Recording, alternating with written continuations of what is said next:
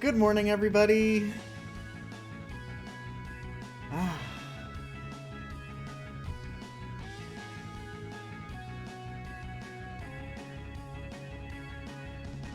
Yeah, exactly, Sam. What you said. Definitely.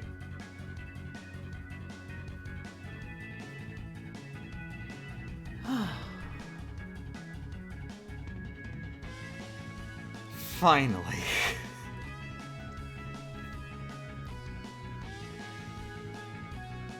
So, how's it going, Sam?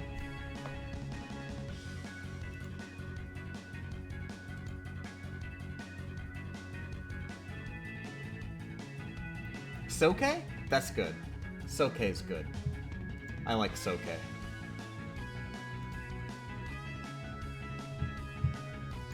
Can't stay, but I wish Game Champ much luck at being bad at Video Game 4. Oh yeah, don't worry. I'm gonna be incredibly bad at Video Game 4. The luck is still appreciated, though.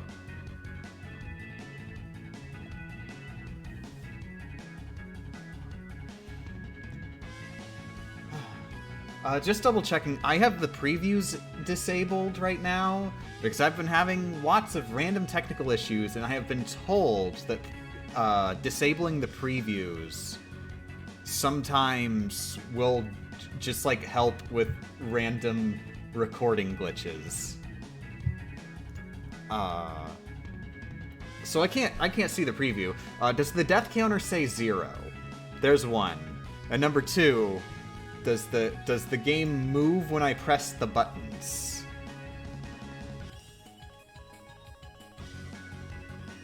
And also, should definitely be full.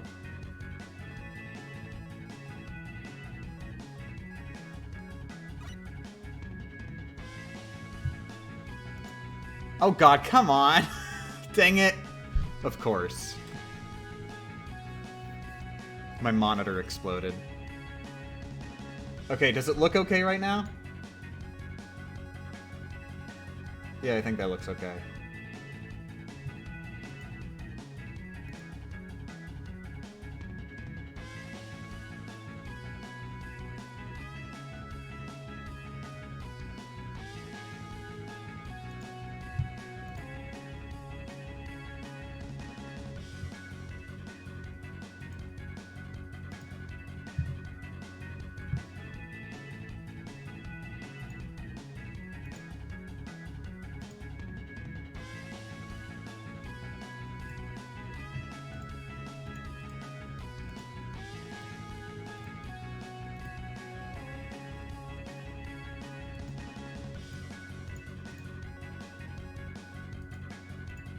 Okay, good morning, everybody! After all these years, I'm back again, and about time too. Also, I'm just messing with that again. Just want to make super sure, because I don't want to get into it, but I've had technical difficulties for so many years, but I think it's going to be good enough. Okay, Rockman 4 Damageless. If you weren't familiar, last time we did Rockman 3 Damageless. It was the absolute hardest one, ludicrously ridiculous Rockman 3. Rockman 4 is way, way, way, way, way easier. Probably not as easy as Rockman 1. Definitely not as easy as Rockman 1. But easier than 2 and 3. Definitely easier than 3. And also a bit easier than 2 as well. So, this is easy modo. There's friggin' no excuse. Gonna do it first try.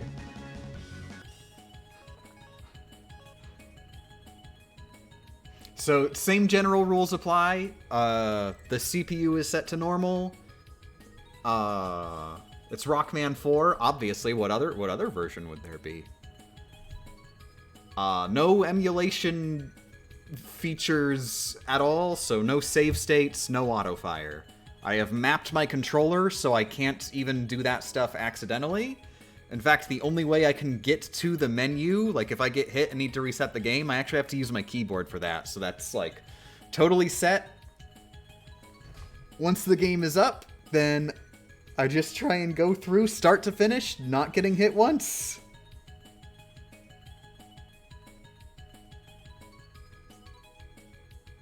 If you beat it first try, I will eat my shoe. Please don't eat your shoe, even if I do it the first try. Also, I'm not going to do it first try.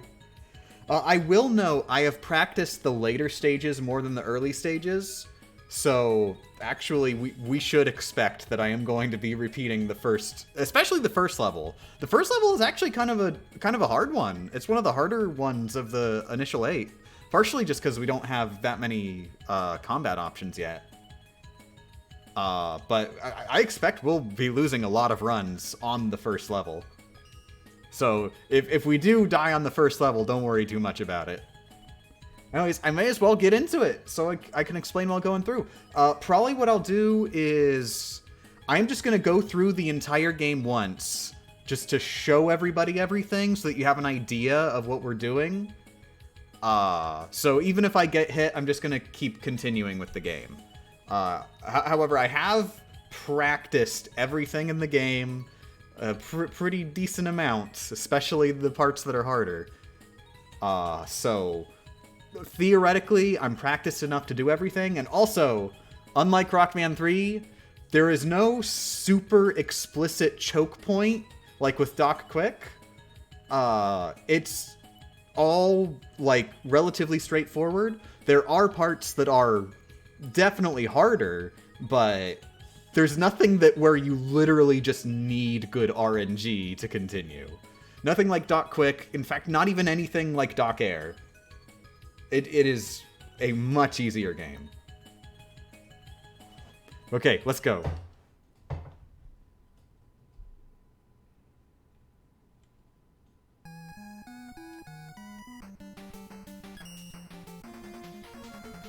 First up is Toad.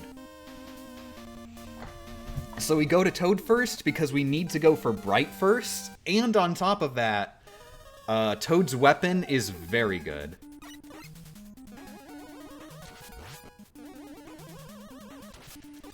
Get rid of the first penguin, get rid of the 2 umbrella guys, wait and charge, and get rid of the next penguin. Not quite how that was supposed to go, but that's good. And now we can just slide all the way.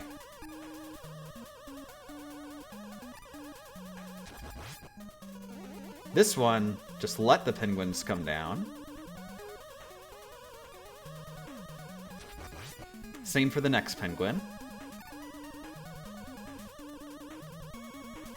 And now we just slide all the way through to the end.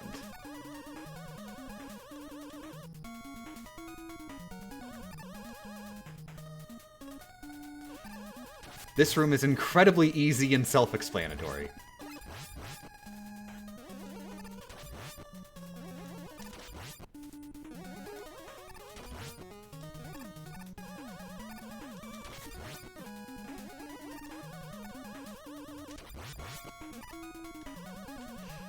Okay, snail mini-boss. Basically, we want to lure it into firing its eyes horizontally every time it fires its eyes. That's the attack to watch out for. So I'm going to be timing my jumps such that I get a charge shot on its eyes, and then I jump again specifically to lure its eyes towards me. And if it fires a bomb, then I'm safe. Also, if it fires a bomb, then it will open its eyes again faster than if it throws its eyes. So you gotta kind of learn the timing on both.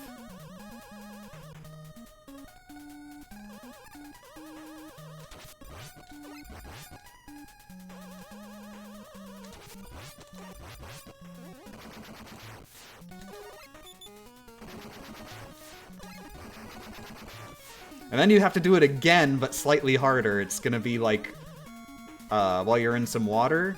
That doesn't actually change it too much, it's just slightly more annoying.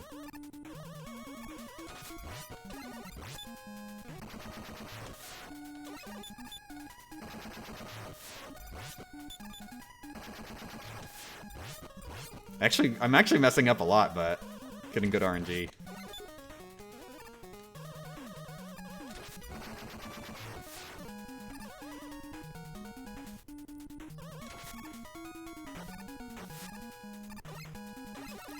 Oh my god. I'm messing up a lot. Okay, this part's really mean. Oh my god. Well, first death. Oh, that's right. I was just gonna keep going. Yeah, I hate that part. It's a good thing it's in the first level. Now, this is just practice. I'm gonna be going through the rest of the game just to show it off. And then we'll be doing more actual attempts.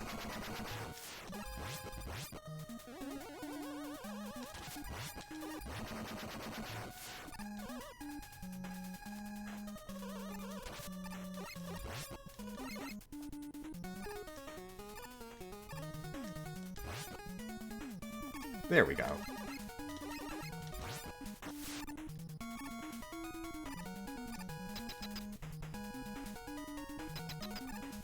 You know what? Screw it. I don't want to risk, like, getting hit in the first level and then doing the rest of the run.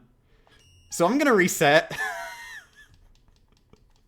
Like, can you imagine I get hit in the first level and then I just go through it? And then I never get hit again?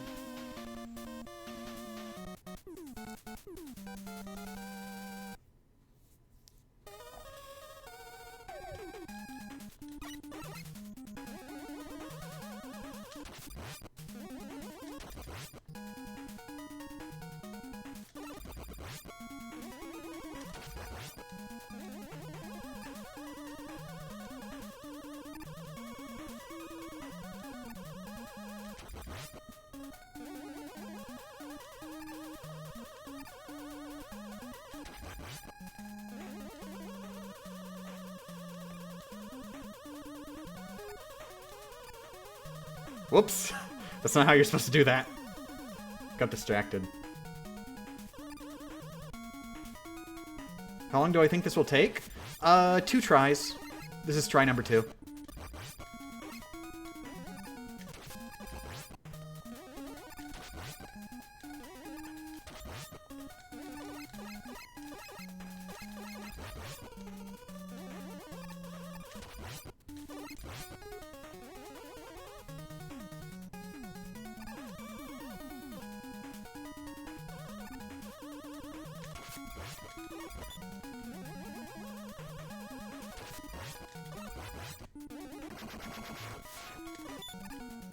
There we go. That's how you're supposed to do it.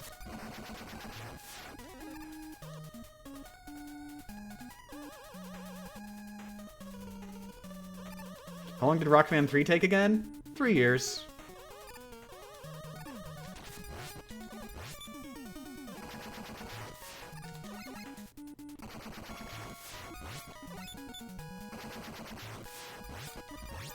But of course, that was off and on.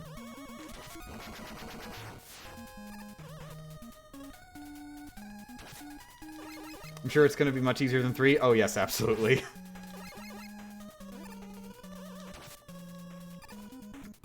Yeah, the closest thing to mean RNG is Brightman.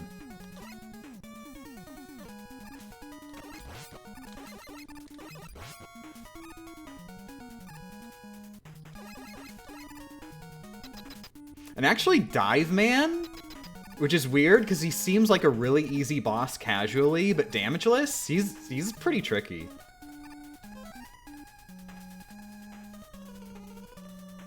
Okay, Toadman. All right, everybody, don't blink. This one's gonna be some pretty pro strats right here.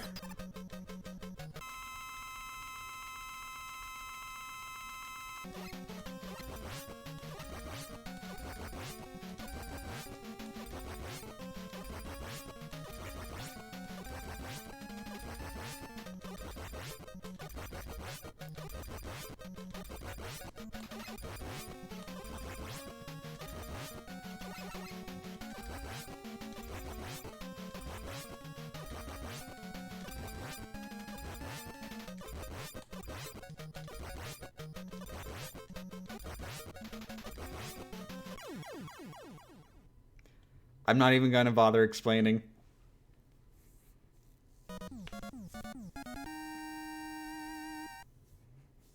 First competent run, let's go. I'm not doing a competent run counter this time. There's nothing there's no stop gaps like a dot quick, so wouldn't have much meaning. Basically, if there is a death, then that wasn't a competent run. A competent run means that I beat the game.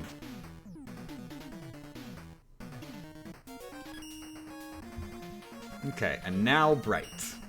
So, getting the hardest of the initial 8 out of the way immediately.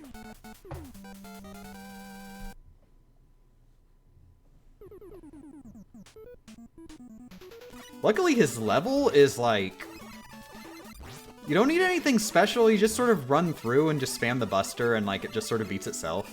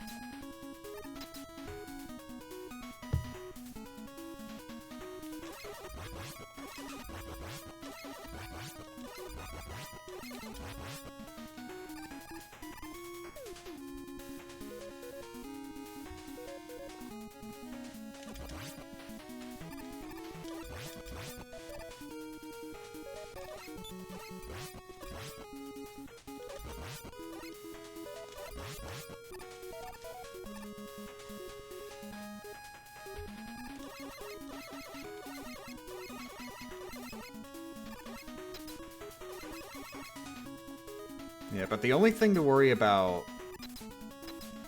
these totem guys is...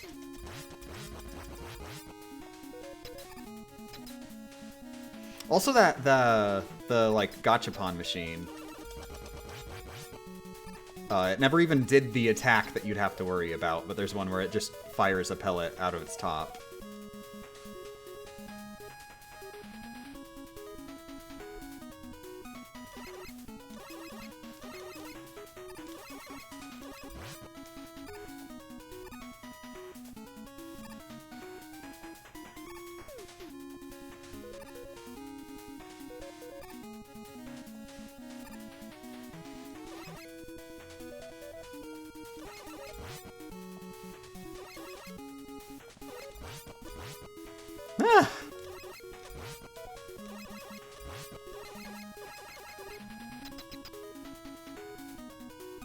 Okay, Brightman.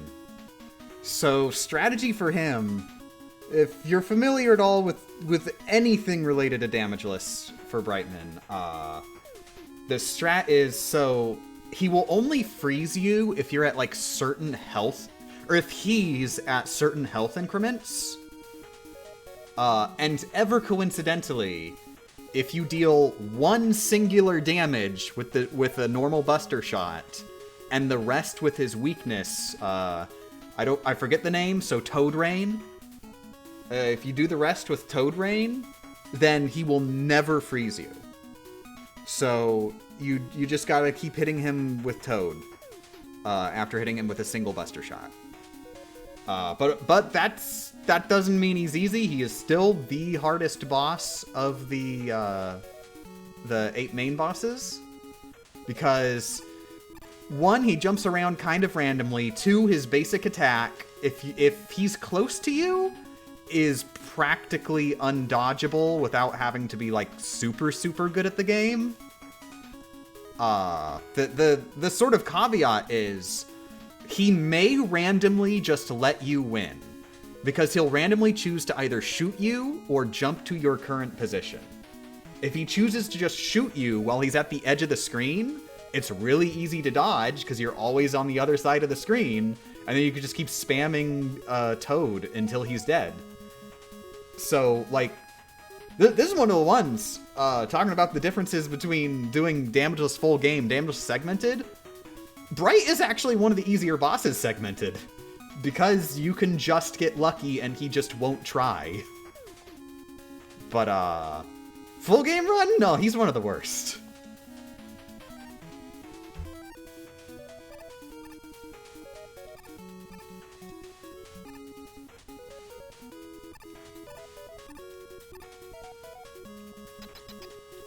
Also, make sure you jump through the boss door and then hold left. That gives you a little bit more space to work with.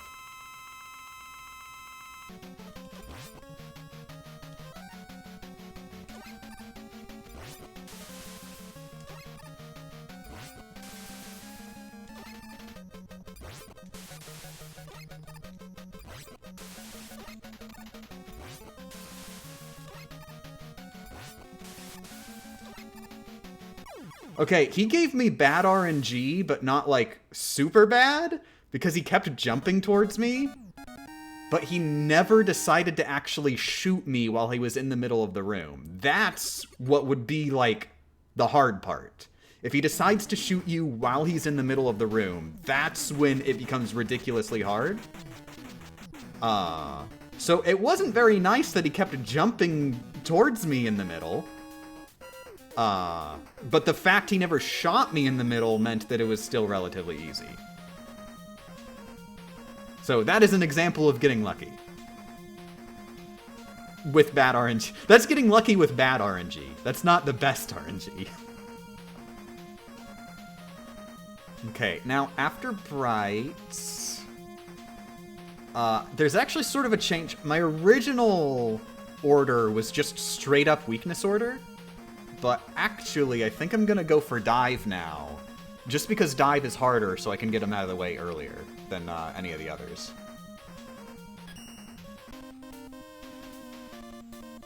Plus, I already have all the weapons that I need to beat Dive now.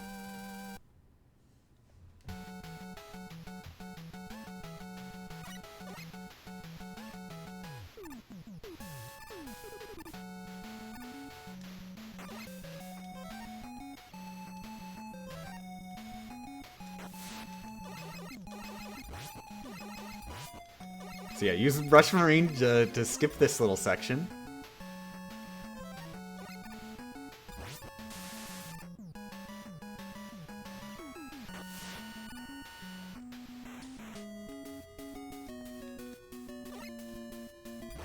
And as you can see, Toad Rain is very, very good. We will be using it a lot. One important note that actually happened there, if Toad Rain goes off the top of the screen before it does its, like, liftoff animation, then it will attack later than if it had done its liftoff animation. So you do want to be careful to not be too close to the top of the screen when you fire it.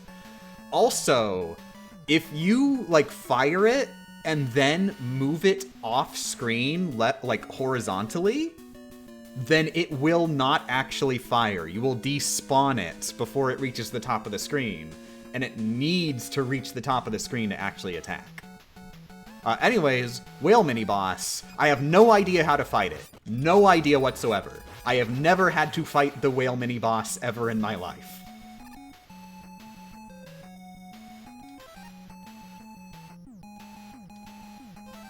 This room, you can also skip with Rush Marine.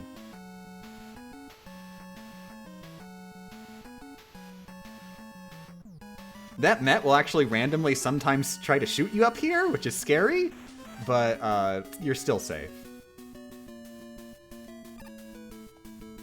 Okay, this is incredibly important. This is ridiculously important.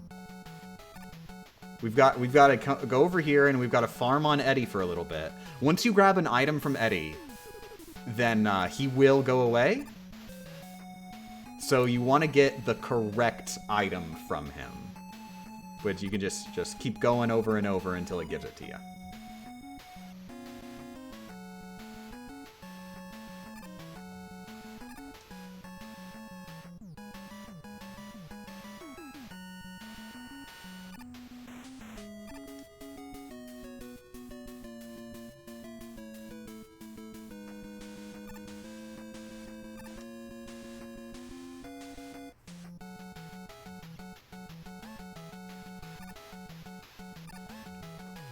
Also, I need to correct people. The rock and roll thing came after rock, paper, scissors.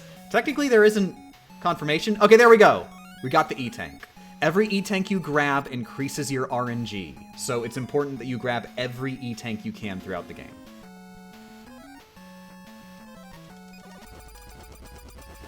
But yeah, no, it's friggin' rock, paper, scissors. It's not rock and roll, it's rock, paper, scissors, but then also rock and roll because pun. I hate that everybody's all like, it's rock and roll. This game doesn't have anything to do with rock and roll. Well, yeah, no, but it's got a lot to do with rock, paper, scissors. You don't get to just say it doesn't got to do with one of the puns.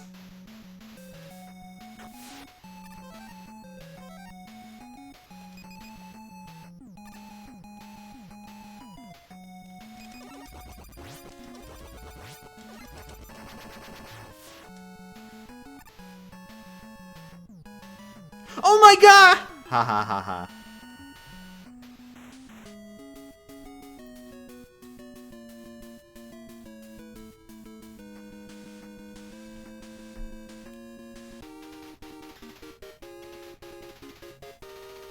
Friggin', I hate when game devs do that, just intentionally die to get this item.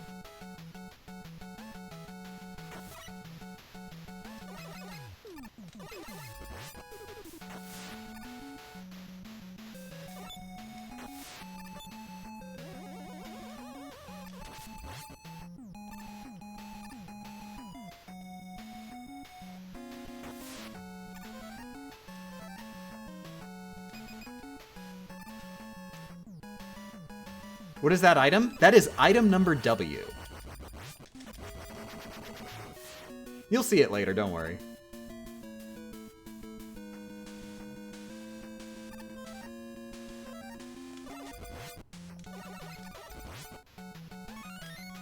Good, extra life. That also increases your RNG. However, not as much as an E-Tank.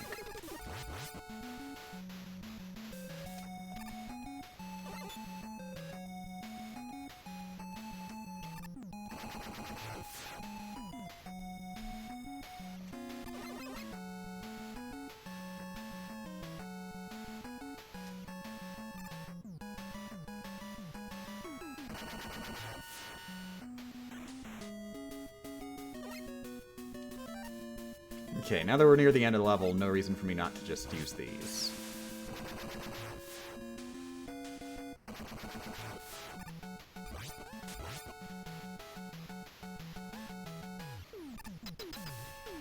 Okay, Diveman.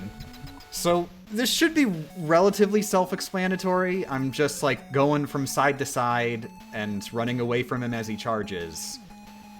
And then the hard part is you've got to watch for sometimes he'll charge, sometimes he'll fire missiles.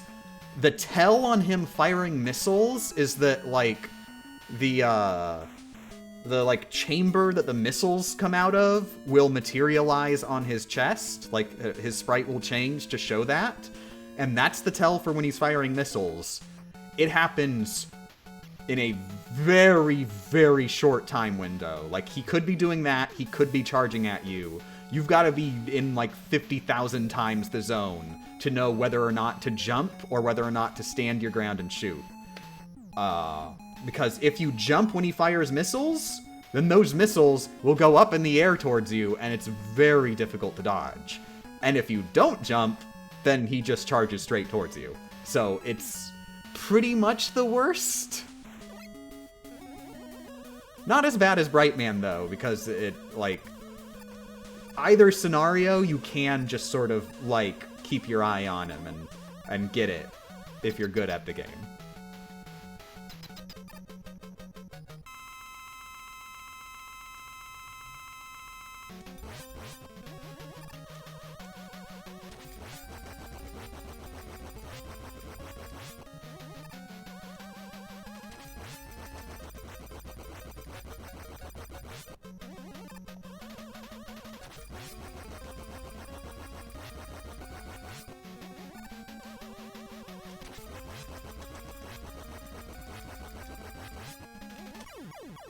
Don't be fooled, though it looked like he was consistently just firing missiles in the middle every time. Sometimes he will charge at you instead. I imagine it might probably be linked to the player's inputs in some way, and that's why it seems consistent most of the time, but not always. But I've never been able to figure out exactly how it works.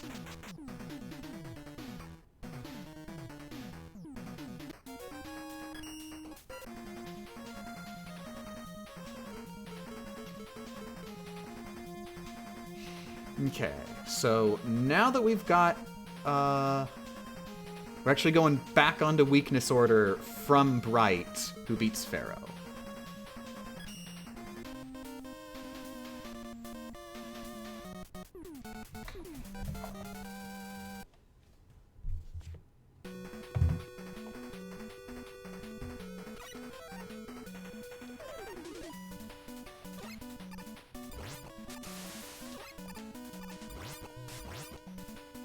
So yeah, we cheese this first area with Toad. It kills all the enemies here in one hit every time.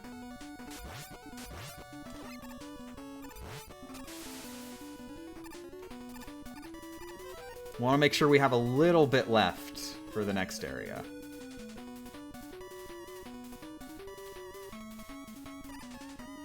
And then this one is hidden a little better than the other one.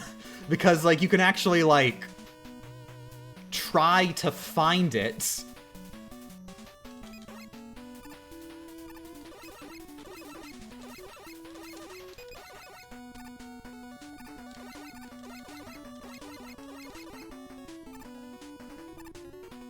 Item number B.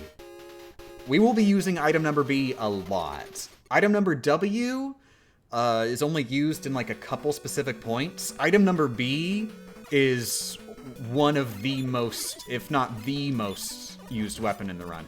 Actually, not the most used. Actually, we use Bubble and Acid a lot. Bubble? Bright. Not Bubble. So this is why we wanted a couple extra acids. Takes out these bats. It will kill them even if they're shielded.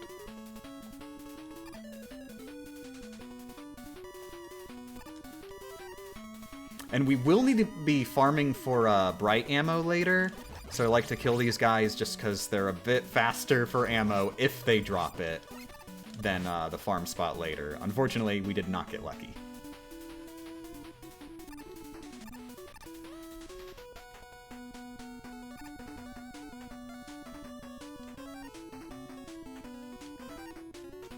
So for the rest of this, we use Bright. And just kill each enemy super cheesily.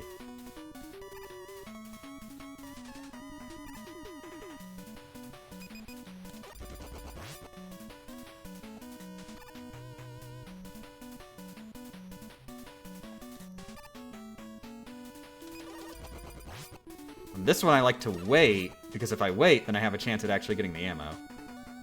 It'll despawn if I wait too long. Or if I don't wait long enough. Okay, that's really great RNG. So, yeah, this is the end. We've got to farm against the mummy. I was calling them skeletons, but, I mean, technically true. They're mummified skeletons.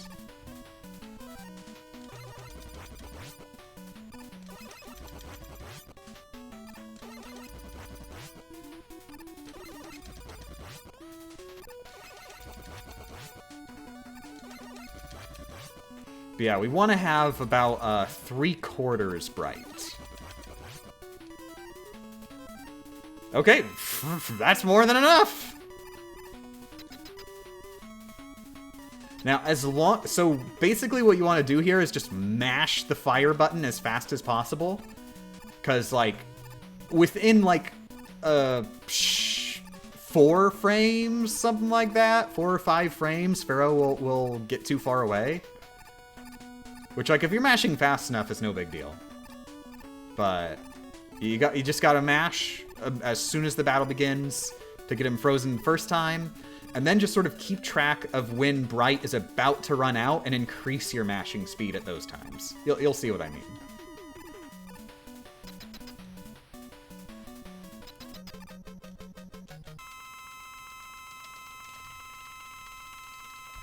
Okay, that was bad, but at least he's up here, so I can still do it. But it's still not the best because this means he's closer to shooting at me. And even though he's not blinking, the invulnerability frame still applies. I'm sure you've noticed.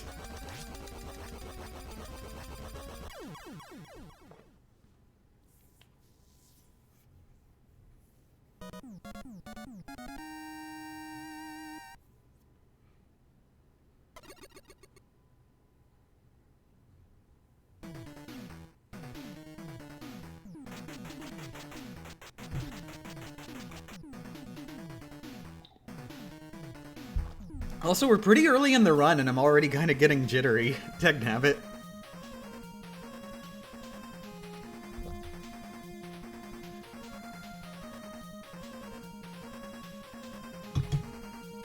Okay, next up, ring.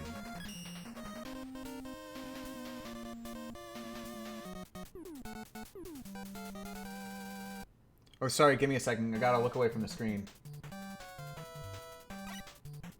Haha! I was in fact looking at the screen.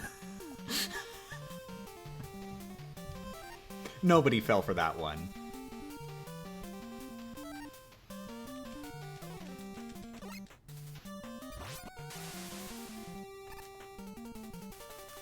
So yeah, these ones are really simple. Just use Toad on each of these screens.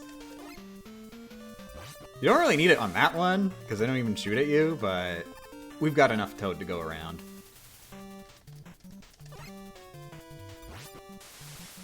Dagnabbit.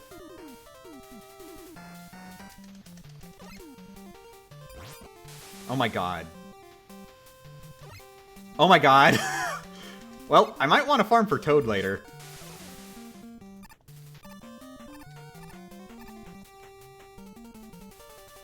Like, I don't need it for the rest of the level, but it'd be nice to have.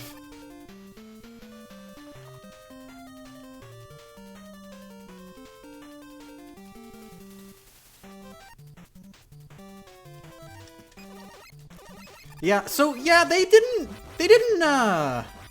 the mini-bosses, basically all of them you can freeze with Bright. It makes them pretty questionable in their difficulty.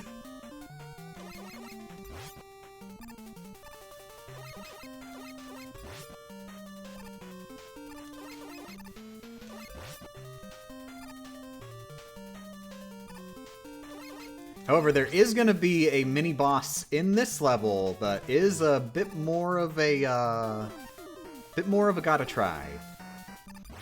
Those you can kill with a fully charged Pharaoh. Okay, it's coming right here. So the first one is not so bad because it cannot hit you if you are flush with the right side of the screen. So you can just throw out Pharaoh shots every once in a while, and you'll get it eventually.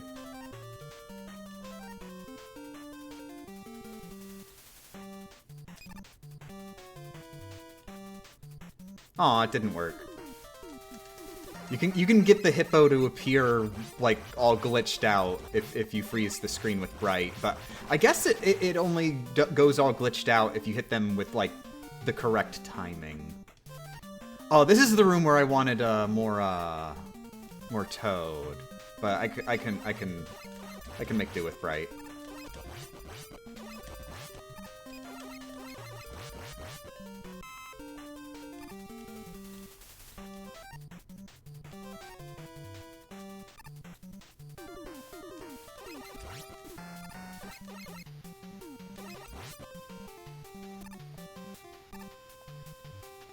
And here I actually like to use Toad, just because of the one that's below.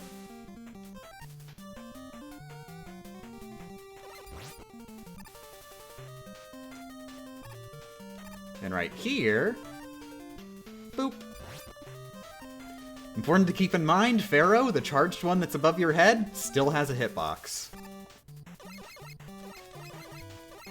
So we do actually end up using that. And the really cool thing is, the charged one above your head, if it hits something, it does not use energy.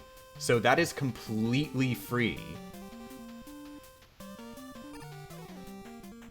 Okay, so here, this is a pretty dumb one, but it is 100% consistent. Just check this out, check this out.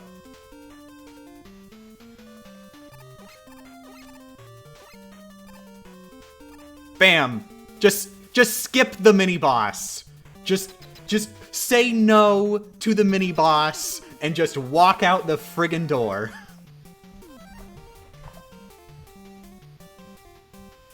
Okay, now we'll actually be keeping Balin. The first ring that Ringman shoots is pretty difficult to jump over. All the ones after that are fine, but the very first one he shoots is difficult to jump over. So I use Balin to make up for that. And the rest is self-explanatory.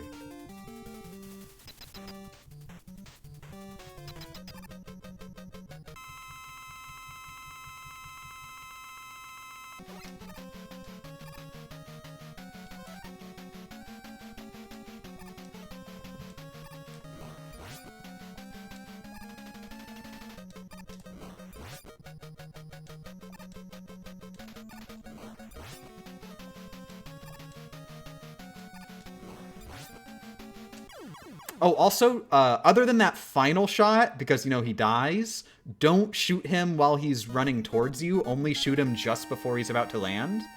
Because if you shoot at him while he's running towards you, he will counterattack. So just don't do that and only hit him when he's about to land, and he's not able to counterattack then. But then for the last shot, he will not be able to counterattack you if he is a corpse.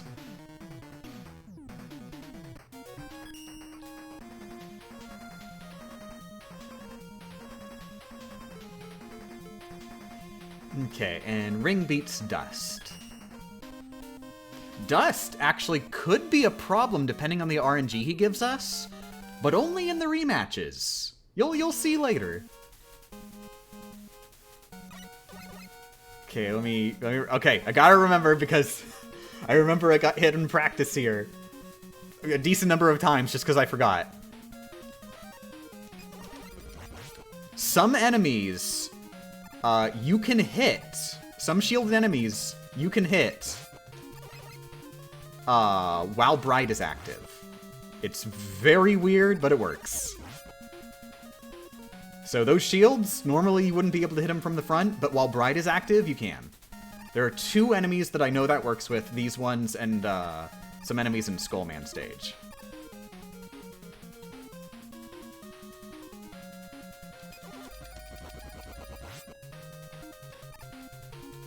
Now here, so the three weapons we use the most, not counting Balloon, are Brighten Toad, number 1, and then Pharaoh in number 3.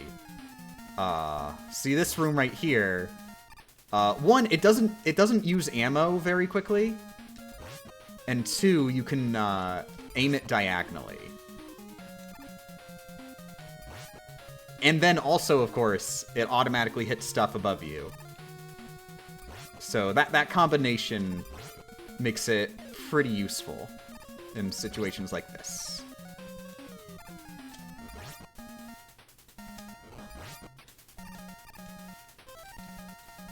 What room is...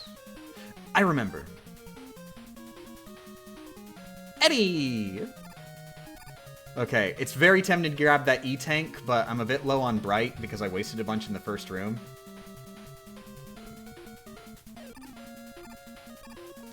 There we go.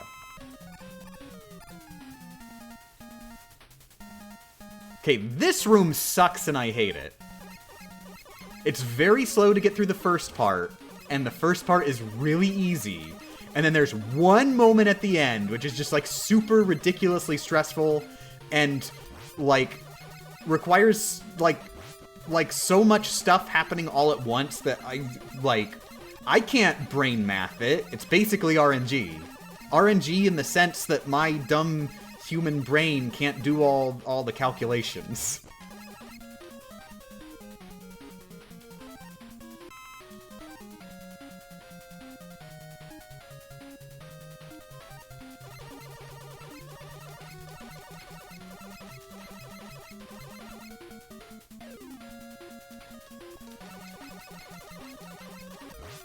There, got through. See how scary that is? That it was, like, totally about to crush me? Luckily, I feel like the hitboxes on getting crushed are a little bit lenient. Definitely more lenient than, like, a Sonic game, but very scary.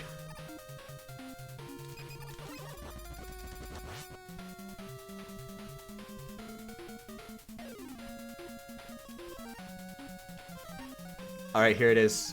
Here's the big showdown. This guy's ain't gonna see it coming.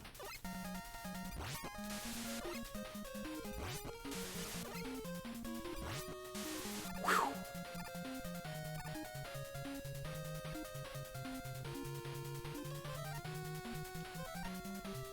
And we're done with the level. So, Dustman. Basically, he's pretty difficult to dodge his projectile. And that's, like, the only attack he does that's, like, that really hurts you. Other than jumping towards you if you get yourself in a bad spot or just flub. But the big part is when he fires his projectile. You have to jump pretty precisely normally to get over it. But hey, look! I've got this thing that I can just create a platform and just be airborne whenever I want!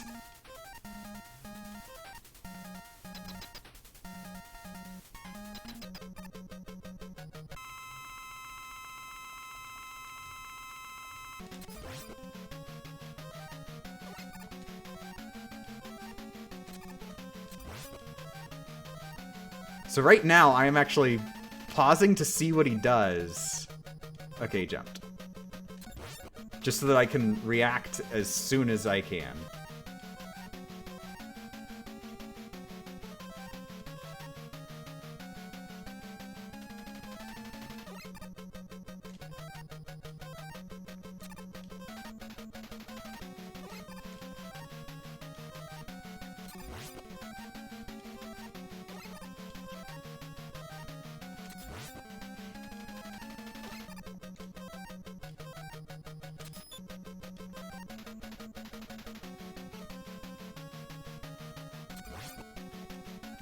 There we go. It is worth noting, the explosion of the dust, it does not explode when it's below you.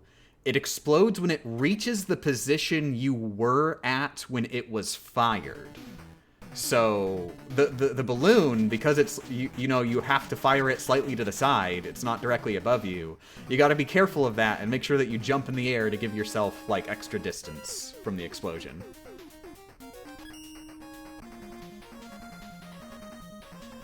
Okay, and so Dust beats Skull.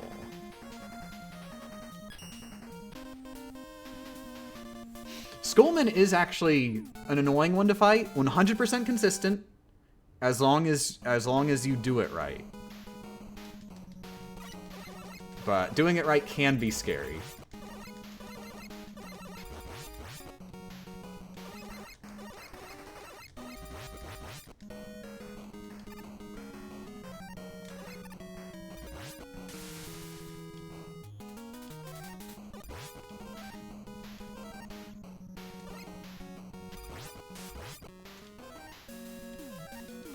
So yeah, this first room, just cheese through with Toad and Buster everything that you can to save ammo. What's in the next room? Eddie? No, Skeleton. One Pharaoh shot takes that guy out. Okay, and this room, more Toad.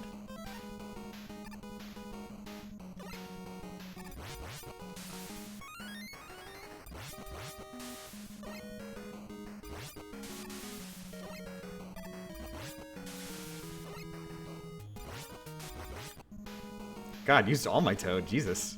Usually I don't use all of it yet.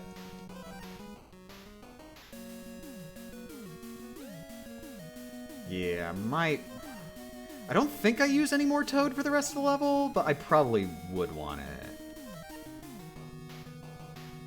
I'm kind of worried. Have I tested this one if you automatically get hit from the ladder? No, you do not. Good. So yeah, I don't think I need any more Toad, but in case my memory is failing me. There we go.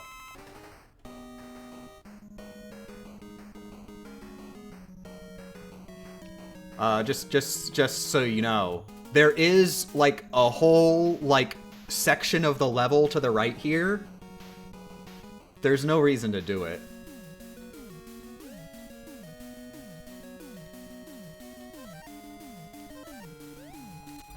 I think this is the only use of Ring ever other than against Dustman.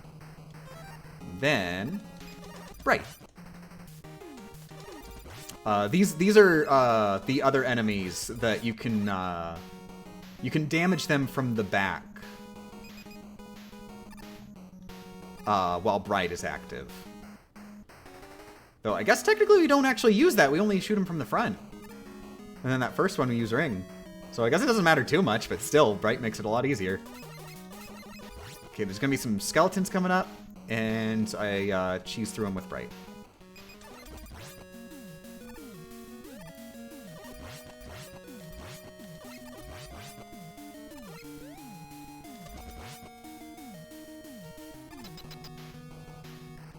Okay, Skullman. So, Skullman will, as long as we fire at him at the beginning of the match, we need to make sure that we're mashing the fire button to actually get him to do it. He'll jump directly in front of us, and then activate his shield, and then it's random how long he holds the shield, but the moment the shield ends, that is your cue to jump over him, because he is going to run into you like a split second later. And then you want to go to the opposite side of the room. He will fire 3 shots. If you are airborne, he will fire it up. If you are on ground, he will fire it horizontally. You want the first 2 to be horizontal and the third to be fired up. Otherwise, it is very difficult to dodge that third one if it's also horizontal. And then eventually he'll jump towards you again, and you repeat.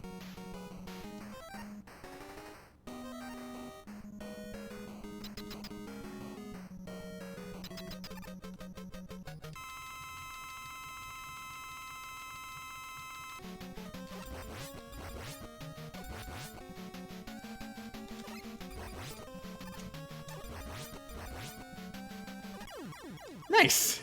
So I messed up on one of those jumps there, and he fired 3 horizontally, but you can still dodge it by just jumping with totally correct timing. But it's just a lot scarier for obvious reasons. You know, you have to jump over it as opposed to not having to jump over it. Also, you can get a little bit of extra damage by shooting the dust at him just before he raises his shield. Because the way that the dust shot works is it does damage on impact, and then it splits into multiple separate projectiles, like, a little bit later, and then those other projectiles, those also deal damage. So, if you do it right, you hit him when he's coming towards you, and he's about to activate his barrier. By the time his barrier is up, by the time his invulnerability frames end, then his shield will be up. But if you fire just before the shield goes up, while the invulnerability frames are still active, then, like, he won't take any damage from the first hit, but then it splits into separate projectiles, and he will take damage from those separate projectiles. Of course, for that to work, the first hit that you did, like, before he was fully landed, has to be a bit early. But, definitely worth it.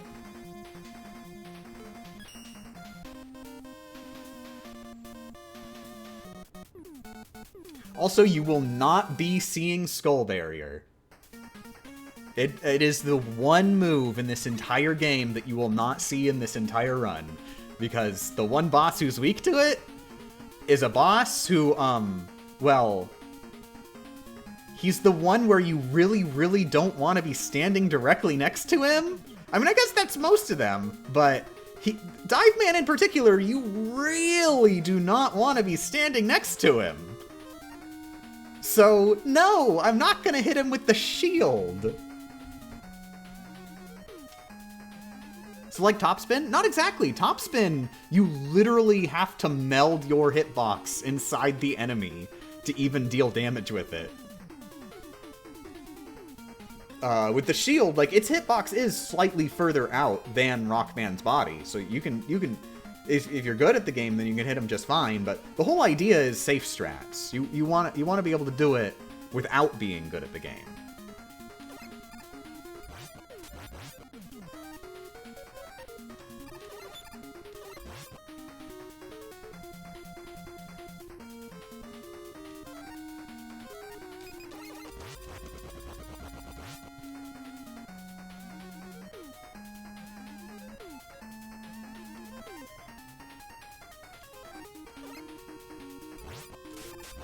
nice. I might actually want Bright, because I know I'm going to need more Bright than Toad.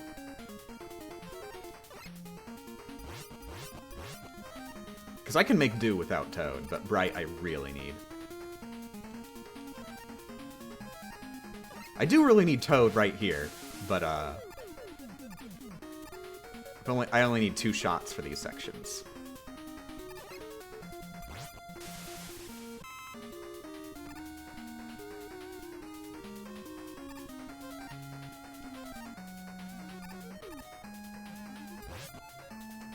Oh my god. Well, boop, death counter. Okay, I'm just gonna finish off the rest of the run. That was definitely jitters, because I've never failed that jump before, but I just didn't press the button long enough. Just because I had friggin' nerves. I didn't want to overshoot and, like, embarrassingly hit the top of the ceiling, and so I undershot. Way too much. Do I have Rush Jet? No, I don't, so at least I don't have to feel bad like, oh my god, imagine if I had Rush Jet and I could have just cheesed through.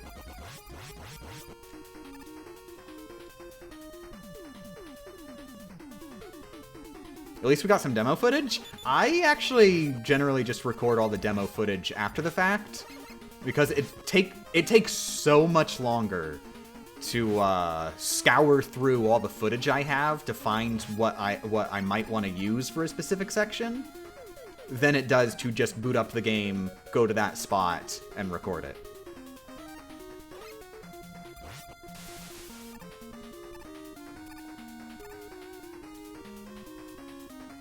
I do keep all the recordings just in case something special happens, though.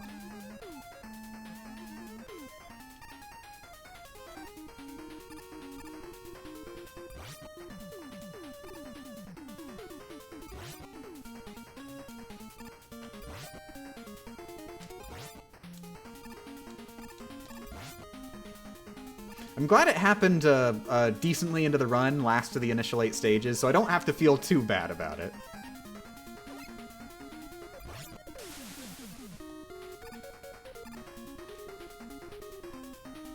But yeah, I'm not going to bother updating to say practice, but this is half practice and half just me showing off the rest of the game, so you know what's coming up.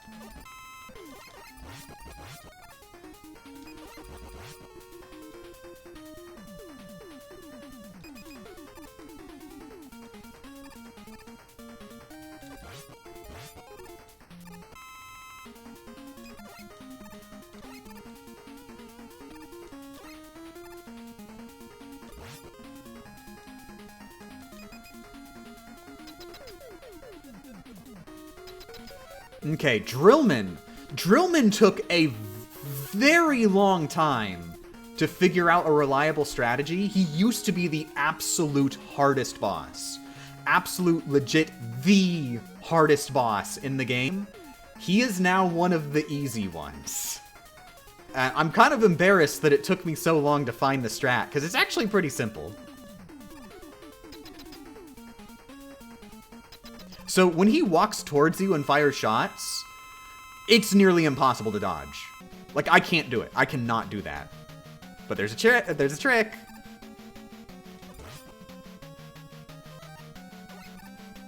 Just do that. If he's at the edge of the screen, so when he walks towards you, he will always walk all the way to the edge of the screen.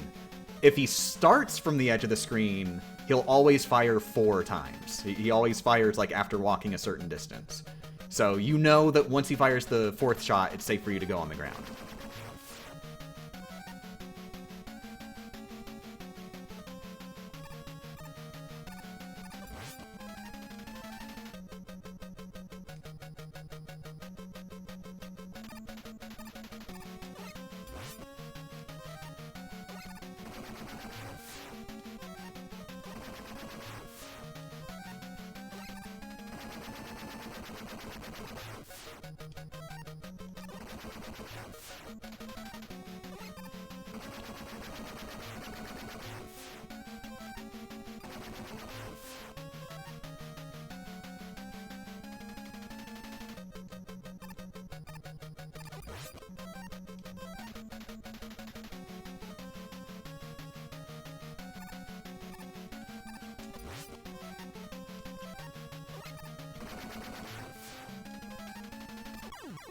There we go.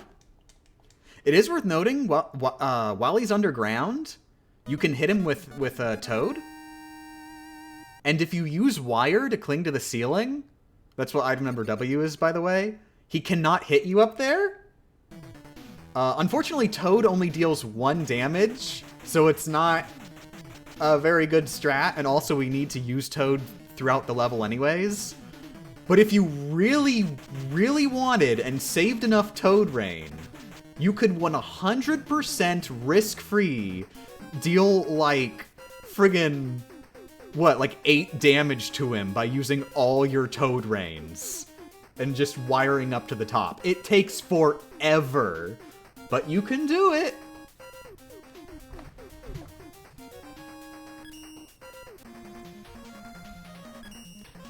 Just a reminder, I'm just going to remind everybody after every level, this is demo. This run ended a little bit ago. This is just a demonstration of the rest of the game before we do the next run.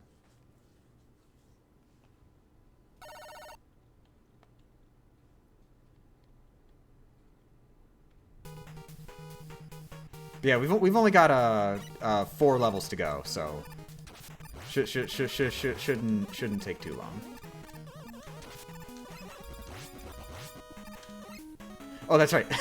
So now that we are in the Cossack stages, for the rest of the game, our ammo is shared between levels. It does not automatically refill. When I actually make the video, I'm legit just gonna say refill what you need most, prioritizing Toad, Bright, and Pharaoh, with Toad and Bright having most priority. Because depending on like how many uses you end up actually needing, because that can vary, and then also just like if you randomly get pickups, the exact weapon that's best to refill at the moment can change. But this room right here, just hit that skeleton with Pharaoh, and then boop. Do do dee do do do do dee do do do do do do dee. Boom boom boom boom boom boom. Now we get off here. Pharaoh skeleton. And actually, I'm not gonna refill Jet. Because we don't need that much Jet in this game. Jet is not as good as it was in Rockman 3. You can't, like, actively control it. You can just sort of... You can tilt it up and down, and it just keeps moving forward. So nowhere near as useful. So we only use it on, like, a handful of screens. But this is one such screen. In fact, this screen has, like, half of the Rush Jet usage in the entire game.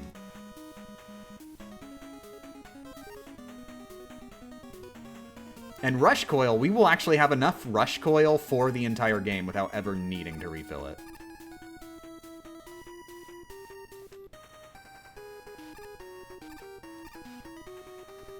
In fact, like half the Rush Coil usage is right there on those screens. Now that we're up here...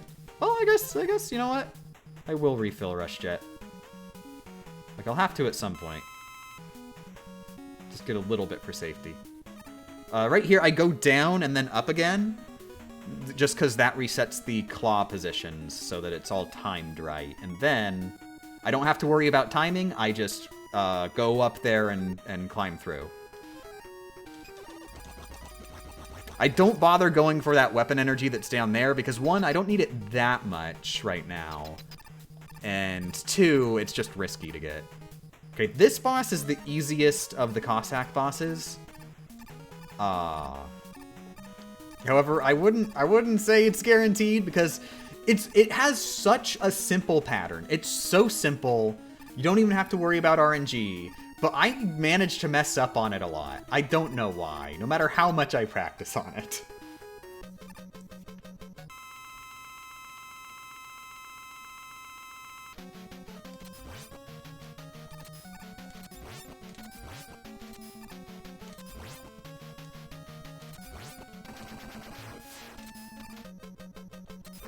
There we go.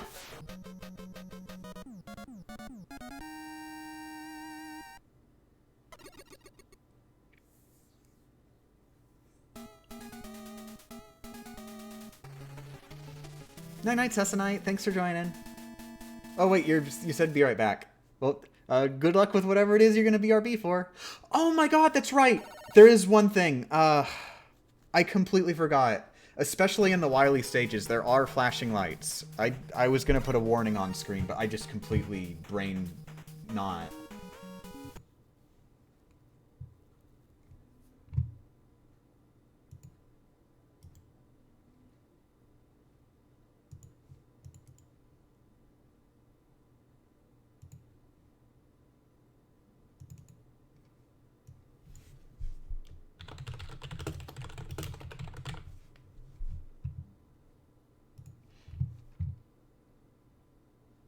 Goodbye, pronouns. This is more important.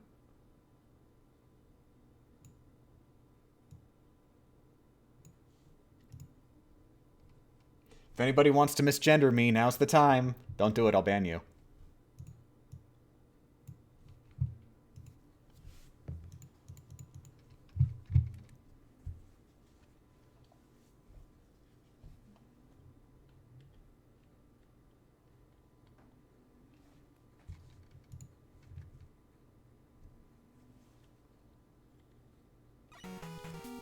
Okay. Where was I? Crap. I just beat the moth, and I'm in Cossack 2. Okay, I go up left.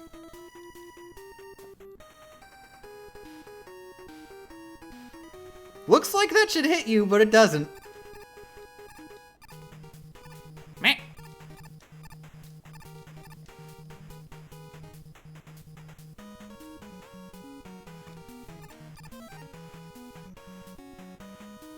Okay, I will need Ring later, but I'm gonna be using Bright more, so this is tough.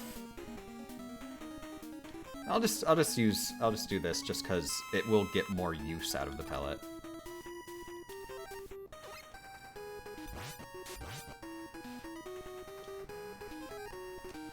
Alright, this is not the last use of Rush Jet, but it's the last, like, significant use.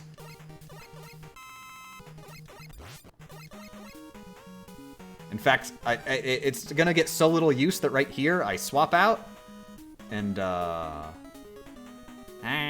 brighter toad, brighter toad. I need a brighter toad. The other one, though, was at, like, the edge of the platform, so I don't bother.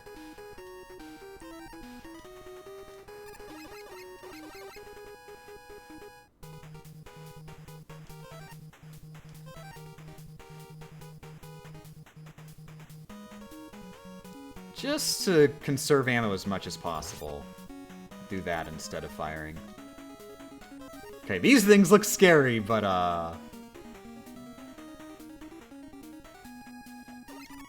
Balin comes in useful. Oh, geez, look at this one. Look at this platforming challenge. Meh. Second try.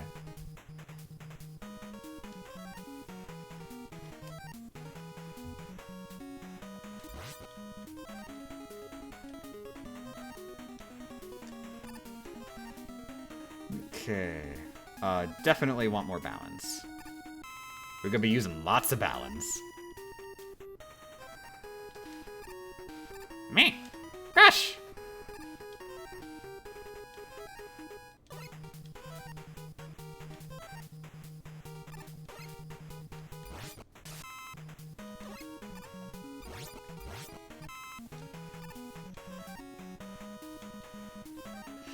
Just because, like, I don't want to risk that jump. We ain't gonna need the rush. It's fine.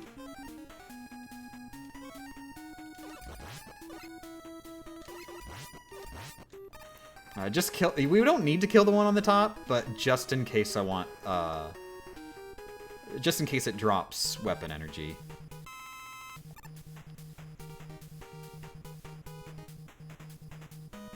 This screen is incredibly scary, but just hold up, and it's fine. Don't bother with the weapon energy. You don't need it that bad. Okay, I'm trying to remember what boss this is. Cossack 2. First is Moth... Dust. I think this is the dust machine.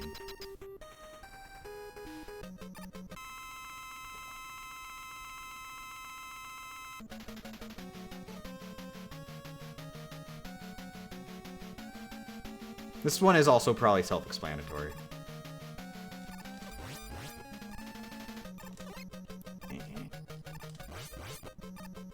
You can hit, you can safely, I mean, you could definitely hit it more, but you can safely hit it 3 times each cycle. I messed up on one of them. But you need to hit it 10 times total, so, or 10, or was it 10, or was it 7? I don't even know. 1, 2, 3, 4, 5, 7. You need to hit it 7 times. Like, basically all you have to worry about is the one shot it fires at you while you're in there.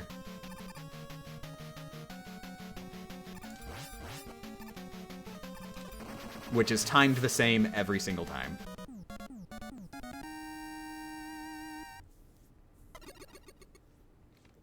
Another reminder, this is demo. If you just got here, this is a demo. This is not the actual run. This run is already over. I got hit.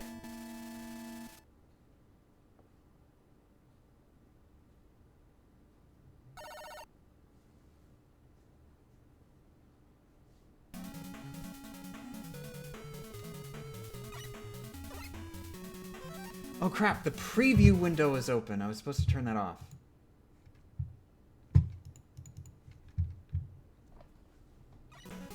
How does the frame weight... Frame weight? How does the frame weight look to Evely Bloody?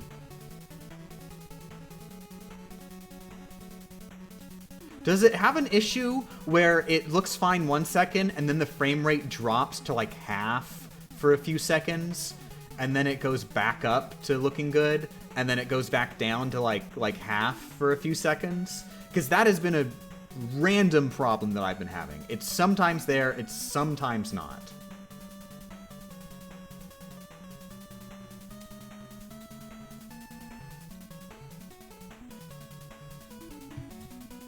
It dropped a bit during the box when you shot. I think that might just be normal slowdown rather than actually the frame rate of of OBS getting weird. You mean besides typical in-game stuff? Yeah. Like where it looks like you're not seeing all the frames of the game itself. That's what I'm concerned with.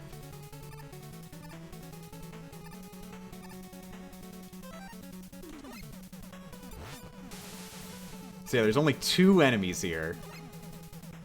And the rest... Technically there's a 3rd enemy at the end, but we're basically good.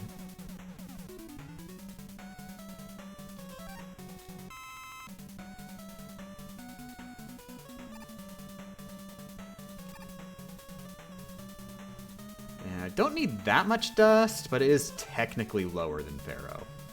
So just in case for the boss rematches later. Like Pharaoh, I can refill with smaller weapon energies.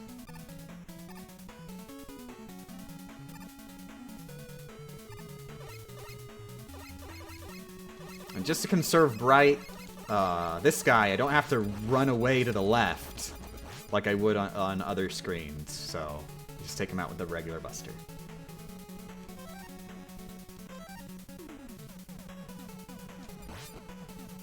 Two Pharaoh shots here. Technically, I could make do with, like, Rush Jet after... Good thing this is just... Good thing this is not a real run!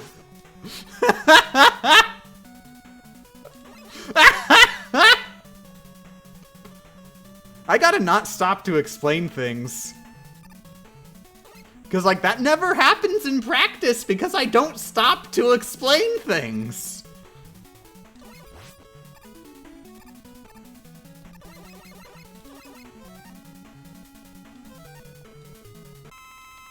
How did you get hit? There's an enemy that always spawns from the left side of the screen, and it happened to despawn and then go, okay, I despawned, now to respawn again.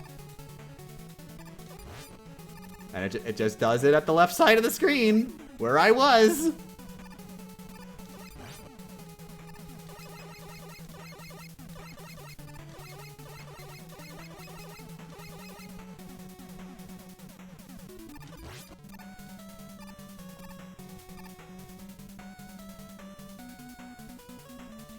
This boss is mean, but seems to be deceptively easy. Like, it seems bad, but I don't get hit on it anywhere near as often as I would expect, because I don't really fully know the moveset. Also, yes, I did manually moonwalk. Mid-air moonwalk.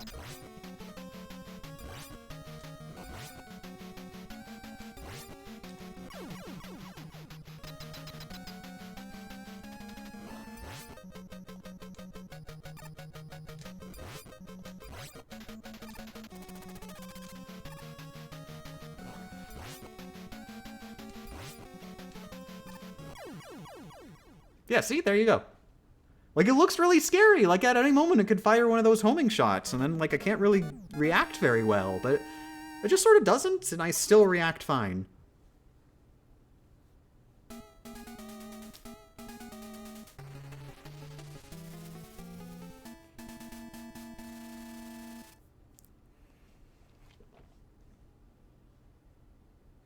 Okay, final level.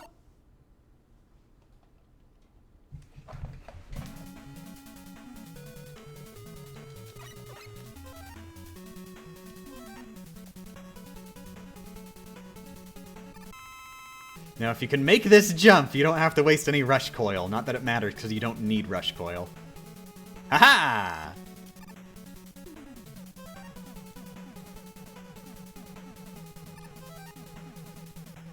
This looks scary, because look at those bullets! Those bullets are like 1 pixel away. That's just mean.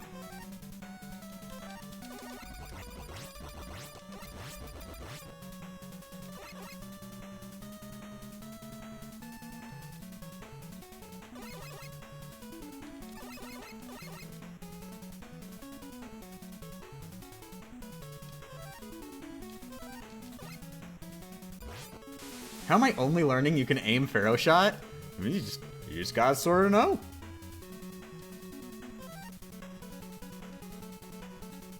In a casual playthrough, I don't think I ever did it until the final battle, just because, like, that's what you do for the final battle. And even then, you don't need to do it for the final battle. But Damageless, of course, like, I just get way more use out of it because I'm using, like, the super duper safe strats. Like, normally, for almost every level, it's just Buster only all the way.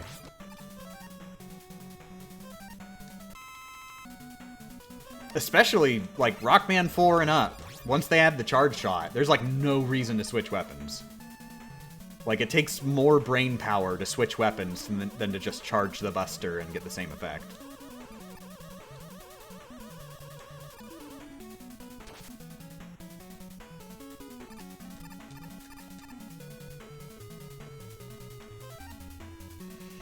Now right here, you could try and get that weapon energy up there, but like friggin' I can never do it. You have to do a very precise item number W. Alright, final boss. So we actually will be using item number W a little right here. And not for its intended purpose.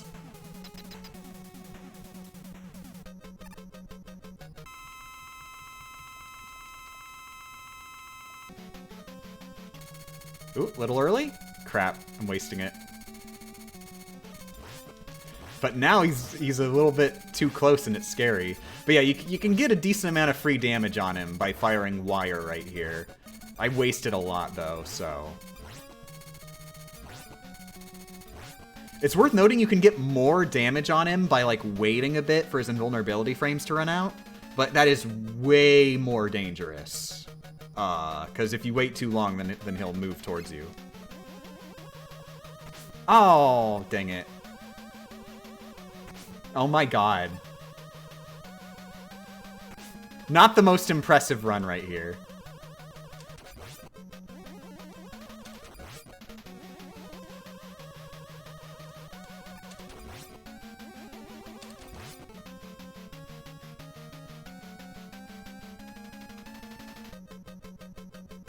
Gasp! Plot twist. The little girl was in fact the evil supervillain all along! She was manipulating her father with with her magical mind control robots to make him try to take Wily's place. Kalinka, how could you? I told you. If you try to take over the world, then no dessert. Yes, it's true! In fact, it was Kalinka all along who hypnotized me to be evil! I was in fact a very nice person! Also, I'm alive!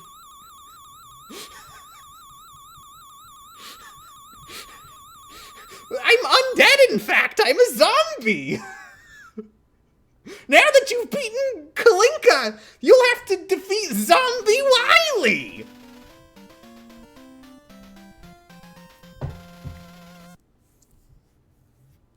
I wasn't evil, but now I'm a zombie and that makes me evil!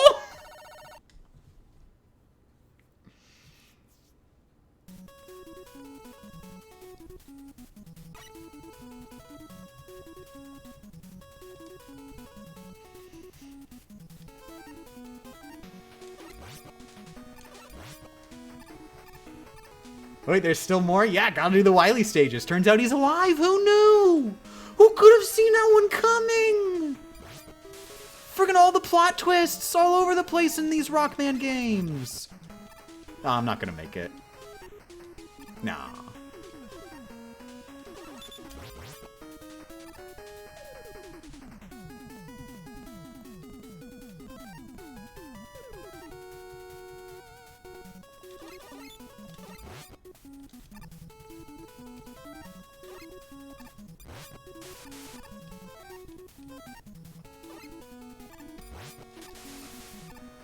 You know, I do have to say it's a little weird that they decided to do the Kalinka plot twist when, like, seconds later they do the zombie Wily plot twist and, like, nothing even happens. Like, Kalinka doesn't even do anything after that point. Like, I don't know where they were going with that script.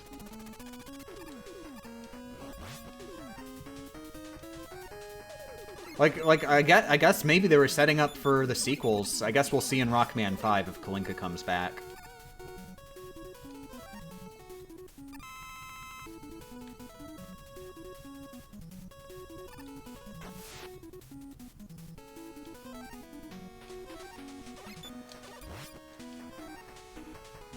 Anybody miss Rush Marine? Okay, let's see if I can do it. Nope, not that.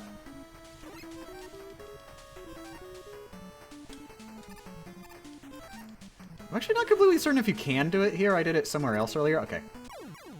So in the actual run, don't spawn Rush Marine inside a platform. Just a reminder, this run failed a while ago. I'm just demonstrating the rest. That's why I did that. I found that out during practice. It was a bit of a revelation. We can't use that info, but it's good to know. Whoops.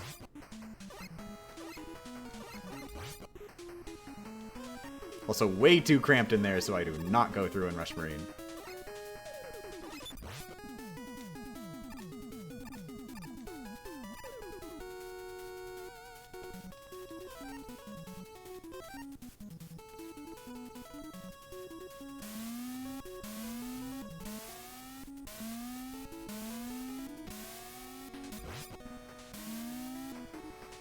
Oh, I'm out of wire. This area is a lot easier with wire.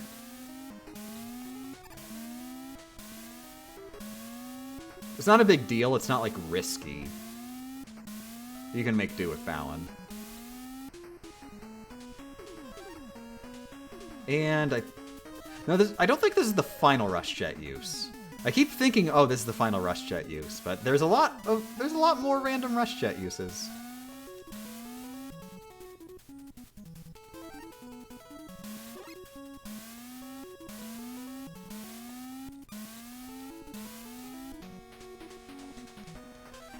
Okay, this guy right here, we really want that ammo, but it's really dangerous to actually try and get this guy. So, just don't, and just sort of get him on accident.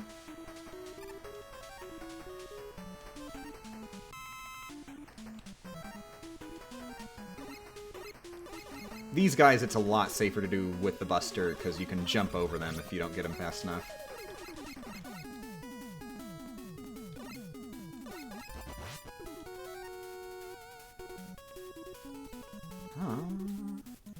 I need Pharaoh more, but Balan will be... You know, it'll be refilled so nicely. Oh! Oh, wow. Okay, this boss! I love this boss. It's one of the hard ones, but it's really cool. It took me a while to figure out the Damageless strat. Just because there were so many different directions to go in. But God, this is so cool. I mean, it's not that amazing because I use basically the same strategy in a few other bosses, but this one's a larger scale.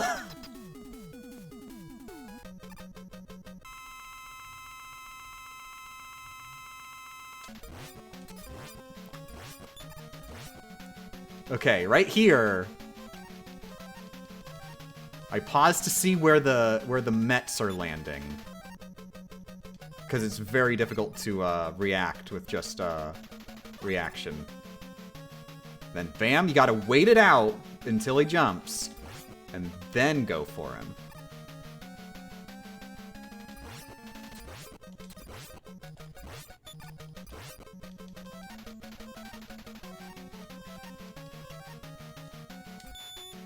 Okay. And then Balan again.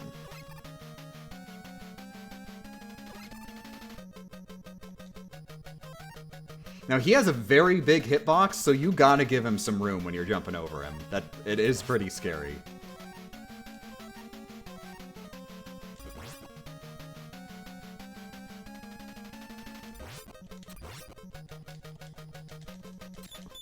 Oh God, that was scary. That could have been bad, but still got him.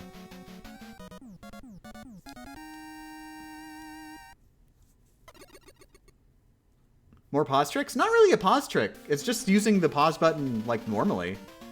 Not the pause button, the weapon selection menu button. There's no such thing as a pause button in Rockman 4.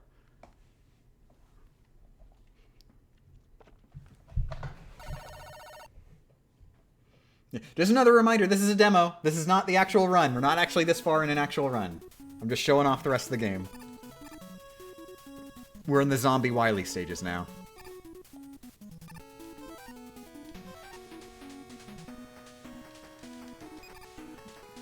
Definitely use Bright there and not Acid, because the Ladybug's propeller can hit you.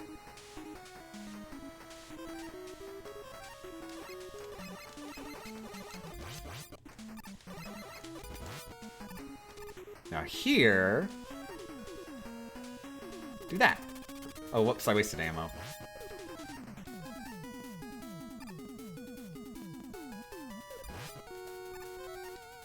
Okay, I think this is the final rush jet of the run.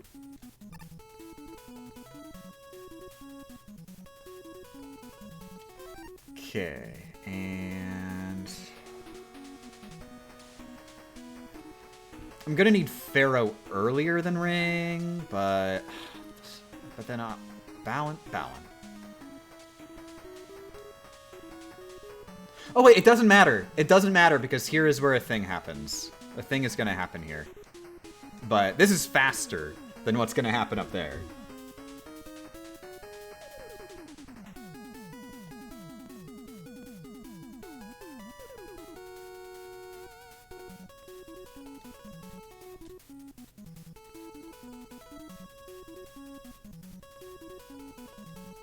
Eddie? No. Not Eddie with a Y. It's Eddie with an IE. That's a very important distinction because Eddie with a Y is he's the guy who comes up with all the scams.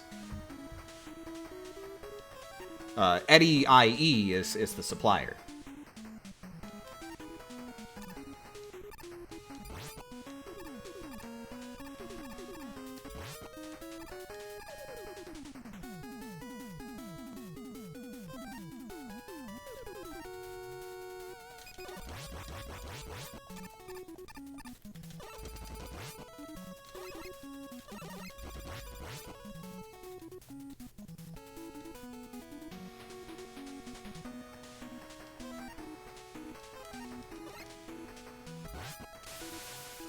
Oh dear, it has already started?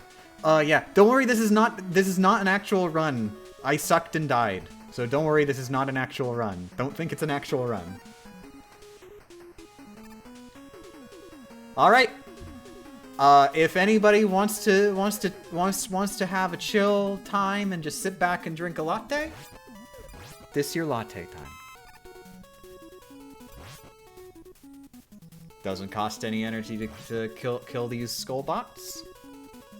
They can drop weapon energy. We need more weapon energy than we have. We'd have to get pretty lucky with weapon energy drops from now on to have enough for the rest of the game. So we just chill out.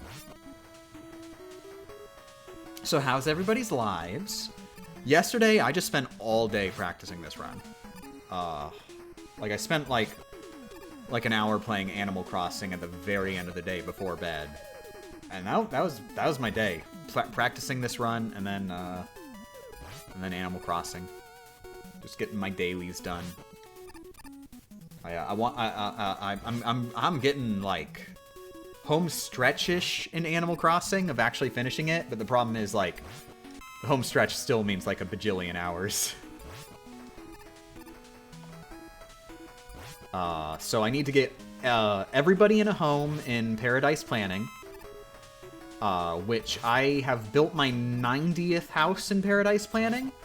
Most of them have roommates, so I'm almost at the 180 mark then on total housed villagers.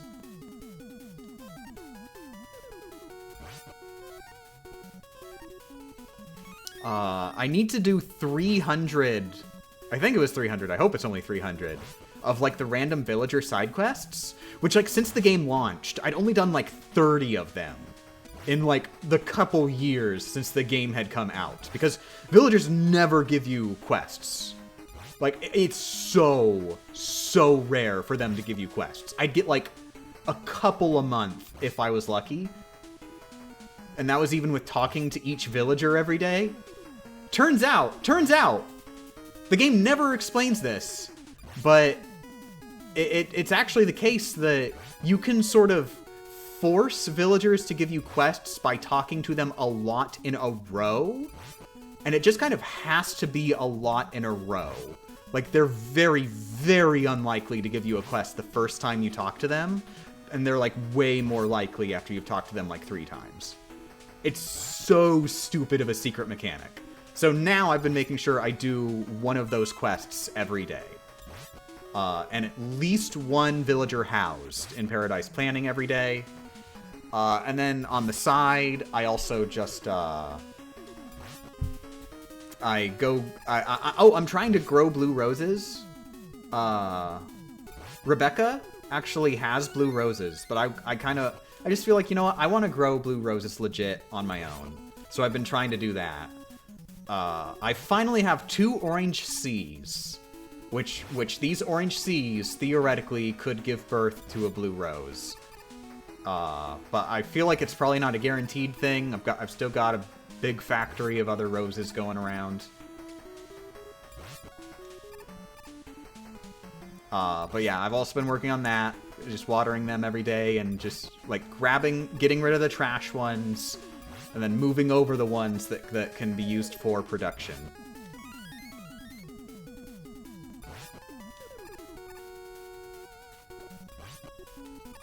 And then also just grabbing all the loose sticks in my town and hitting just enough rocks that I can get enough metal to turn all my sticks into just like flimsy fishing rods, and then I craft them into regular fishing rods, because the achievement for crafting tools is just ridiculously huge. Like, there's no reasonable way that you would ever craft that many tools while actually genuinely playing the game and completing all the other achievements. You just have to go out of your way to craft 1,000,000 extra tools.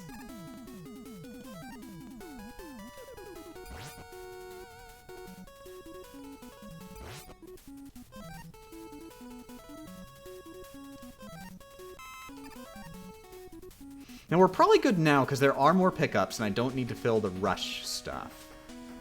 In the actual run, I think I'd play it safe, but I'm just gonna call it done now. Would this be New Horizons? Yeah, I'm playing New Horizons. Whoops.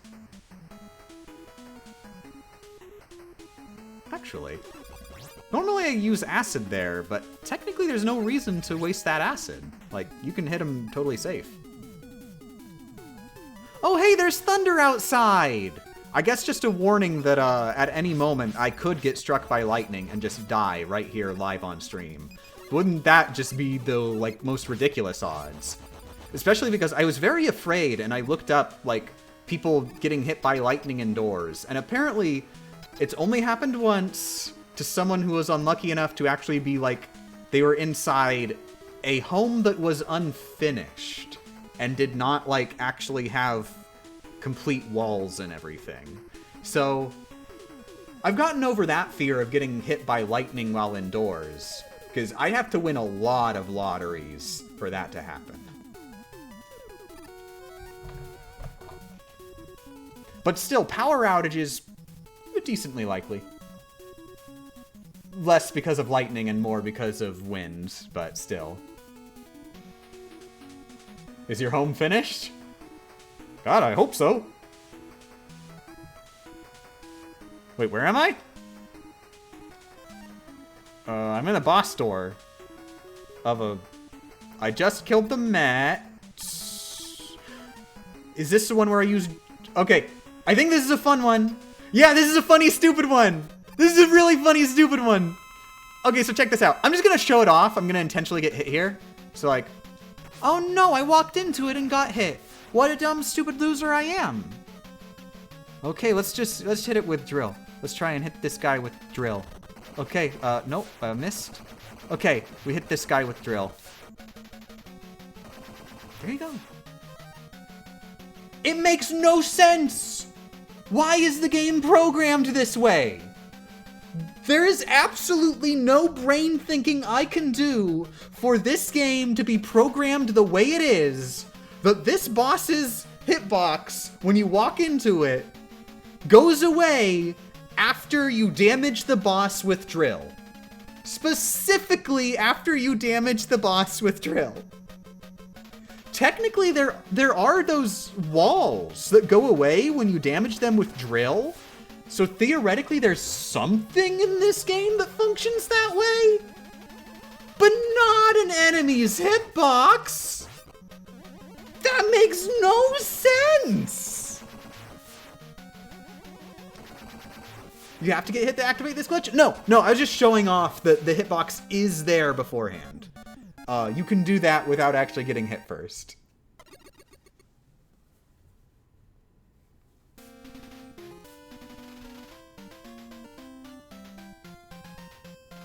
Just a reminder, this is demo. This is not the actual run. I lost, like, in stage 8 originally, I think it was.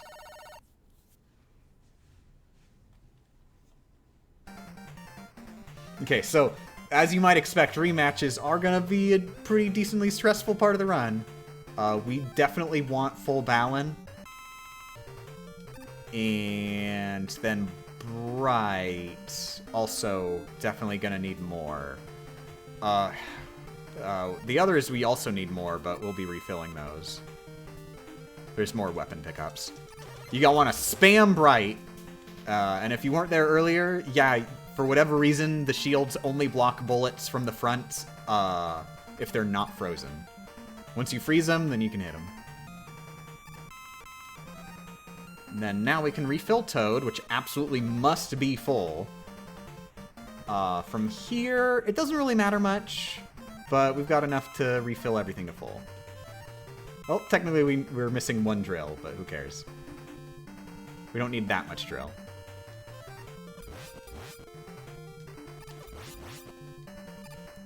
So yeah, it looks like I did choose a good time to stop grinding earlier. We stopped at almost exactly full ammo.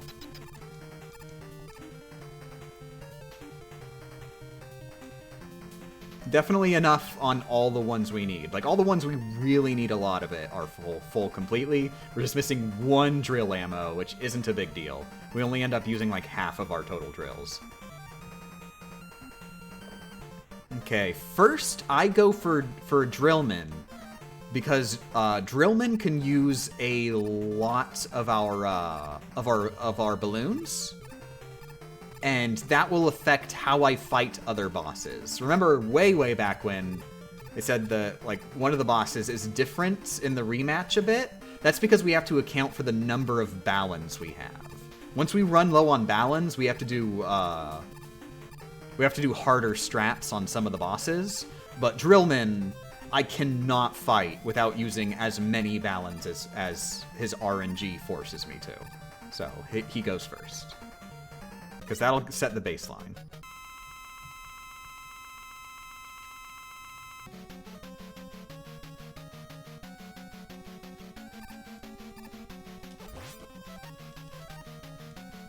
So yeah, even though it takes a while, you want him to dig underground, because that means you damage him for free without wasting any balance.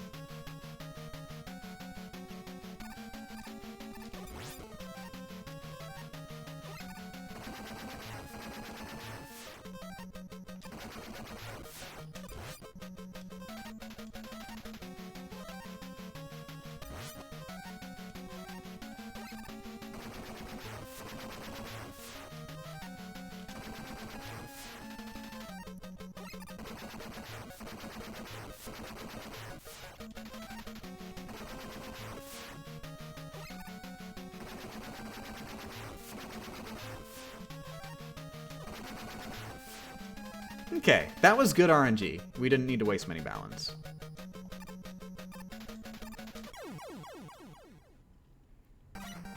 Okay, next I'll just go for Brightman, because Bright is the scariest.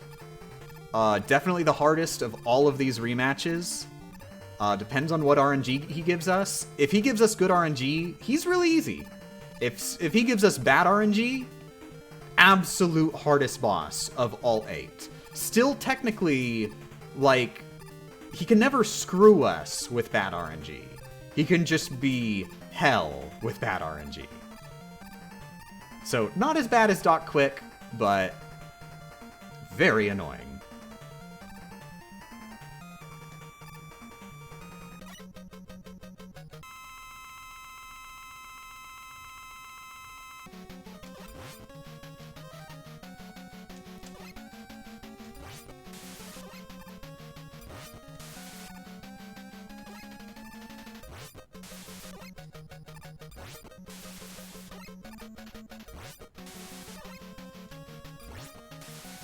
Remember what I said about good RNG?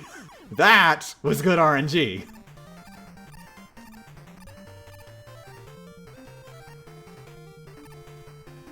And then Diveman?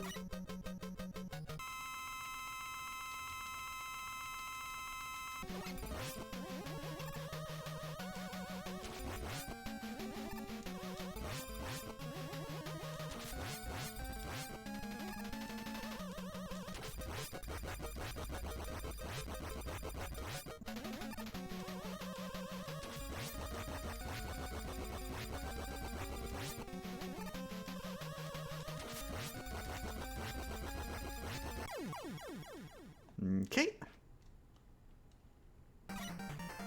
Alright. Skullman trips me up sometimes, so let's go ahead and go for Skullman. He's close anyways.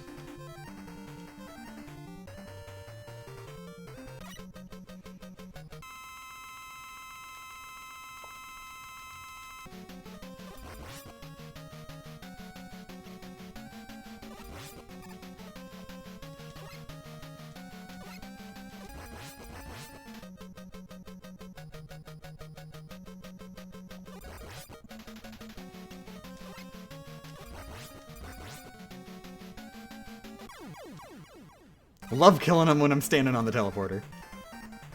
Okay, so Dustman, we are gonna need Balin for him, a decent number of Balin to fight him safely, so I'd rather use my Balins here. And then there's just one Balin that I really want to use on Ringman. Actually, you know what? I think I'm gonna go for Ringman first, because I really want to use that one Balin on Ringman, like a lot. And I can make do without like, one Balan on Dustman. It's just going to be a little bit harder.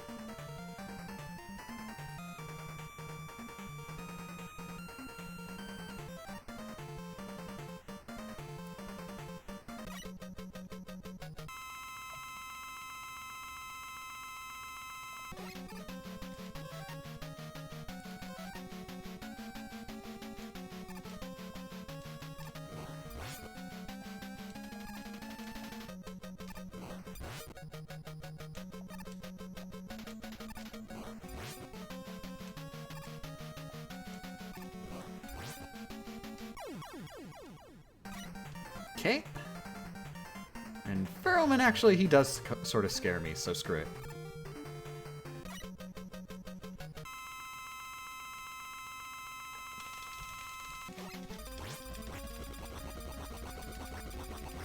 Good, got him on the ground. Is this a boss rush at the end of the game? Yep. It's sort of a series tradition. Most Rockman games will have a boss rush in, like, one of the last couple levels, where you fight the initial 8 bosses, who are, like, the bosses of the 8 first stages.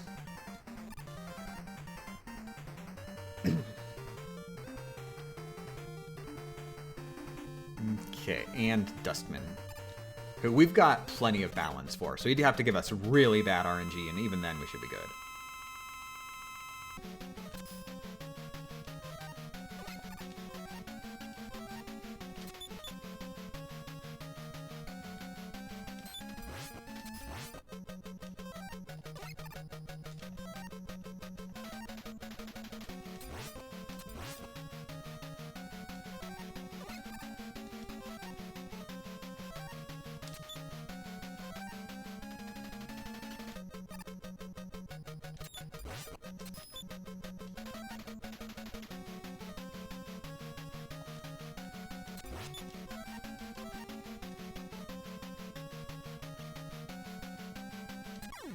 Okay, cool. So we officially did the entirety of the boss rush without getting hit. Just gotta walk through a decently sized hallway with absolutely no hazards in it whatsoever.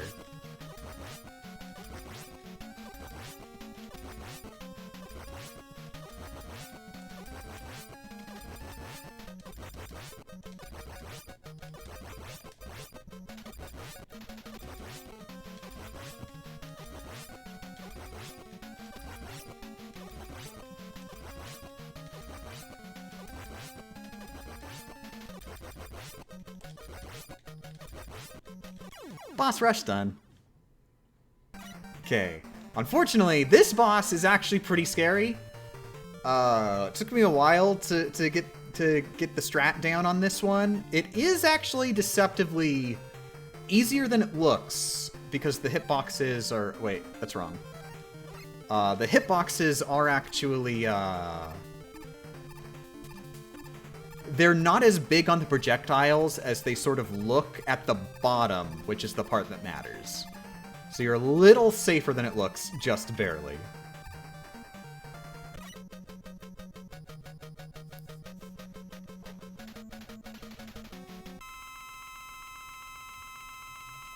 Just a reminder, this is demo, this is not an actual run. I'm not actually at Wily Machine number 4. You see, Wily Machine number 4 is a skeleton now. Wily Machine number 4 is a skeleton. It's symbolic for how Wily is a zombie.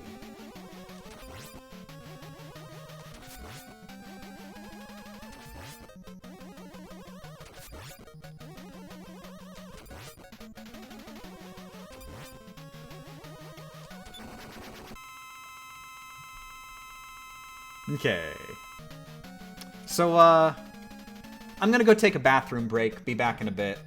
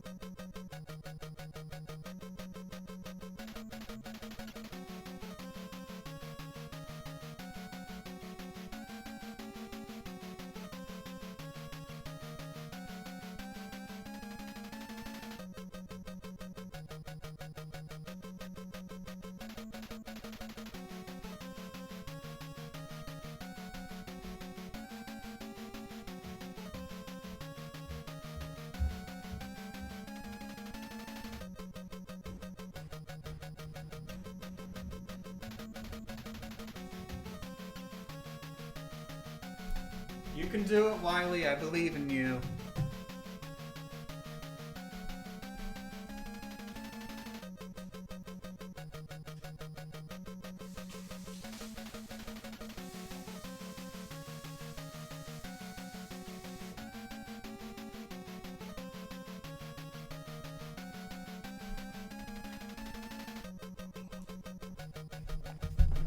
I think I'm gonna have salad for dinner.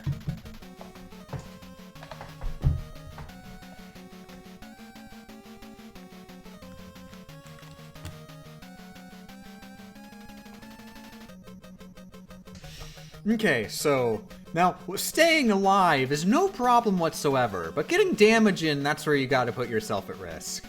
So, you want to wait. It's random whether he's moving left or right. He's always moving either left or right, and it's random which direction he'll decide to move in. Of course, he can't move past the edge of the screen.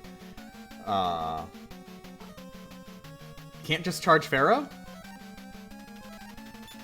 Nope. It just hits him. It just dinks off of him.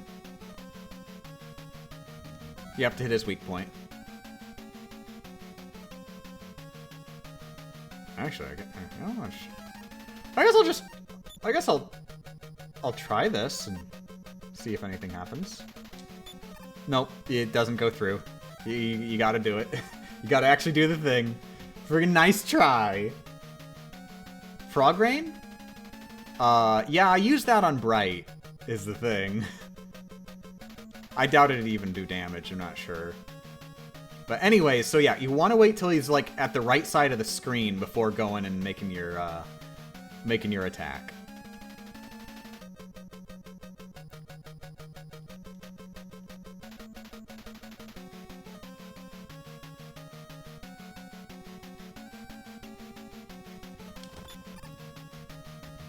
So I messed up there. You've got to fire the drill and then make it explode when it's like just about to reach him. Because it won't go high enough otherwise. There you go. So yeah, you gotta you jump over the first shot that he moves down towards you, and then slide under the next one. The timing is very weird and wonky on it. Like sometimes like you'd think he's gonna fire a shot towards you, but he just fires it straight forward instead. So you gotta be prepared for that.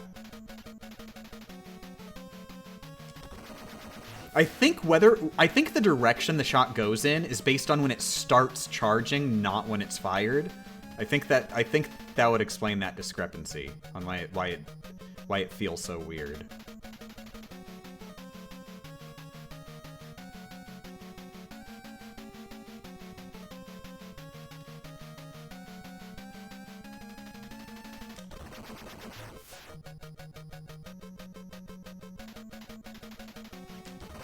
Yeah, this took a lot of time to practice and get this timing down.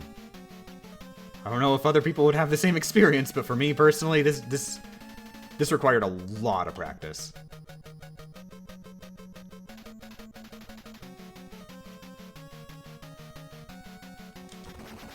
Oh, and I messed up. Dang it. I was gonna be happy with this run, but now messing up on Wily Machine, that makes me worried.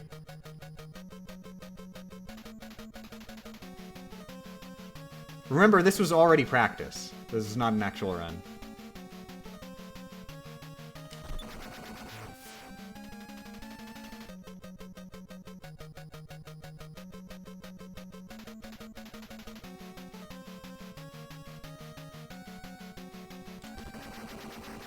Also, the hitbox on the last shot does not go away after you kill him, so you do have to make sure you still dodge it. And you don't go into the Wily Machine itself, because it also still has its hitbox on contact.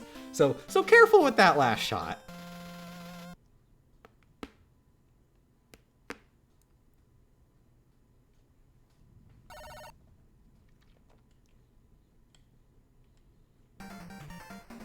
Would you say this is harder than or easier than Rockman 3? Way, way easier.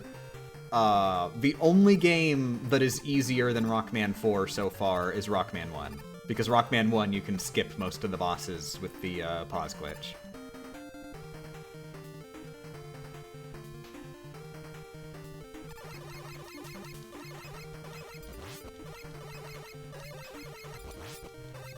Just in general, like, the bosses in this game are so much easier than the bosses in Rockman 3. Like, that's the big thing. Like, they're designed more that, it's expected that you explicitly mess up for them to hit you. Rather than some of them just, like, it's sort of an endurance thing. You just gotta... Your health has to last longer than theirs. So, Wily Capsule. Stay in the center and wait to dodge the energy that he charges up. But you must get out of the center immediately, because one of Wily's locations is the center.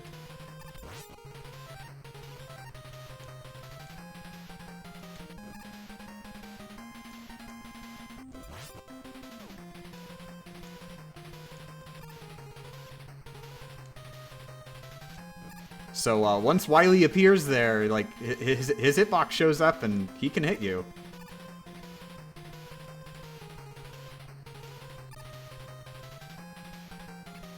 But luckily, I've never actually gotten hit by him in the center there after like figuring out how it worked in practice. So apparently there's plenty of time to get out of the way. So not that bad a boss. So yeah, that's the entire game. That's the end. Wily has been cured of his zombification. I used the magic Pharaoh powers, like from Pharaohman. His special ability was to de-zombify, and now Wily goes back into his sarcophagus. I'm just kidding. That wasn't his sarcophagus. That was in fact the escape. He's just a normal human non-zombie now.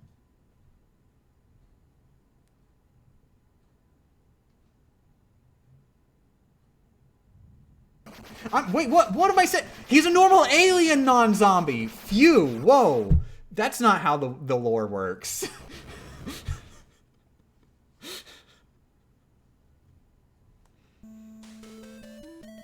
Okay, so yeah, that's the game. I'm gonna do another attempt, but it is cat food time in 4 minutes. So, screw it. The cats are getting their dinner slightly early. Oh, also, no end credits. We're not allowed to watch the end credits until I actually do an actual run. It's the finale end credits.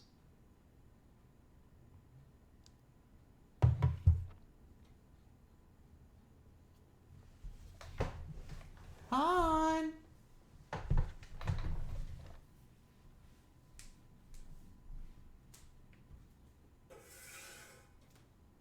Hi there. Are you hungry?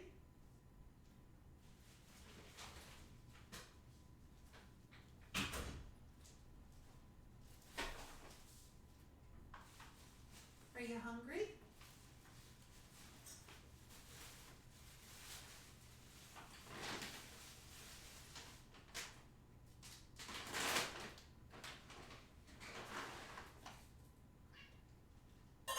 Oh, you are hungry.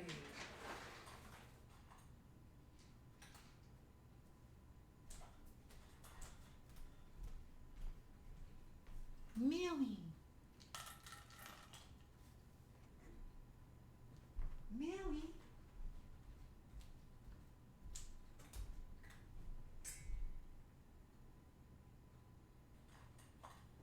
Meowie, are you hungry? Are you hungry, little girl? You hungry, little girl?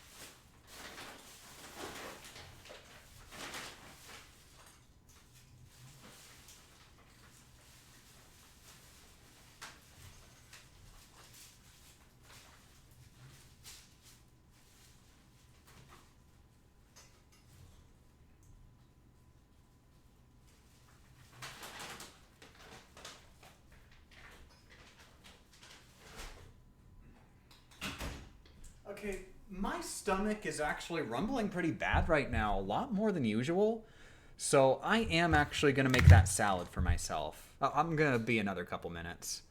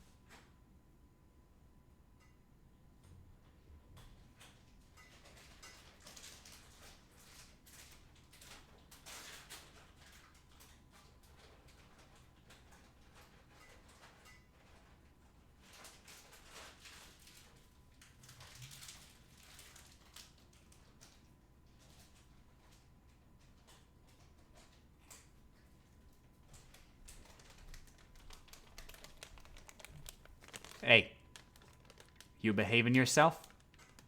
I'm not talking to a cat. I'm not talking to you, chat. Are you behaving yourself?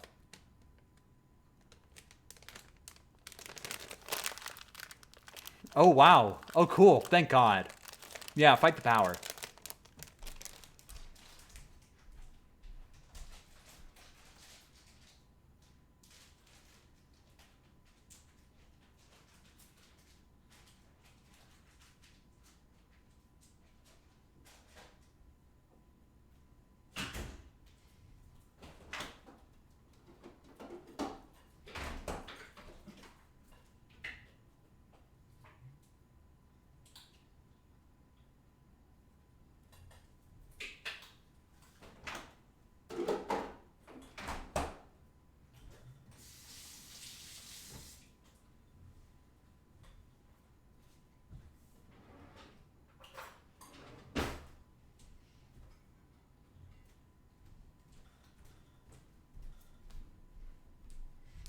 Okay, this salad is definitely not gonna totally fill me, but at least satisfy me for now, so my stomach will stop yelling at me.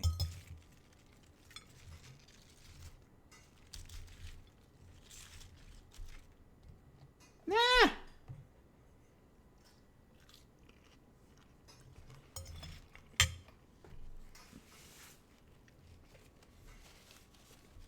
Good thing I had napkins over here. A piece of spinach just flung itself all the way across the room, just on its own, with no intervention whatsoever. I can't believe everything just wants to make my life worse.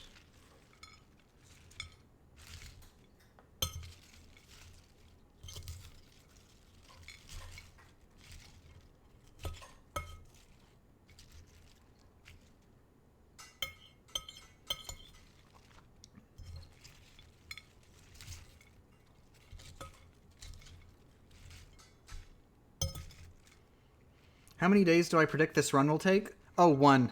Third attempt is going to be it. We're going to do it.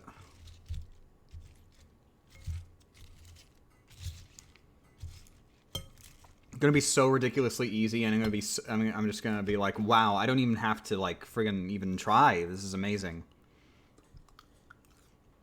Well, of course I don't have to friggin' try after I did it.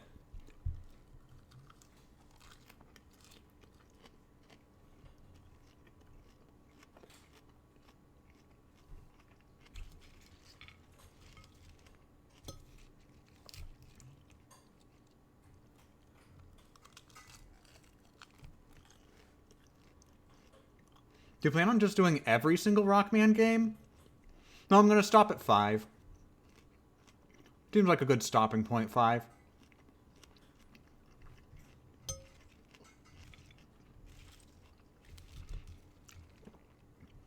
Just enough that it looks like I'm going to finish off the NES games, and then just stopping immediately. Keep everybody on their toes.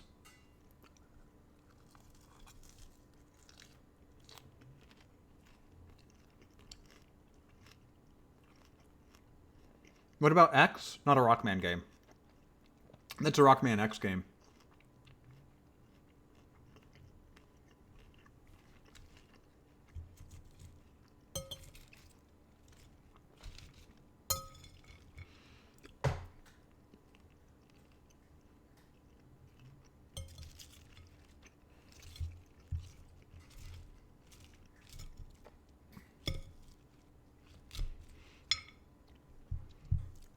Rockman 8?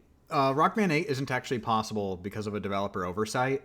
They accidentally made the game hard.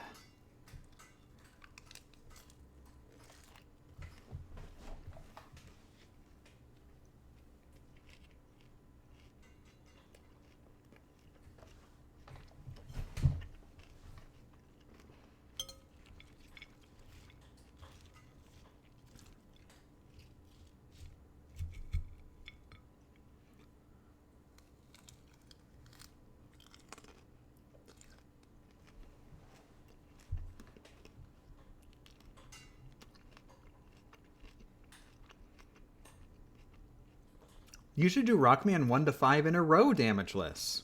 I will leave that to the gods. I'm fine with just doing each game individually, Damageless.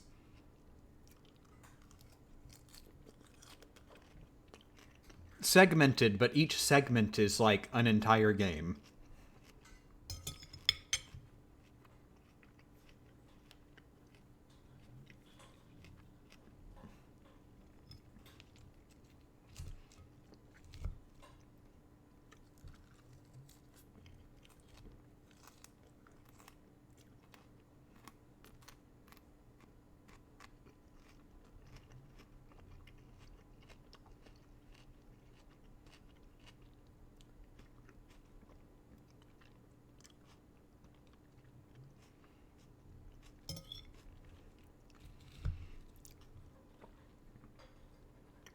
Segmented doesn't count. Has to be a single sitting. No, I'm saying I'm doing it segmented. As in, I'm not doing all of the games in a row without taking damage. In general.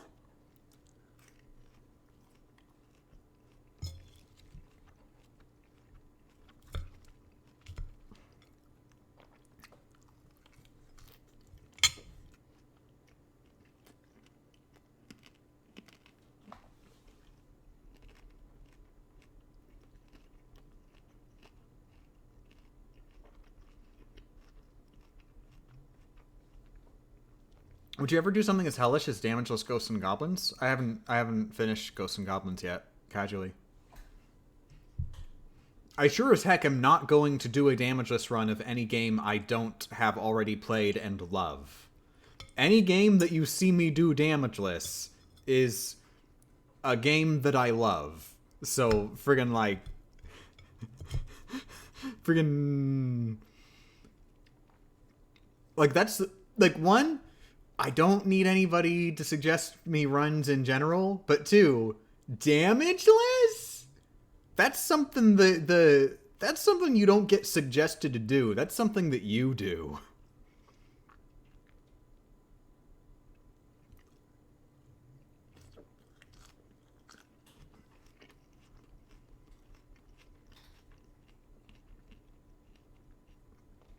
Also, I don't know about Damageless Ghosts and Goblins being that bad, because like in Ghosts and Goblins, like you die in 2 hits. And it's just like you gotta throw yourself at it over and over and over until you don't die from taking 2 hits. So theoretically, you could just learn everything really well, right?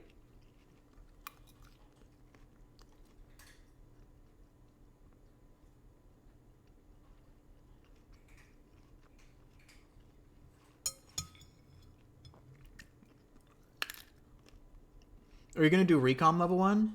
I'm actually going to do Recom 1-card deck. So, throughout the entirety of Sora's story, specifically Sora's story, because with Riku's it wouldn't make as much sense. As soon as we are able to customize our deck, we remove all but 1 card, and we are only ever allowed to have 1 card in our deck.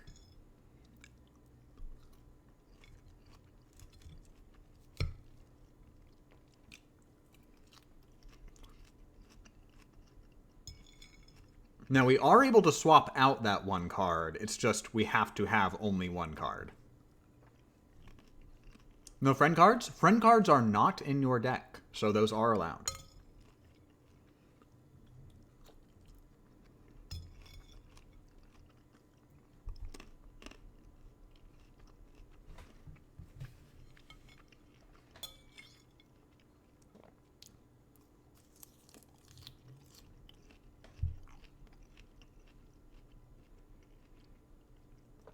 Night Nights Kaiser, thanks for joining. You really gotta pick and choose the best card for a situation.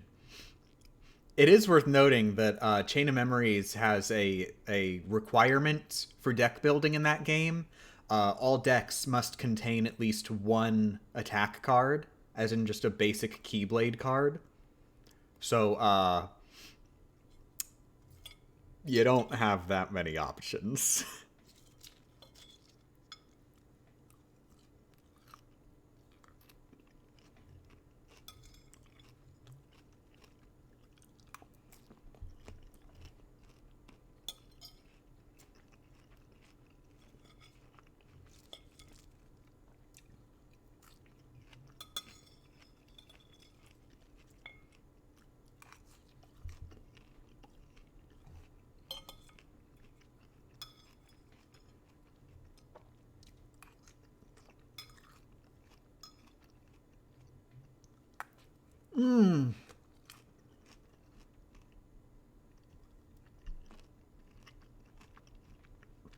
I whacked my tooth with my fork.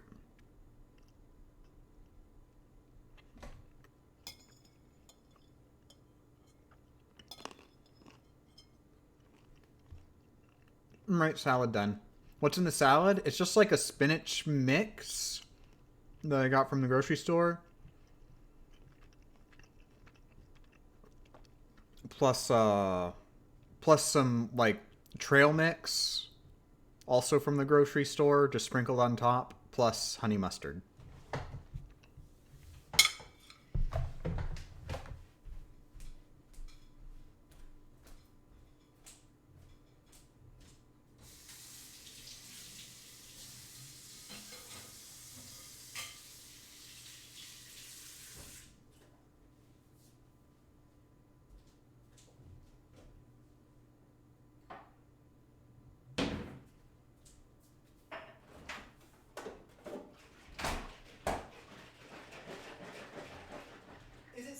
Down there? Are you such a good boy? Is the cat looking out the window? Do you want to look out the window? Such a good boy.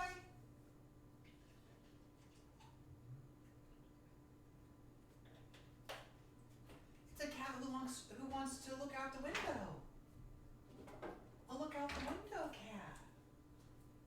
Hey. Let me get that for you. Now you can look out the window real easy.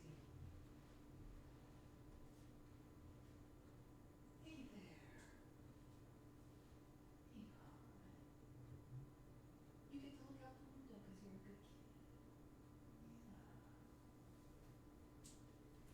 Anna's a good kitty who looks out windows.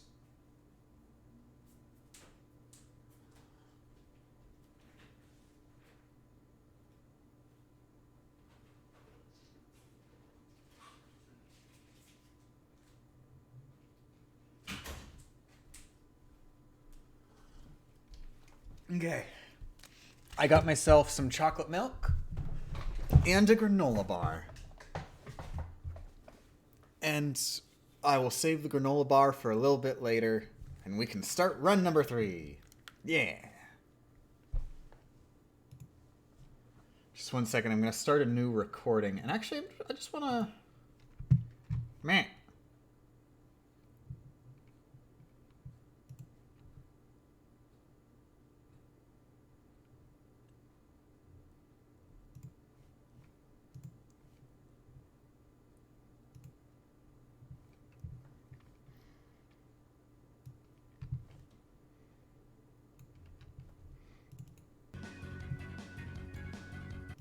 I just want to double check that the recording came out fine. Just gonna scroll through a bit and see that everything is, like, visibly a video game.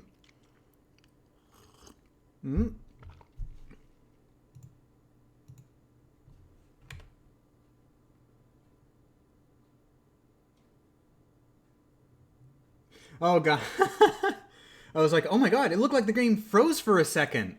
I was only seeing it sort of out of the side of my eye. And then I looked back and, oh, it's because I grabbed weapon energy. Oh, thank God.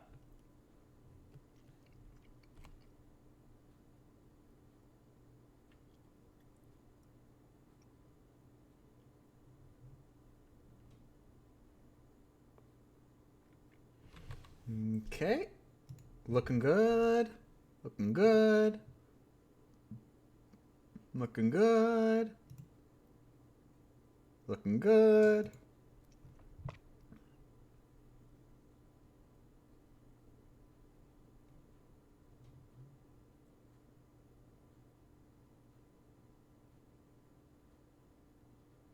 Okay, yeah. This is definitely usable footage. I'm not seeing any exceptionally bad things. If any exceptionally bad things have occurred, they're going to be relatively rare, it looks like.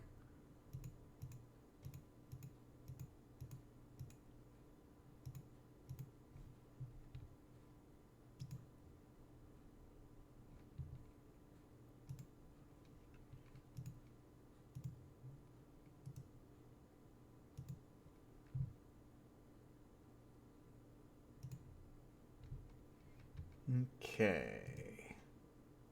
All right, I am going to boot up run number 3.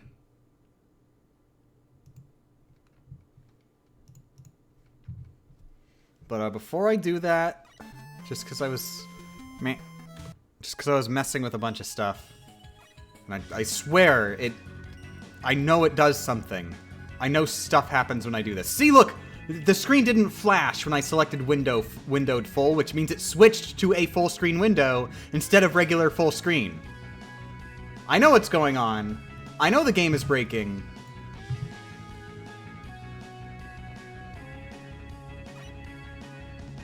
Can I start a petition to put me in your video? I would really prefer if you didn't. I assume you're joking, but if not, I would really prefer you didn't. Okay.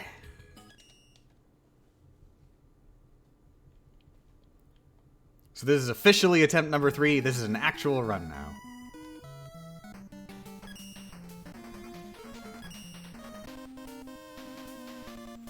Just a reminder, reasonably likely that we fail in Toadman stage. Obviously, I've practiced it a lot less because it's the first one, and also it's not even, like, that easy.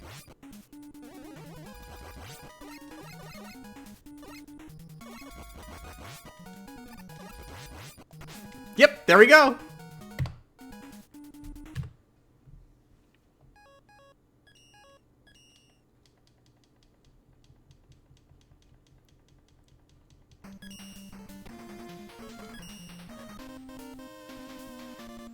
New donation? Oh no, because the previews aren't here, I can't see donations!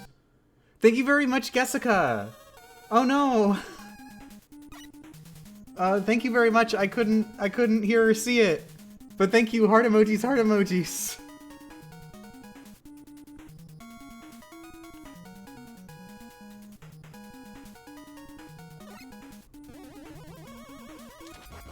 Unfortunately, I can't. I guess I'll have to think around that. find a way to boot something up on my phone later, so I actually... Oh my god.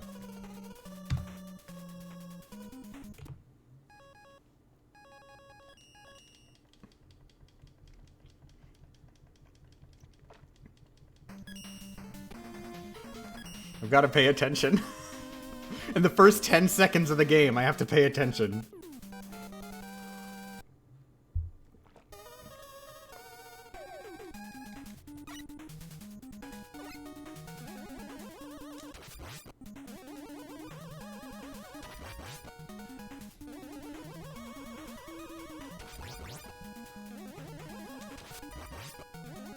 There we go.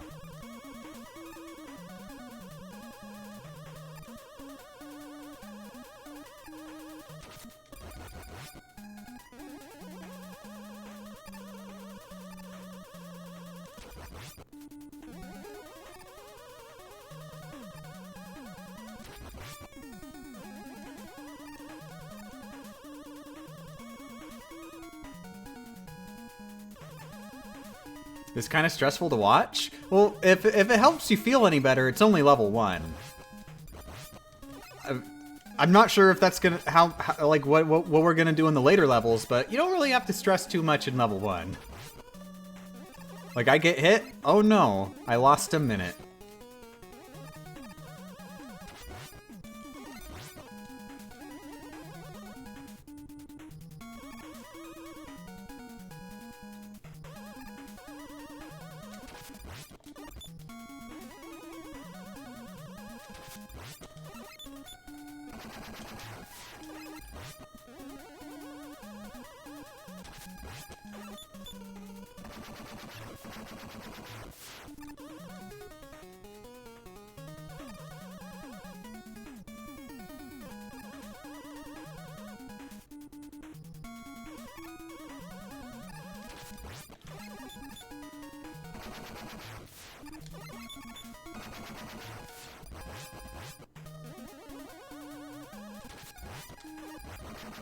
Oh, messed up, but I'm fine. Thank you very much for the 2 subscriptions, Peachy Damon.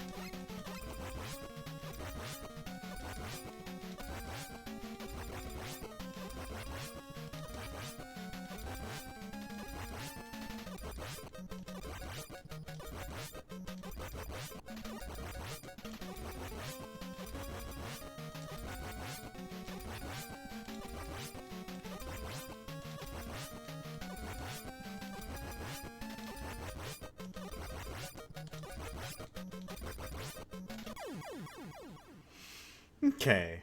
Hardest boss in the game now.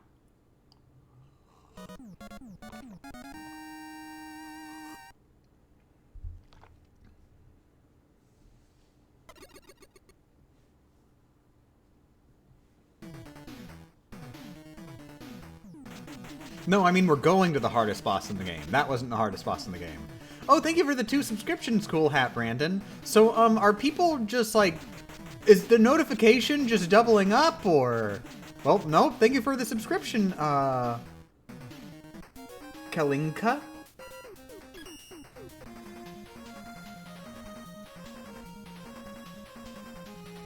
It's just doing it's just doing the notification twice, and it's just bugged? Okay, then.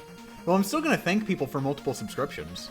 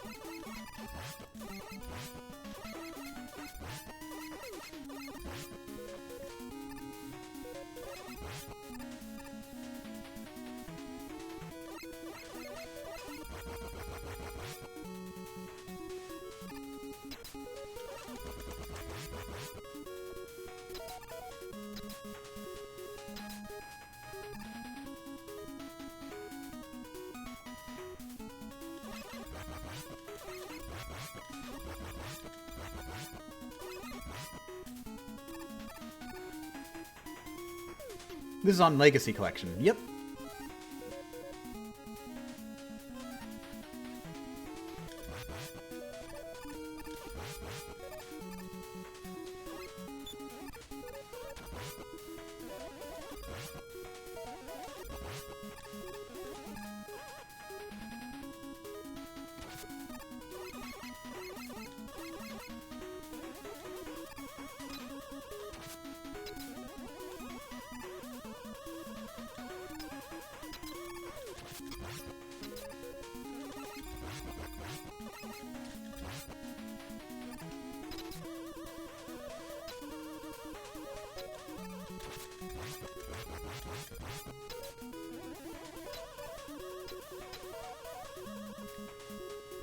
How has the charge shot affected the run? Actually, not as much as it affects casual play. The weapons we collect are actually generally the way to go in most situations. Like, any situation that standard shots wouldn't be good for, we'd go for a, for one of the special weapons.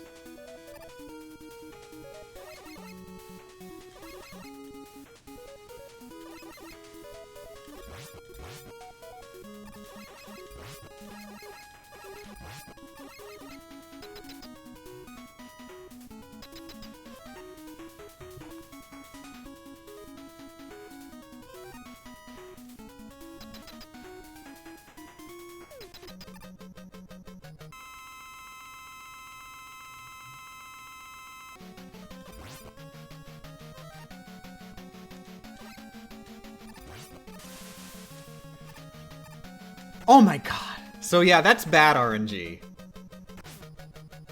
He was being very mean.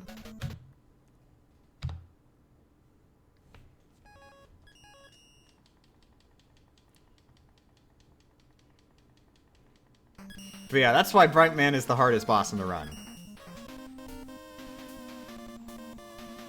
He was a little bit too close for me to reliably dodge there. And he just decided to keep firing. Like, it just didn't feel like jumping.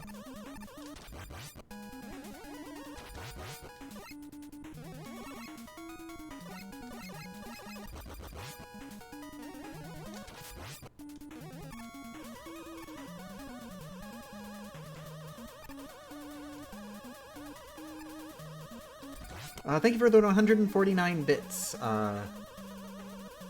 Conale? Conale? 823.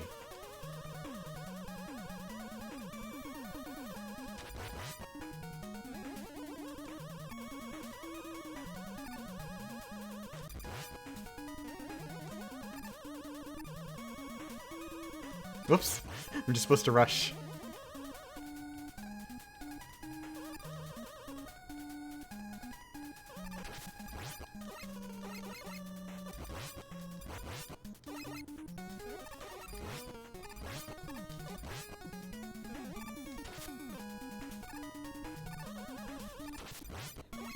Oh, and thank you for the 100 bits.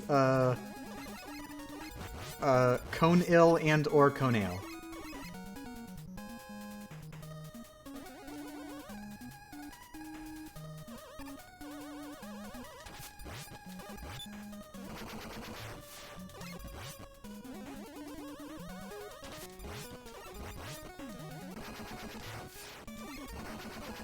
It is worth noting, once we beat Brightman the first time, there's nothing as hard as that until the Brightman rematch. So, there's some comfort.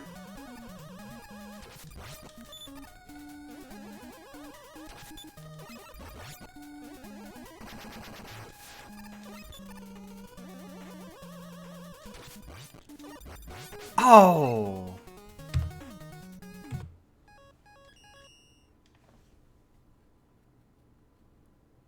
I collected all of the level 1 emotes! I have all of the level 1 hype train emotes! I care so little! Also, holy Jesus! Thanks for the raid, Lizstar! How's it going? How are you doing?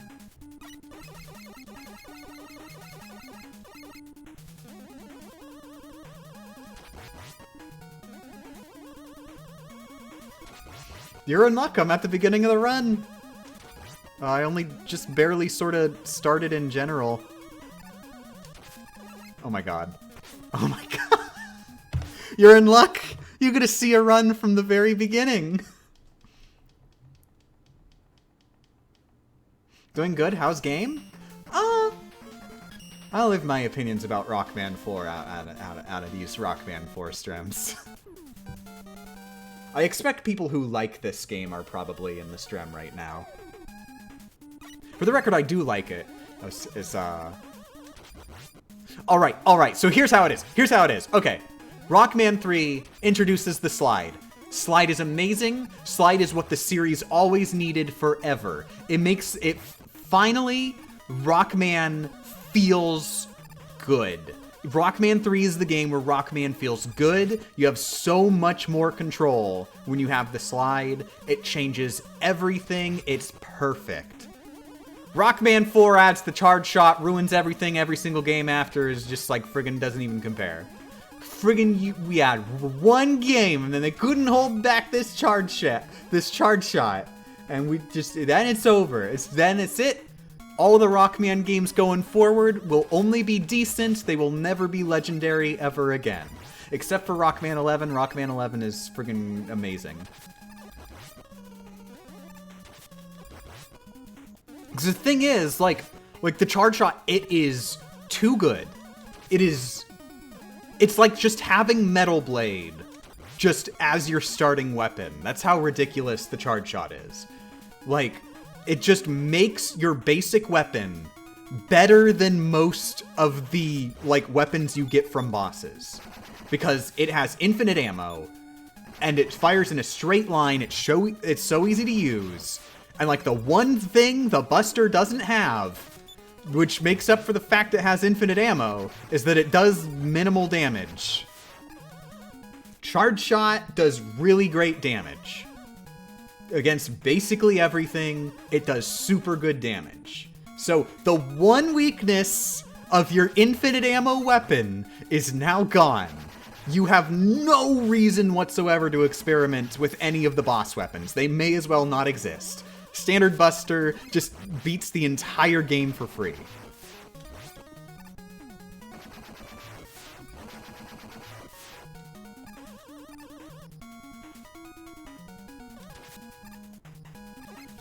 But yeah, that's my rant. Like, I still think it's fun. Like, it's fun to run around and shoot things. But I'm running around and shooting things with the one weapon the entire time, and there's none of that cool experimentation or anything.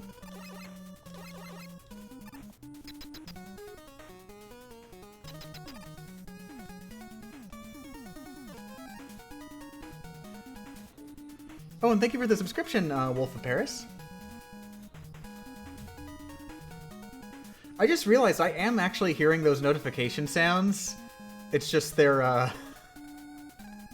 very quiet compared to the game. Objection. Rain Flush is a screen-wide weapon. Dive Missile can home. Skullberry can block certain things. Pharaoh Shot can be shot diagonally. Charge Shot can't do any of those. Correct. They do have functions that are better than the Charge Shot. But there is one major weakness to all of the boss weapons that you must factor in. You have to think to use them. You cannot use a boss weapon unless you use brain power to change to that weapon and use it. And in fact, even before that, you have to use brain power to change to that weapon and see what it does and learn how it works.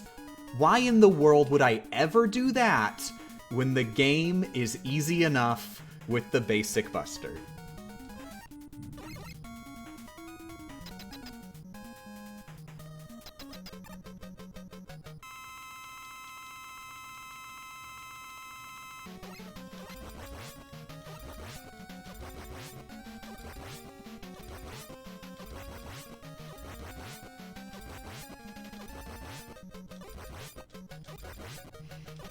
But yeah, no, thinking back on it, I think a big part of the reason why I love 11 so much, compared to, like, all of the other sequels, is that in 11, it has the gear system. The Dabaru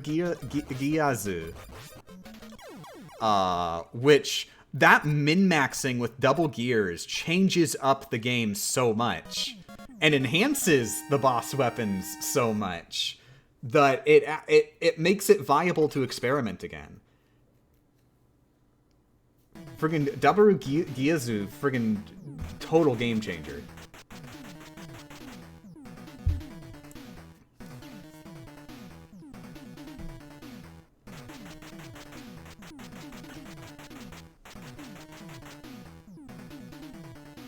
I totally get what you mean. I understand it and I think I agree, but for some reason I just kinda don't care and enjoy playing the games anyway. Oh yeah, hells yeah, that's the way to go!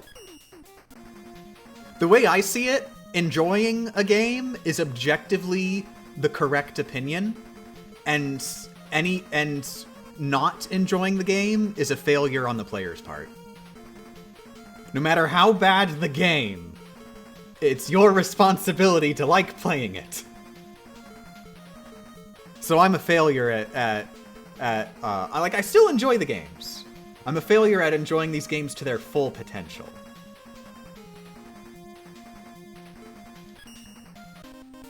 Oh, trust me, I know that. I speedrun the DOS games. You are a god.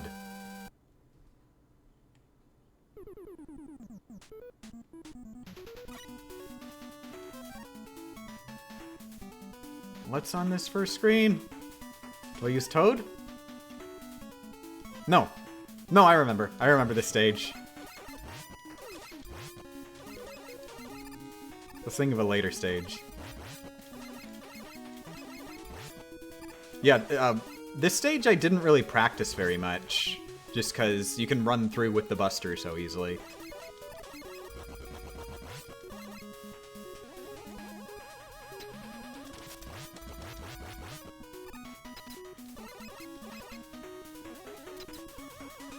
What are the DOS games? Well, they aren't, is the thing, and that's the main issue most people have with them.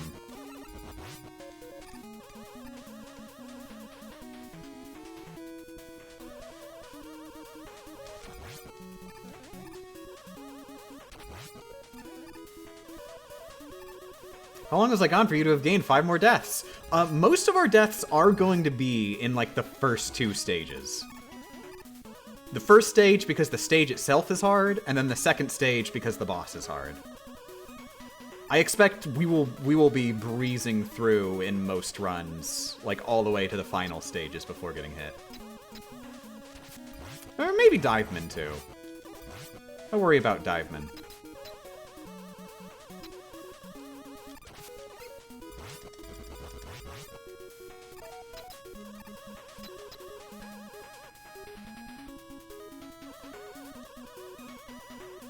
Wait, so the DOS games aren't real? No, they just aren't, in general. I'd say they aren't games, probably. Technavit.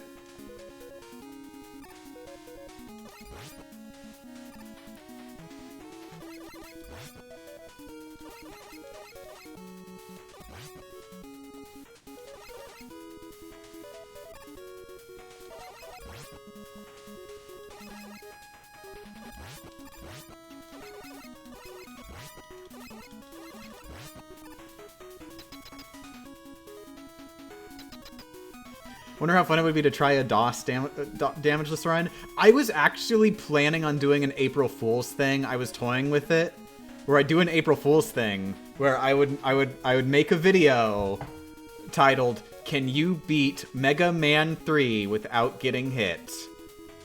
Now, as you may be familiar with channel lore, I don't use the M word. But those games, the DOS ones, they never got called Rockman, did they? They only used the M word. So, haha. So that'd be it. The April Fools would be I'd try and do Mega Man 3 DOS. But, here's the thing. That'd be way more hell than anything else in this entire franchise. So it didn't work out, and then I actually beat Rockman 3 without getting hit. So now the April Fools just won't work.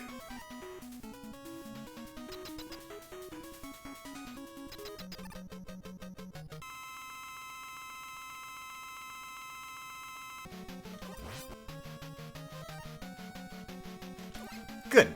Good RNG.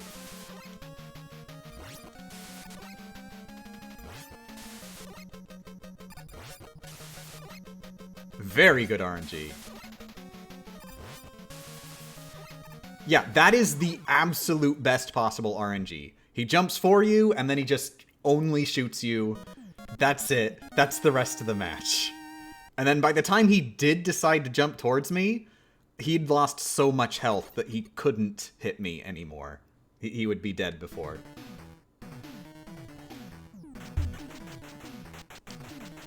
Thinking of doing the X games?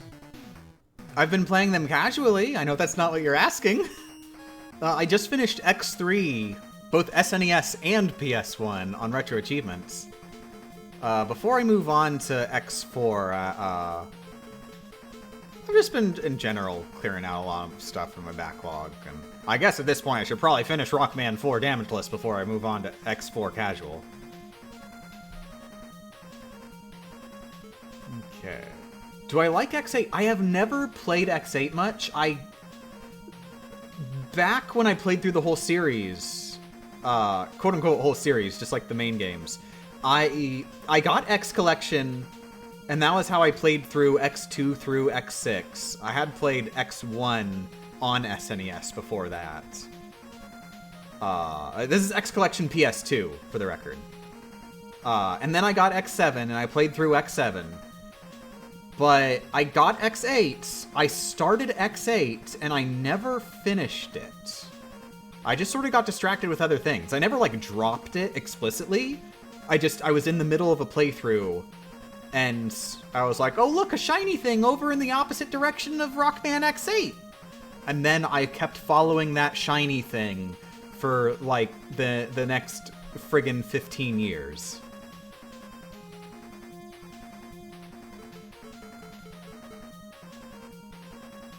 Rockman 4's Retro Achievement set was given a revision a while back. Oh yeah, I know. I forget if I actually finished that revision or not yet. I probably should if I haven't. Would have been good practice, technically. But anyways, I should probably play the game. Dive next.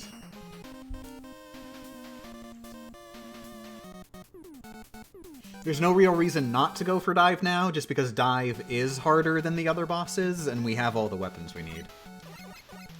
Technically, this first part would be slightly easier if I had Pharaoh.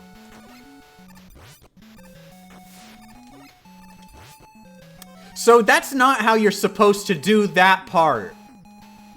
I haven't practiced much going the Dive first route.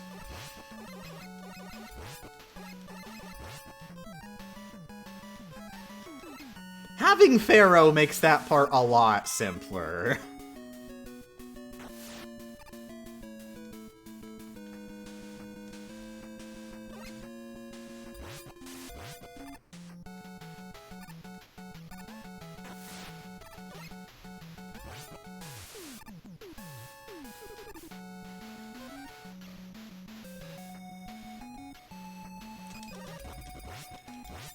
So here you kill the whale's ghost.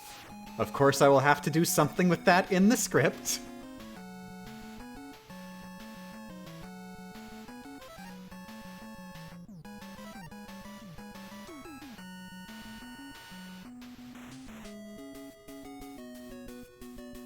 What do you do for practice and training?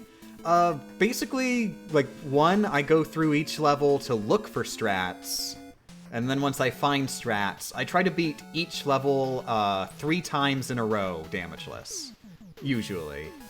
Often instead, I go through the basic level 3 times in a row, and then the boss 5 times in a row. Is what I'll try and do.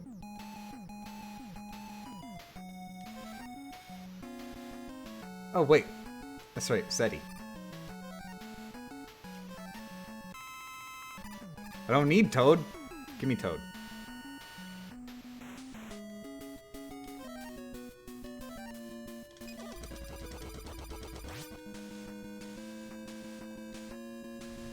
Similar to when I'm learning a speedrun? Oh, cool.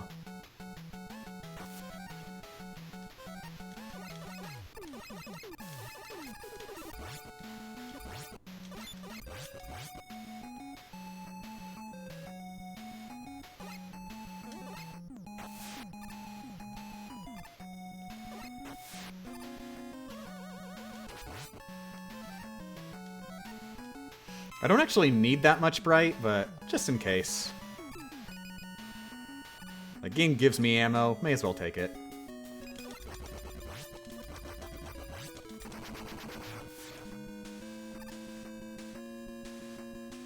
Oh no, my... I am gonna do that every single friggin' time. There's always gonna be somebody new in the chat.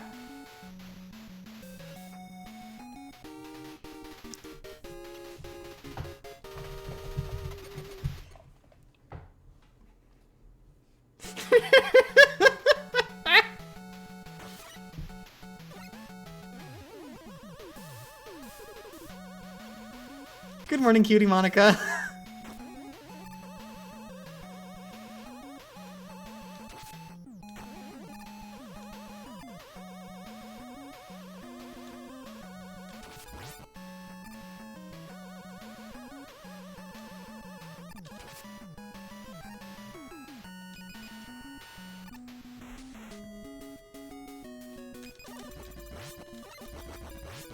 That wasn't a weapon tank. That's actually, item number W.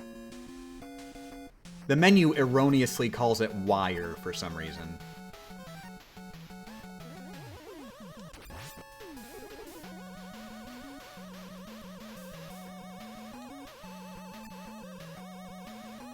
Meh.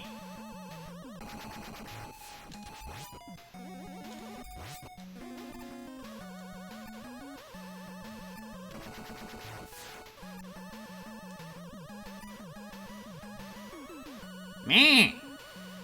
Meh.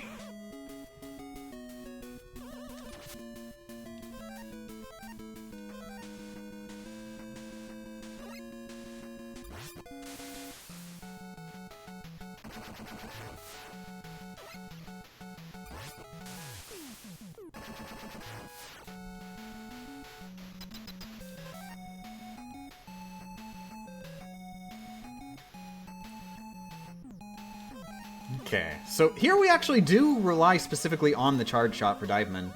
I find it's a lot safer than Skull. Still scary.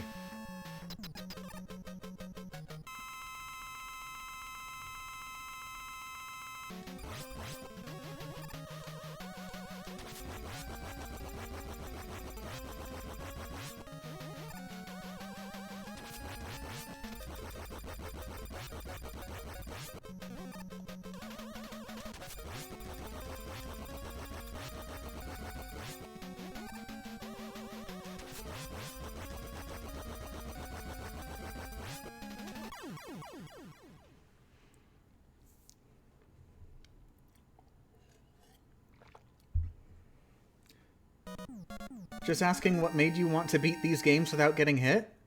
It's sort of been something that I've wanted to do since even before, like, I started my channel. I'm not sure exactly why specifically, but the idea of damageless Rockman games had been in my head just because I'd heard that people had done it before, probably.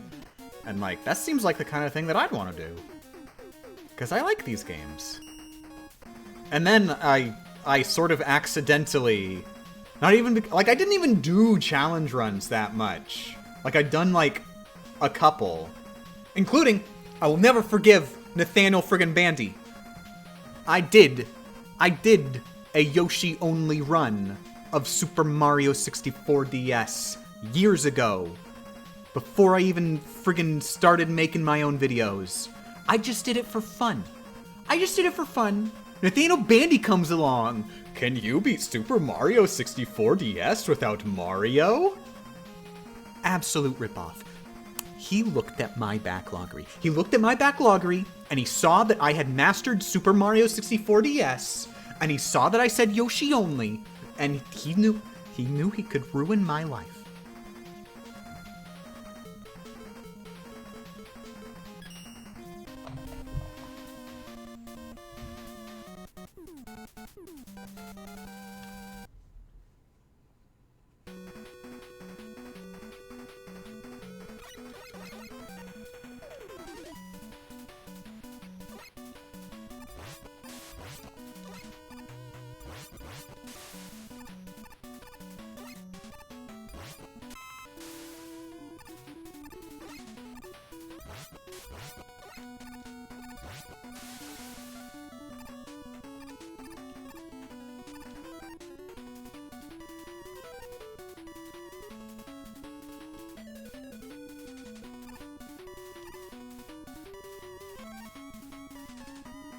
Is there anyone who have Damageless all the mainline OG Rockman games?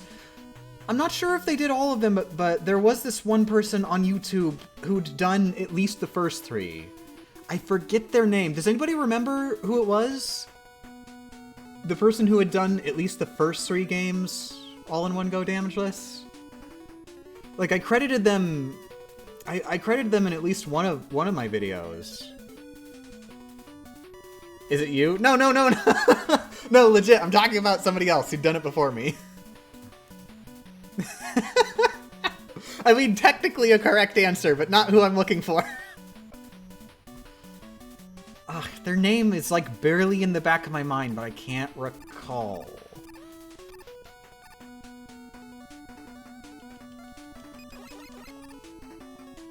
Actually, I don't want to slide there because the timing on...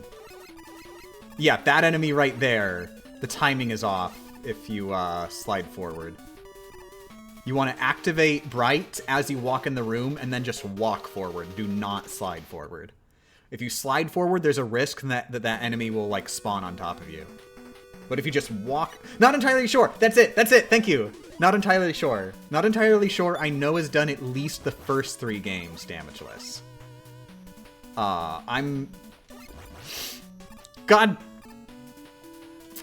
not entirely sure, if not entirely sure, has done any of the games after.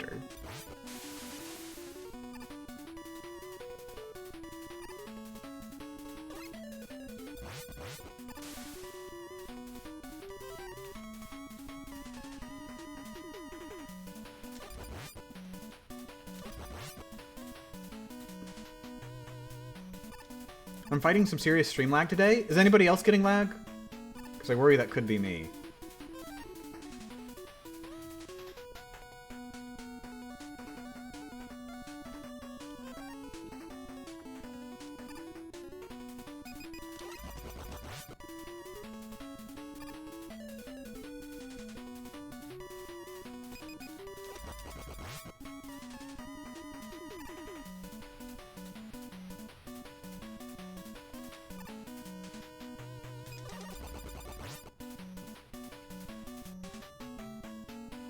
Okay, I'm seeing a lot of people saying they're getting lag. I think that's probably me. It feels weird that there's so many people getting occasional bits of lag, quote-unquote.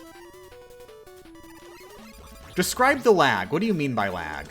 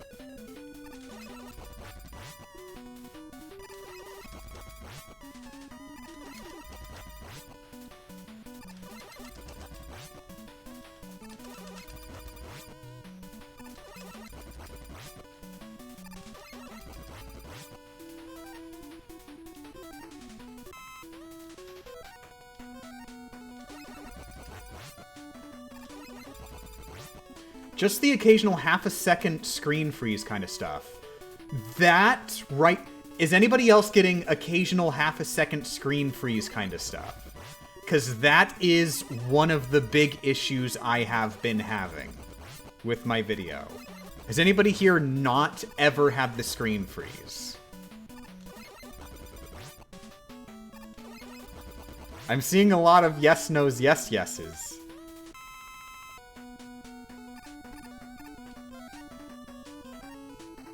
Wonderful.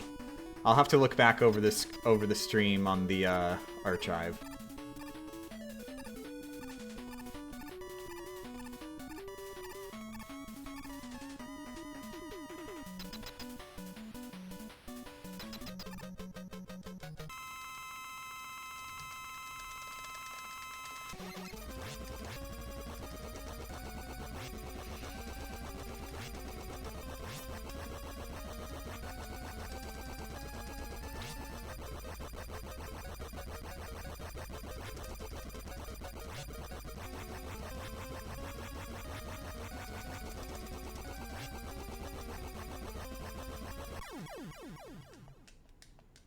It's too bad we never get to see Pharaoh Man's moveset. And this is the dev-intended way to beat him.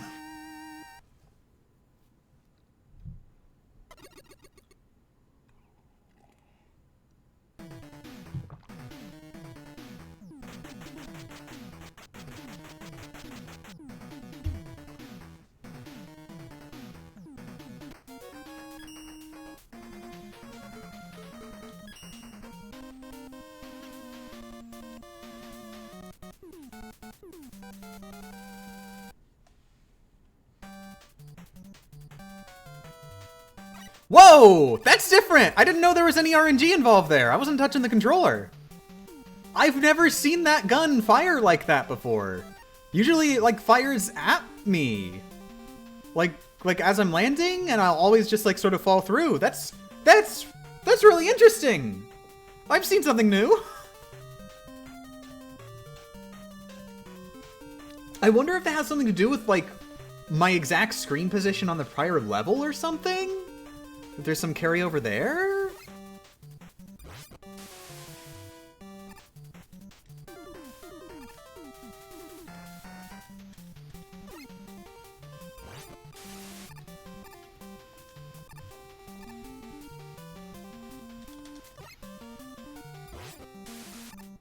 I don't think it's RNG. I feel like, because like the way those enemies work, there shouldn't be any RNG there. They just fire at, they like move their turret to face you and then fire when they are facing you.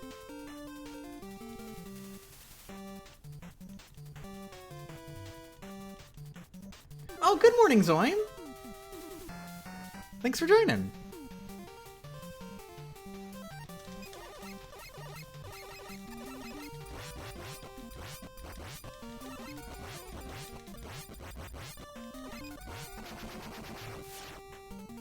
I have gotten Scott Pilgrim because your video good game?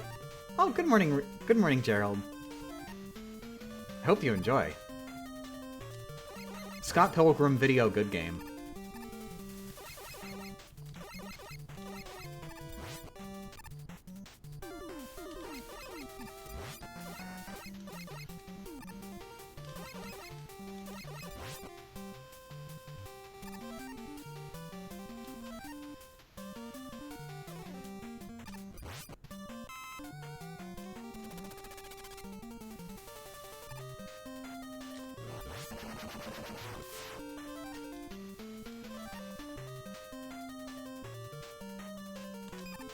Yeah, I got it! Aha! Demon Hippo!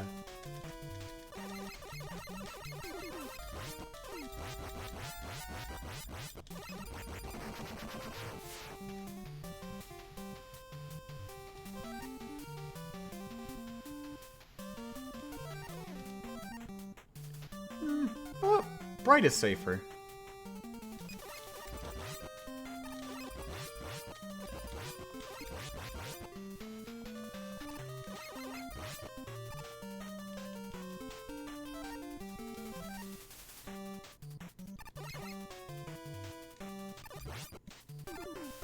Who do you guys think is going to win slowest game of chess? I mean, you can't really tell who's who, can you? I mean, I guess black and white. I guess that's how you'd tell. Okay, I guess you can. I was thinking, oh, you don't know their names. Because their names are their moves. Whoops. That is not how you're supposed to do any of that, but I forgot to unequip Toad.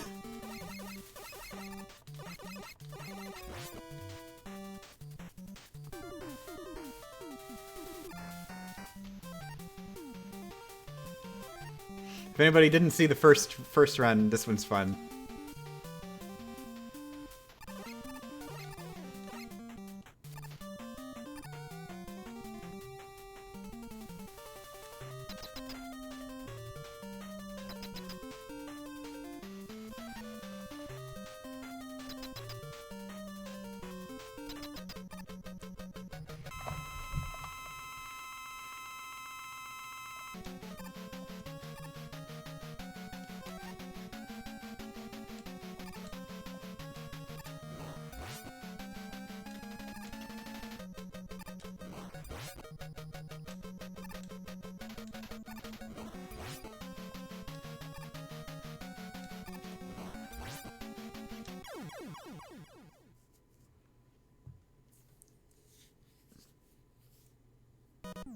Was tabbed out for a while. This run's still alive? Yep.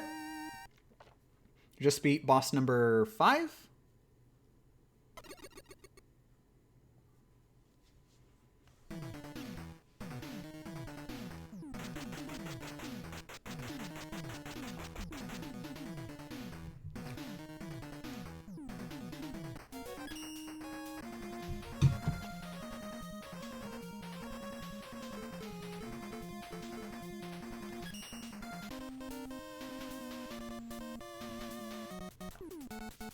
You made that level look so easy. Mechanical precision on the boss. Yeah, Ringman is one of the easier ones, thankfully. Like once you've learned like everything that you do, like it's the same thing over and over again. I forgot.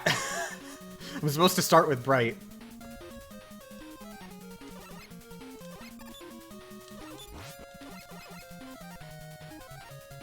There are enemies that come out of those pits, but you use Bright and, you know, they're not allowed to move.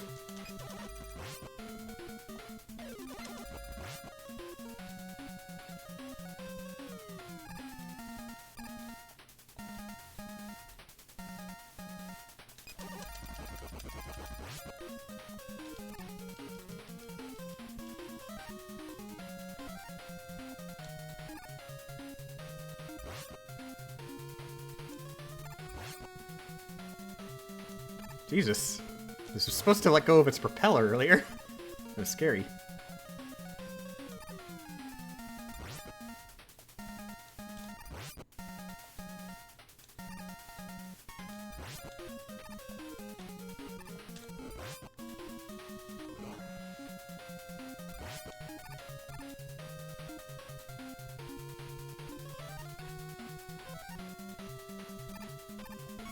Yeah! Extra life. Cool. RNG is in our RNG is in a good state now.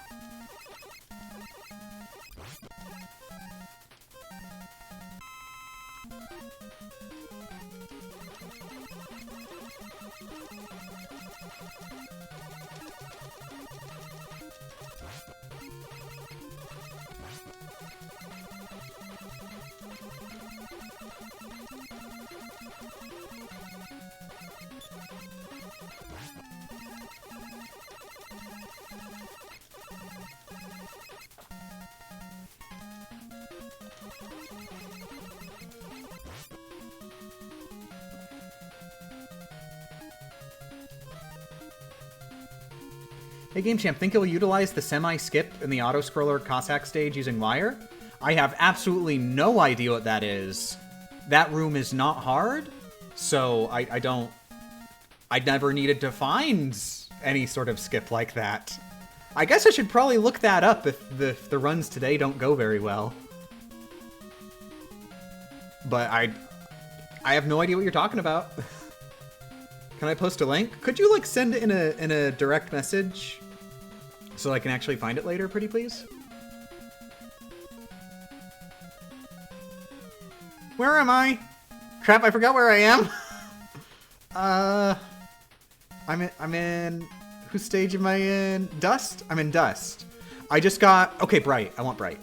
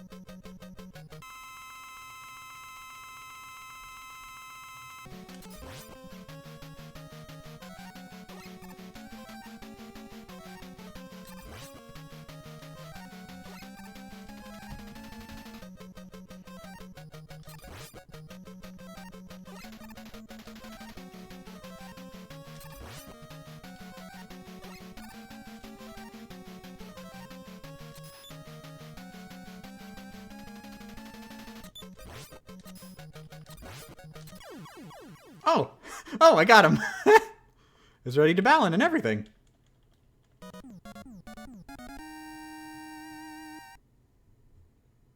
Does every game in the Rockman Collection 1 actually come with the Miss Perfect achievement? They, So these collections are pretty terrible when it comes to the achievements. Each game doesn't have its own achievement set. It's one shared achievement set for the entire collection, which is dumb, but you know, workable. But also guess how many achievements. Guess how many achievements each game has. Guess how many achievements there are for each of these games. 5? No. No. 1. Yep, there you go. There's one achievement per game. There is one achievement per game, which is for beating the game. That's it. All the rest of the achievements are in the challenge mode. As far as the achievement sets are concerned, actually playing the games is sort of an afterthought, and the challenge mode is like what everybody is apparently buying this collection for.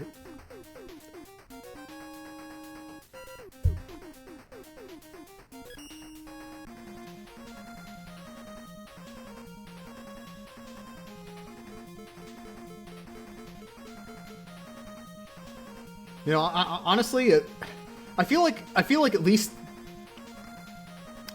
the challenge mode is like a pretty decent thing where you do stuff in it. It does feel good to get those achievements, I guess. Still pretty sucky though. Though like there's no real achievement set for these games. Like I feel almost as bad as I feel for Resident Evil 4, because like Resident Evil 4, one of the absolute greatest video games of all time. And they gave it an achievement set relative to what an Xbox Live Arcade game would get, because technically it was released digitally first, and Capcom just sort of didn't care. So in your first playthrough, you'll get like 3 achievements.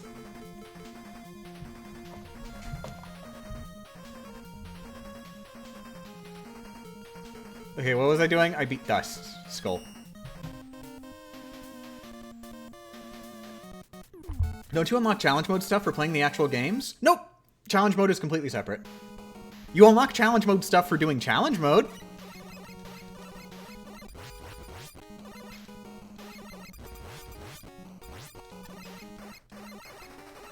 Although actually, I don't know for certain. I guess maybe there might be somewhere lower in the menu, but like the first...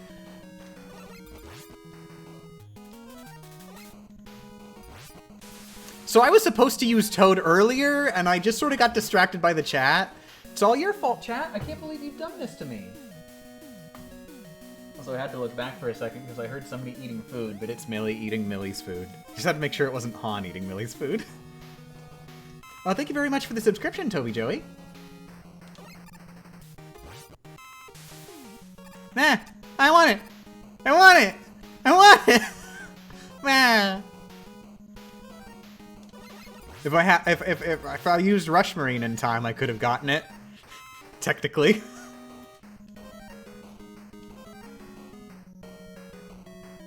Skeleton.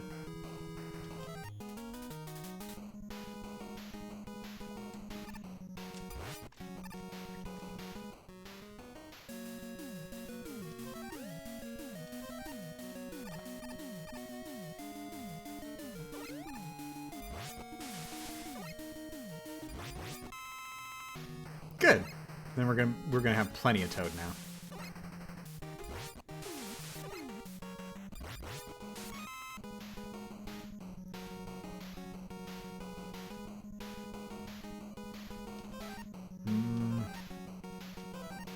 Give me a second. Give me a second.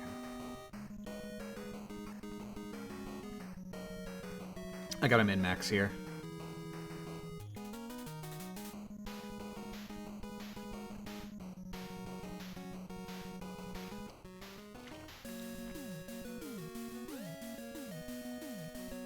Oh my god.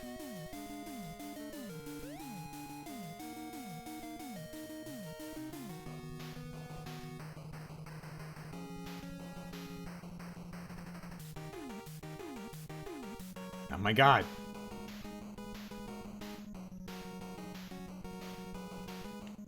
Oh my god.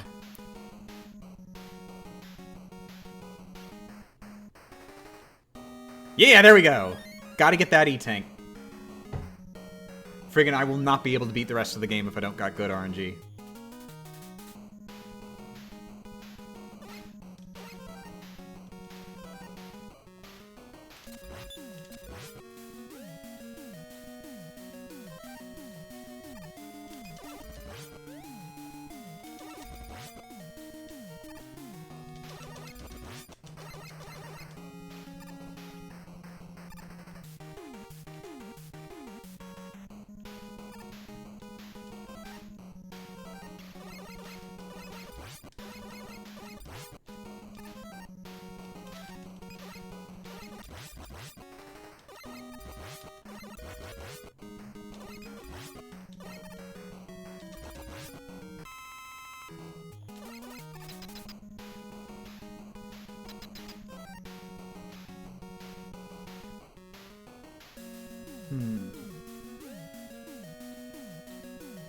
Wait, who am I fighting? Skull!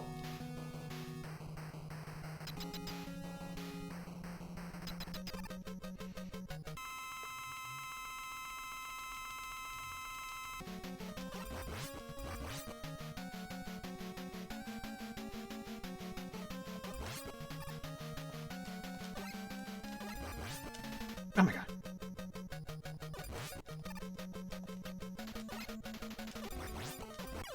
Nice.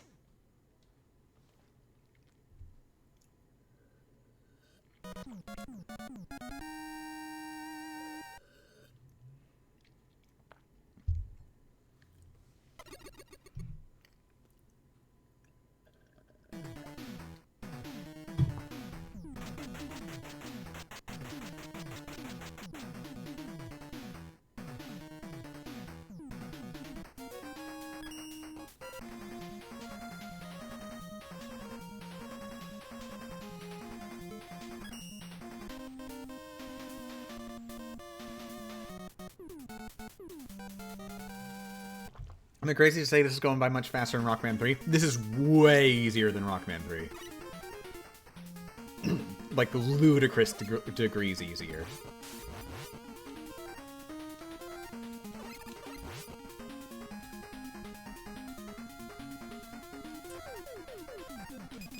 Like, like, I still have to try. Like, a little bit. But, like, compared to Rockman 3, does not compare.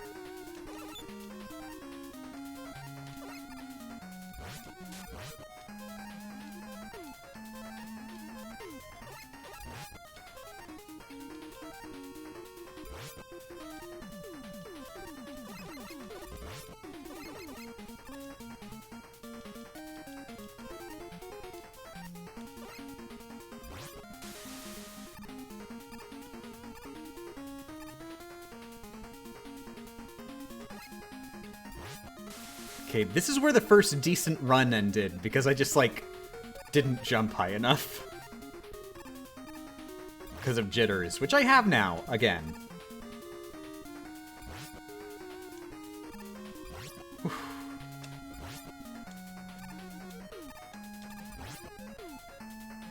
Okay, at least, this is new record. This is new record for farthest we've gotten in a run.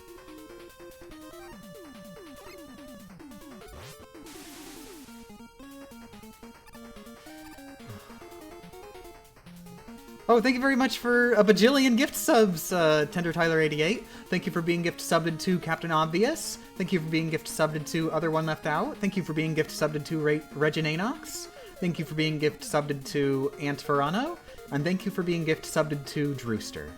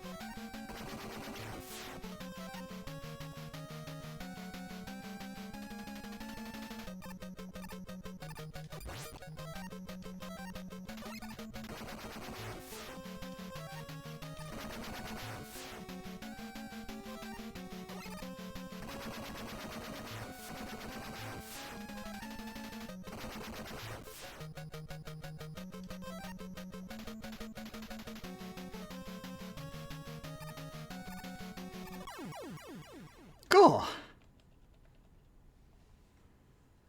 Ah. Cossack stages.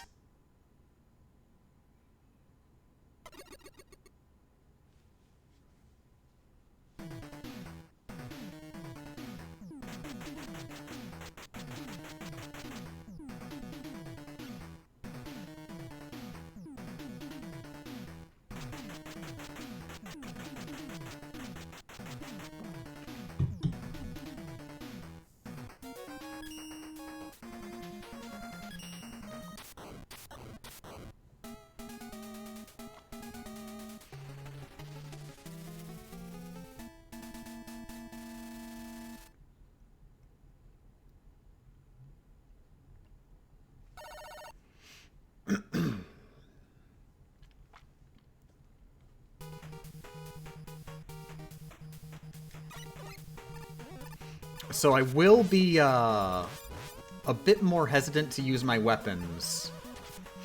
Okay? Thank you for all the gift subs, the Wolf of Paris.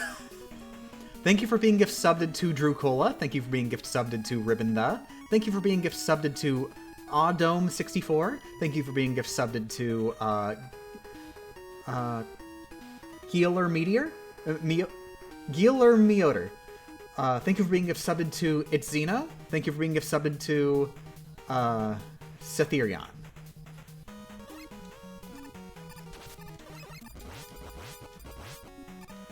What I was saying, I'm gonna be a bit more hesitant to use my weapons because each stage for the rest of the game shares weapon energy. So I will need to be keeping an eye on that and not use weapons if I can get away with it.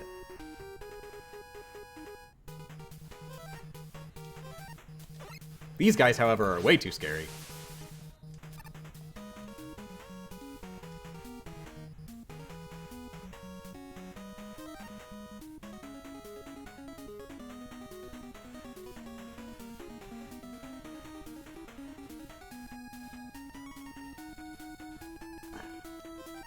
My brain has not been in the toppest today. I keep forgetting where I am.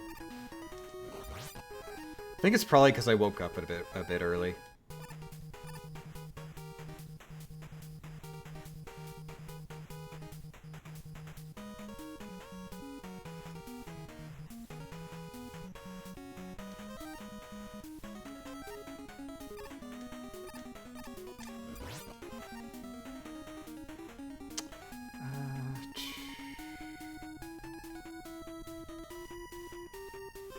No, I'll refill. I'll refill Rush later.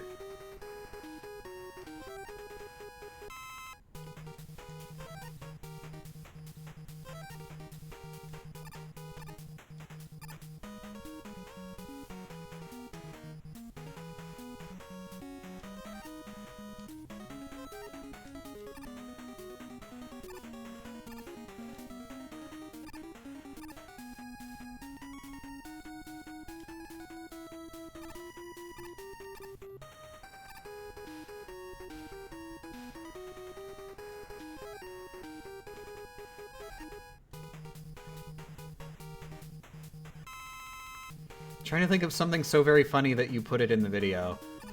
Not gonna happen. You will never say something funny enough in the chat to make it into the video, sorry. Or, whoops.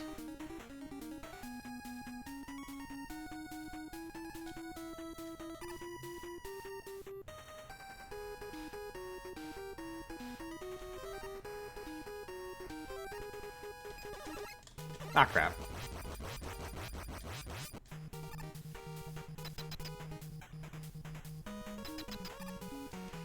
Okay. Moth.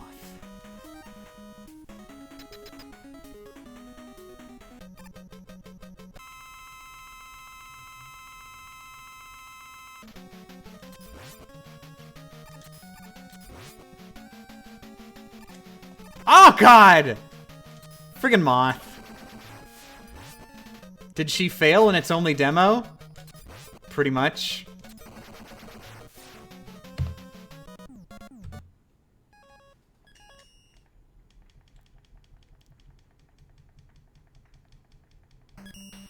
So remember what I was saying earlier that other time? Moth is such a simple moveset, but I still managed to mess up on it anyway.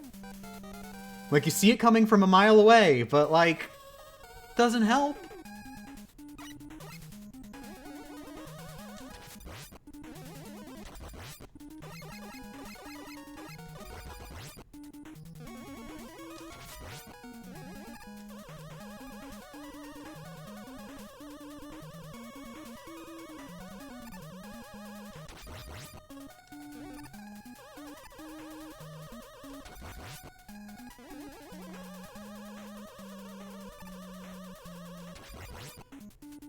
Bunch of days, yay or horse? Horse. However, it's a good game.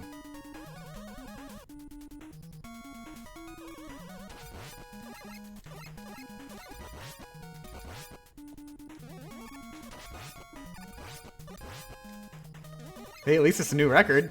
Yeah, it didn't take very long to get into the Cossack, so we're doing pretty decent.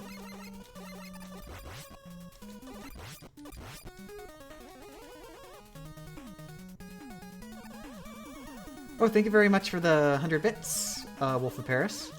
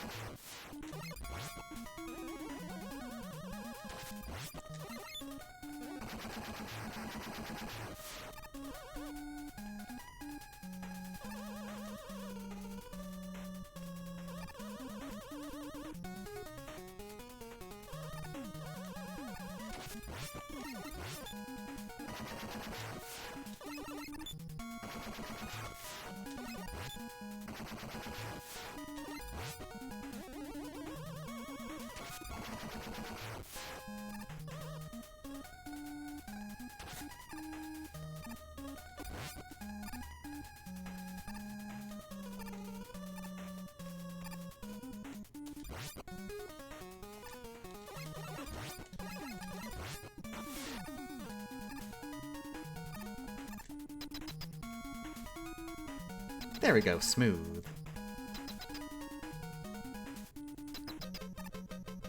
Would you rather play Rockman 5 Damageless or replay Rockman 2 Damageless? Well, if I did Rockman 2 Damageless, it would be hell and I wouldn't get any money out of it. Rockman 5 Damageless, I haven't even done yet, so one, that'd be a new thing that have done that I'd never done before. And also, I'd get a lot of money out of it. A lot of money. A lot of cash money. Do you have any idea how much I'm milking these Rockman runs for? Do you have any idea how much a Rockman Damageless run sells on the YouTube market?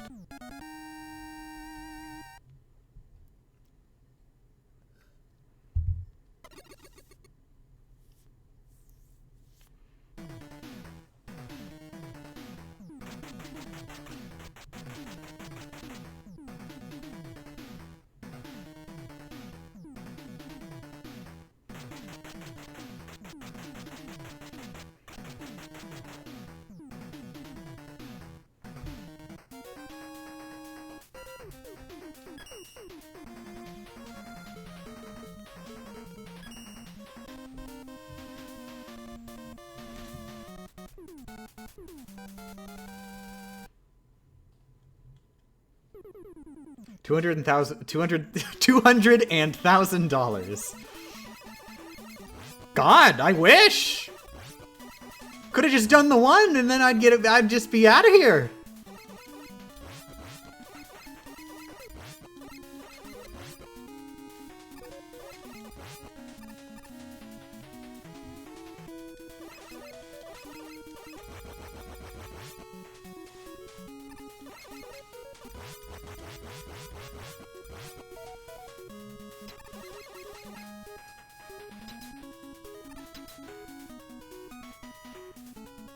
I love how much people inflate content creator salaries. Yeah, even if you go on like a friggin' like one of them analytics websites, like friggin' you go on my Social Blade and it's gonna say that I make anywhere between $1 and $500 million a year. And it has happened that like I'd have family members who like call me up and are like, "Oh my God, Michelle, have you seen it? Have you seen the money you're making?" No, I haven't actually.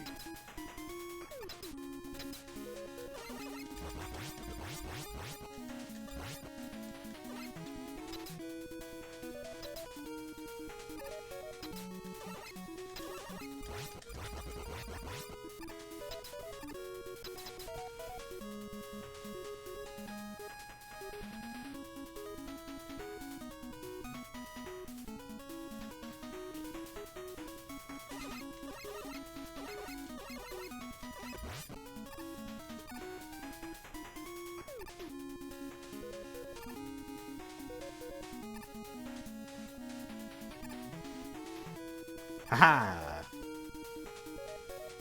Tortoise versus hare.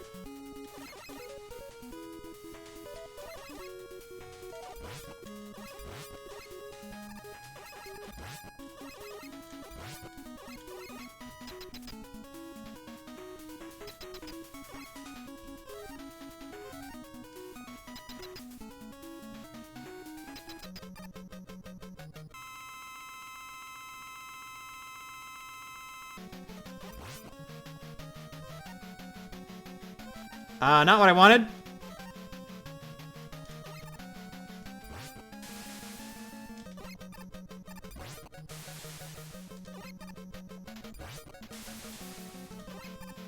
Oh my God! He was giving me mean RNG, and then I messed up, and I moved forward too quick, and then The exact moment I mess up and move forward too quick, that's when Brightman's like, alright, I'll start fighting now.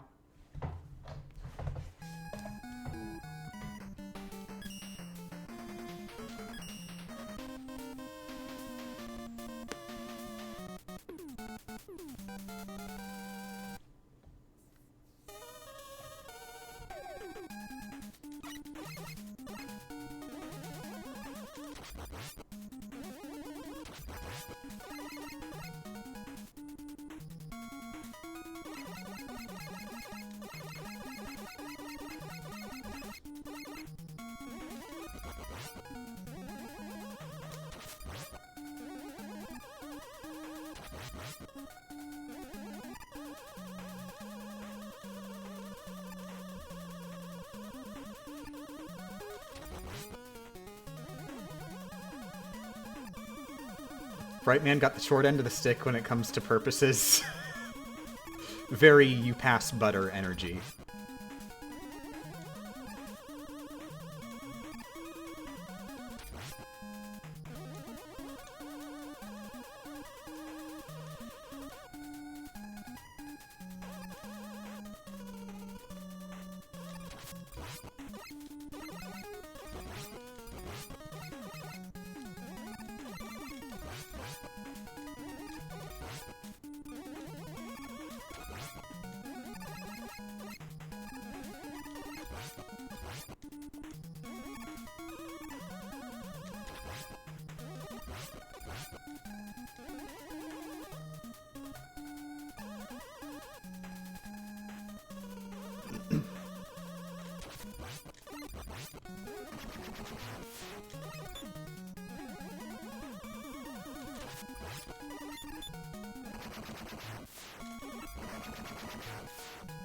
Mid-air kill.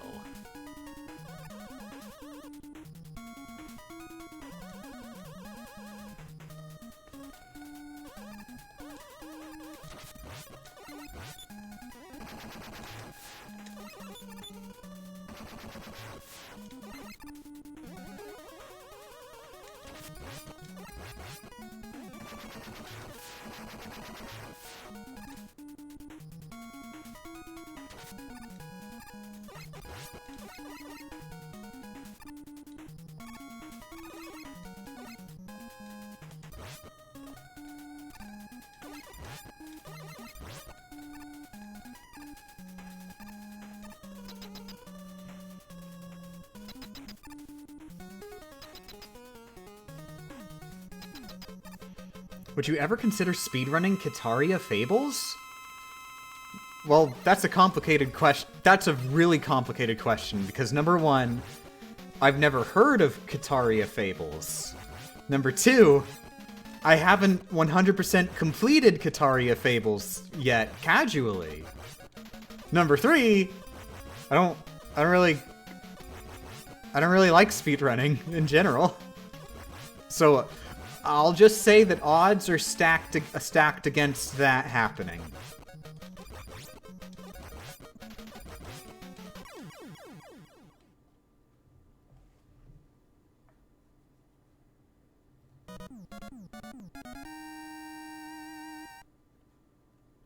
Do you dislike speedruns or just doing speedruns?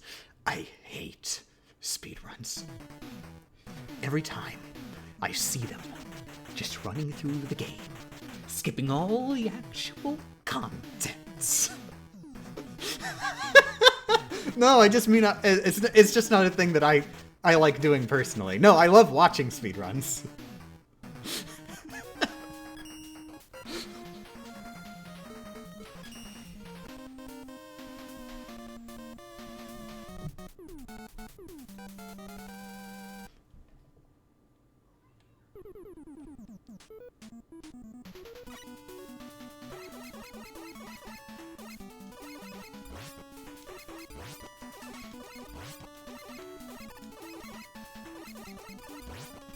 But yeah, no, it's just like speedrun. It's speedruns are just like, for me, when I play a video game, like, It's not that, like, I won't get into competition sometimes and competitive stuff. But for me, it's more about, like, you do a thing, and then you did the thing and you're done. Like, that's how I like playing games. There's a thing, and then I do it.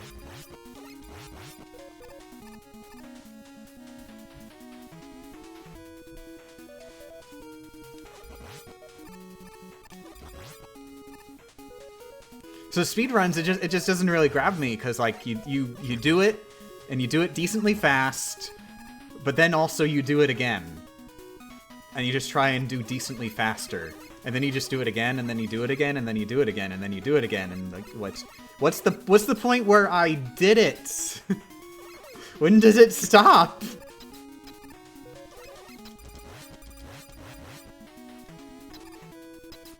Like, if I ever got into speedruns, I think it would specifically be because I'm trying to, like, actually get a good score on the leaderboard specifically. But, like, I don't know, that's a lot of time to put into one high score chart.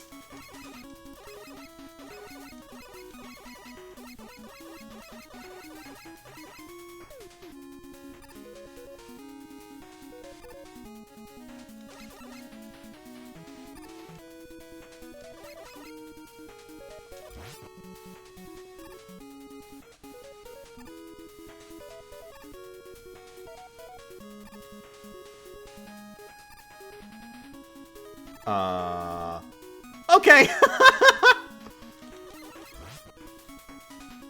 I basically just took a guess that it would be high enough to go over me. It was a bit scarier than I anticipated, but it worked.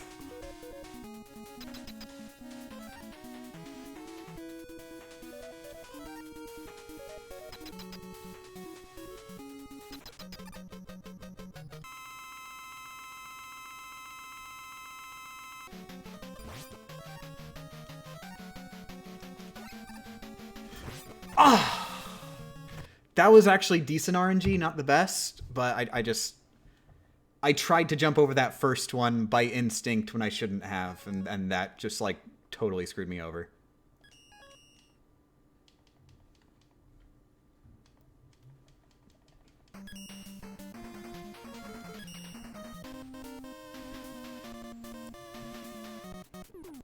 How far has she gotten so far? Farthest run, we got to Cossack Stage 1 and died against the boss there.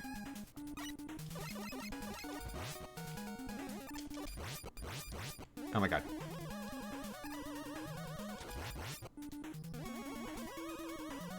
Most runs are ending in the first couple stages, because the first couple stages are actually some of the hardest in the run.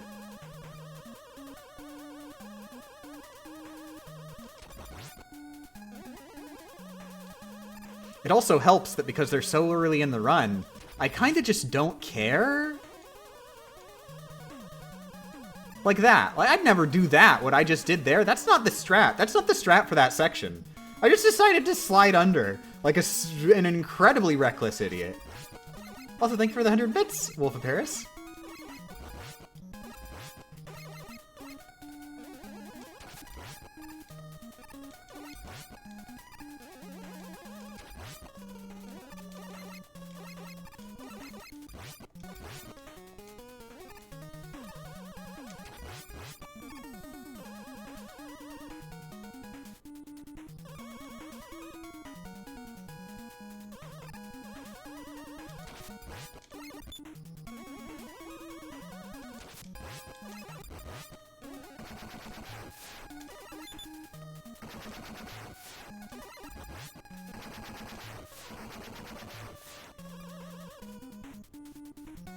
Actually playing the harder levels first?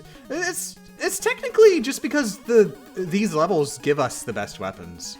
And also it's because we don't have any weapons. I'm sure the levels we do later would be a lot harder if we were not abusing the weapons that we get here.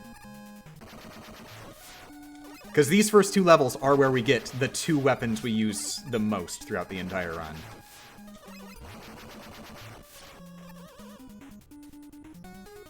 One is a screen nuke, one freezes everybody on the screen. So, like, I mean, both very, very good.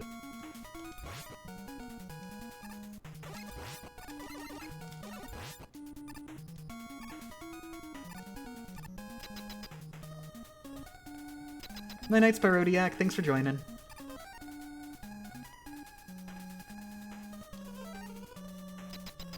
I forgot, this isn't Rockman 3, I don't need Rush Coil.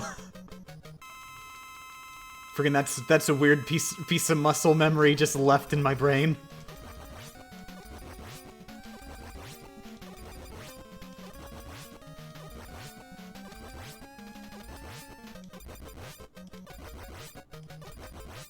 God, until the day I die, there's gonna be neurons somewhere in my brain that are just like bits and pieces of Rockman 3 Damageless strats. Rockman 3 Damageless is literally a physical piece of my body now.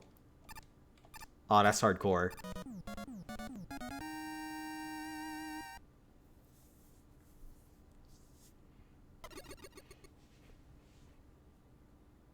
Have I played Rockman on the Game Gear? I have not played Rockman on the Game Gear yet.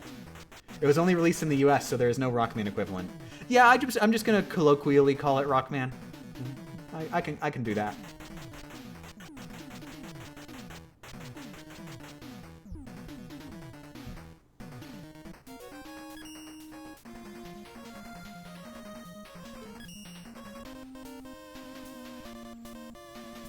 I somehow got Toadman to jump in place over and over.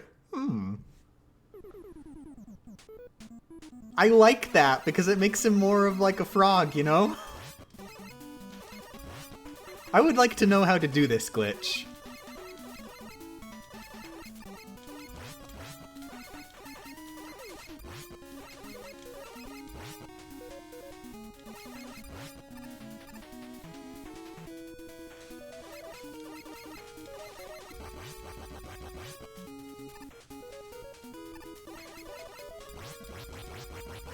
Good luck on the final boss. Final boss is actually one of the easier ones, thankfully. Like, the two things that I stress about the most in this run are Bright Man and Bright Man.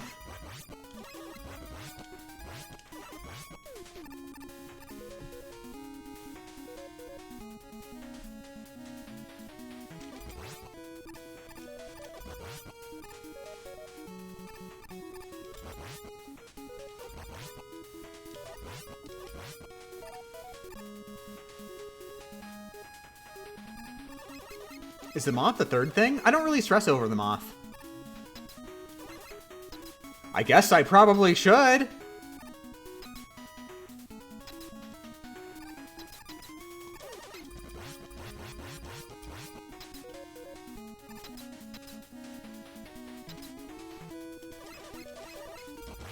I mean, I want to be clear. I stress over every single part of the game. It's just I wouldn't. The level of stress at the moth is low enough that I wouldn't call it a stress point.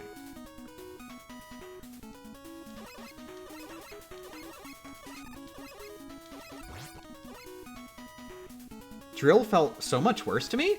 Drillman's, he started out, I think Drillman, other than Bright Man, was like the second hardest to figure out a reliable strat for. But once I figured it out, that reliable strat, it just works. And like now, Drillman is one of the easy ones.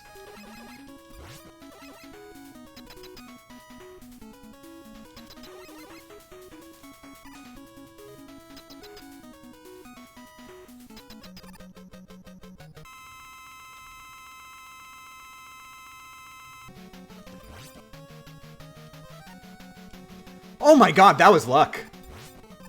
I moved away too late, but luckily he fired down instead of straight.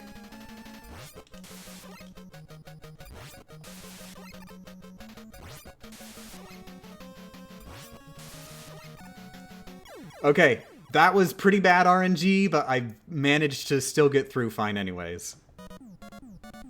Other than the one part where he shot at me but fired down, because That would have ended the run right there if he fired straight forward.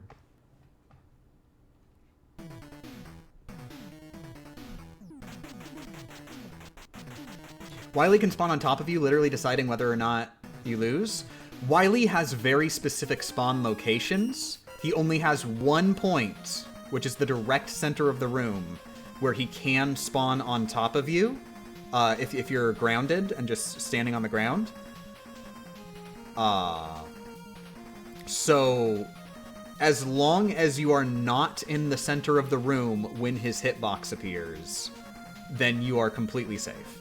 So, the strat that I use there is actually I stay in the center, watch for where the bullet is going to be fired from, and then move to the left or right side of the screen relative to how I'd want to dodge the bullet. And I have never gotten hit by Wily's capsule while doing that. So it seems that his hitbox appearing is pretty lenient. I'm not sure if it appears the moment that he actually physically appears, or a little bit earlier than that, but either way, I've still never gotten hit by the capsule hitbox.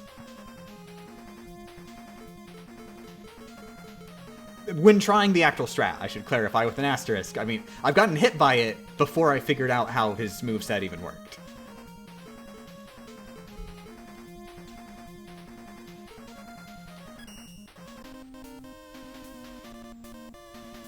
The frame the shot fully forms, his hitbox appears. The frame the shot? Wait, the frame that the bullet appears, or the frame that Wily appears?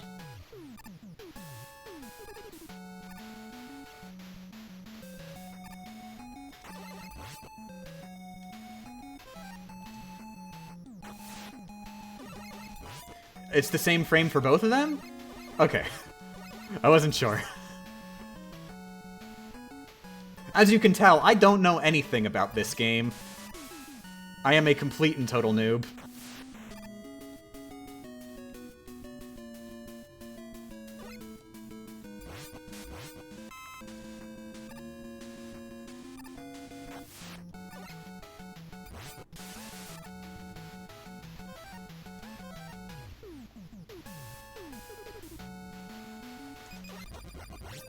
Have you played 7? Yep. I have played all the numbered titles up to 11.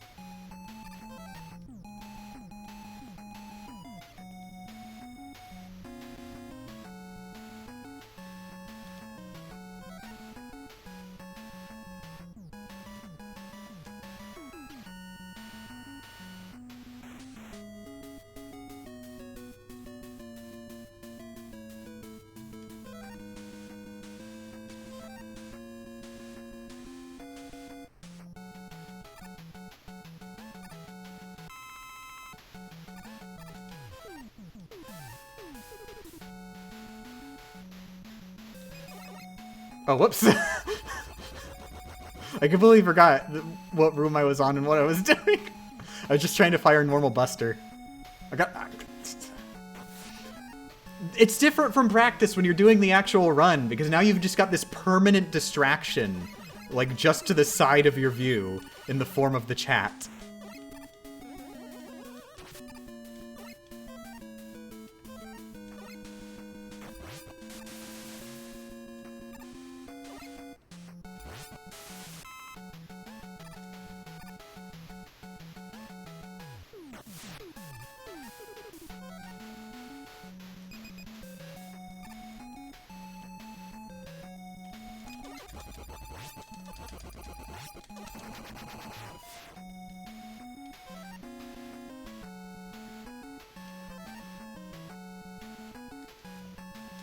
Oh no!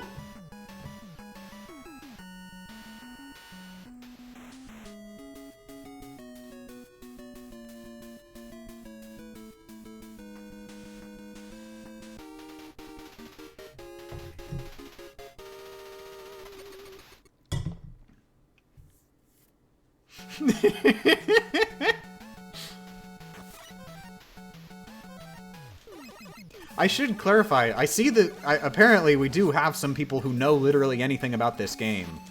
I haven't done any research. I just came up with all my strats just by doing it. So I know there's some glitches. that I don't know how to use them.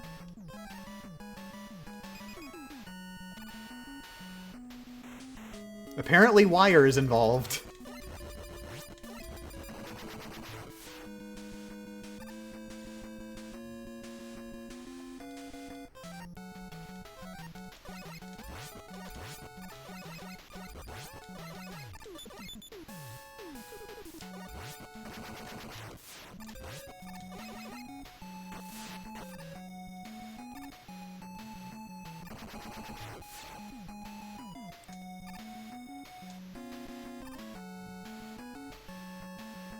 Man.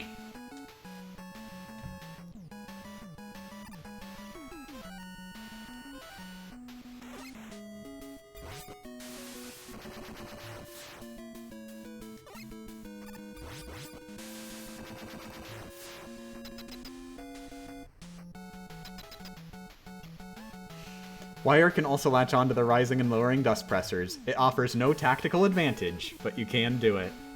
I love it. Attention to detail.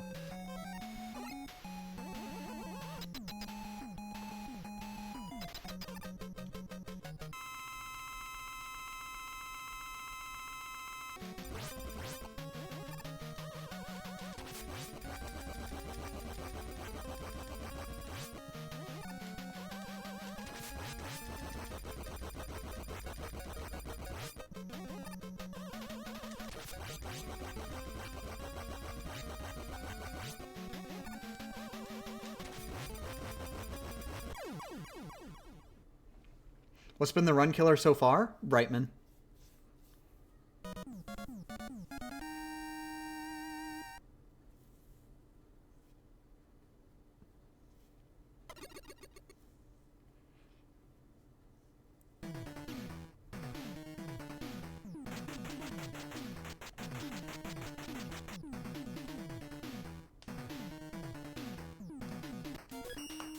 New weapon? Yeah, dive missile. We only use it on Drillman.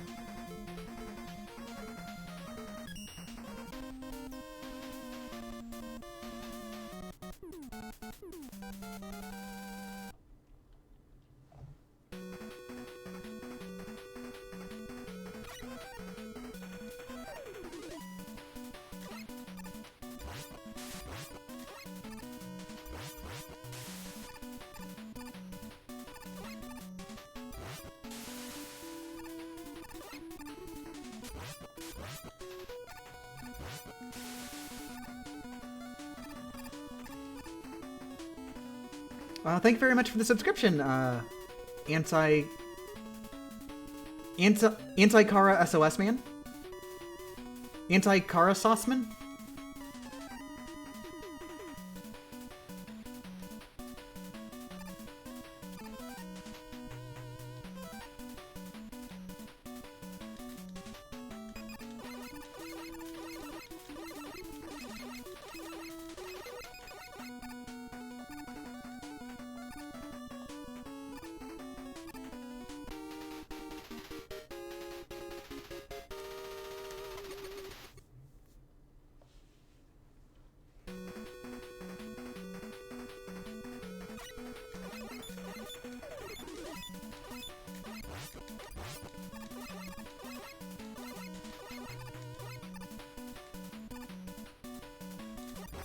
Anti-Car, a SOS man.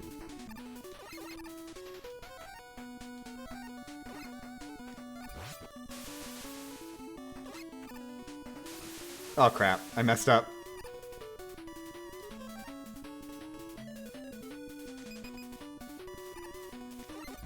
Me.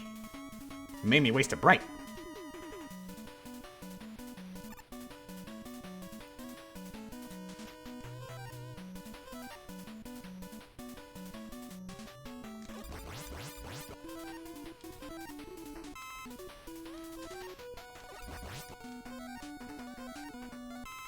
Much better.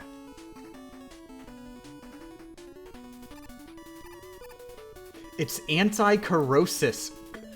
Anti-Karasos man. Karasos is Chilean slang for when you get hit in the face with a ball.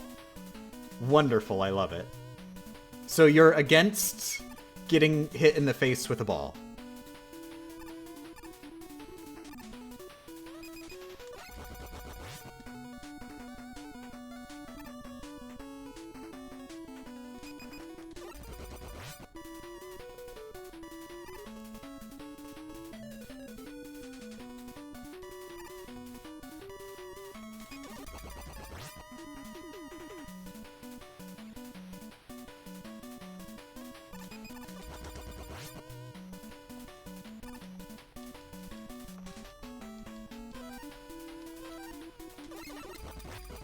So I presume this is not the strat that is used in speedruns.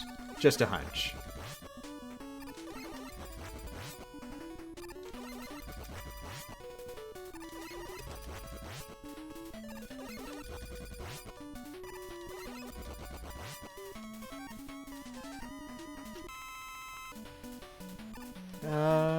Yeah, that's enough.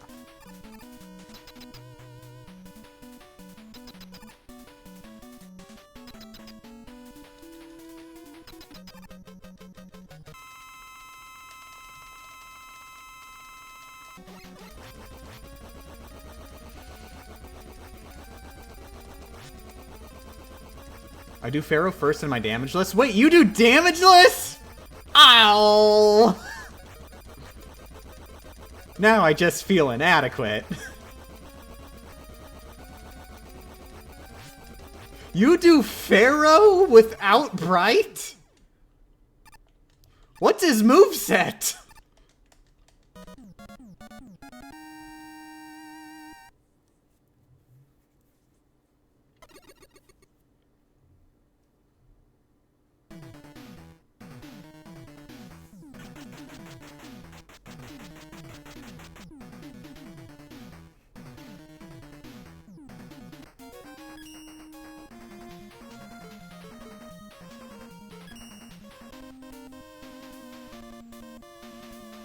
Haha, yeah, Baron Haynes suggested it when he was routing Rockman 5 Damageless.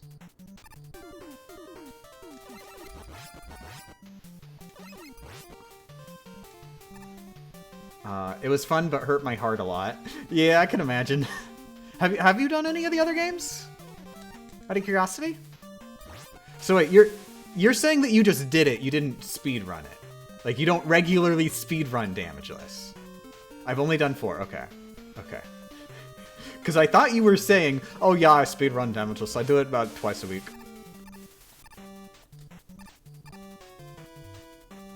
I ran a timer when I did it. Doesn't count unless you do it twice.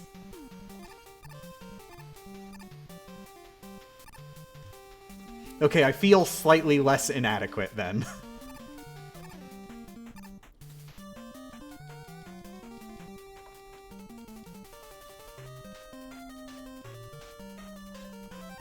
Also, good job, by the way.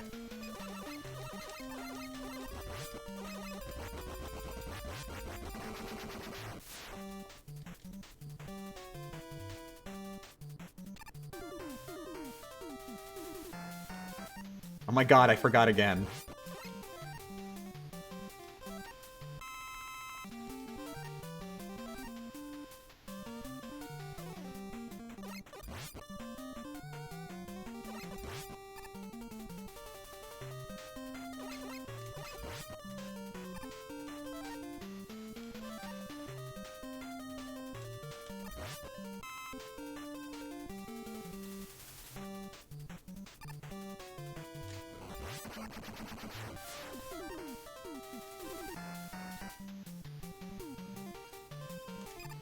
Ah, I missed it.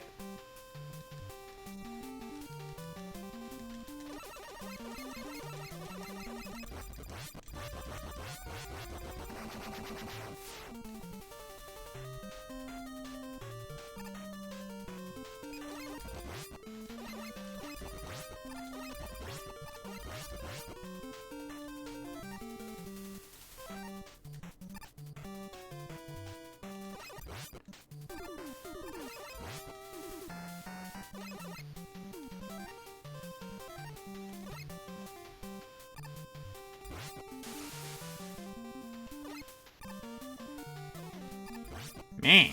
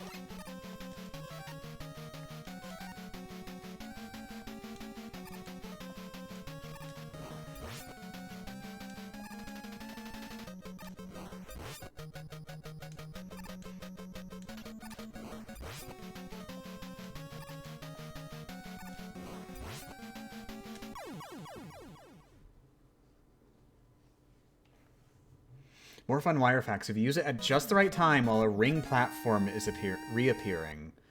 Ring platform.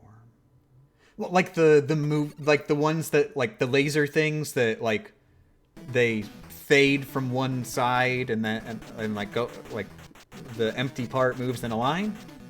Wire can latch onto the top of the rainbow / row of rings. Huh. Oh. I see what you mean. Neat.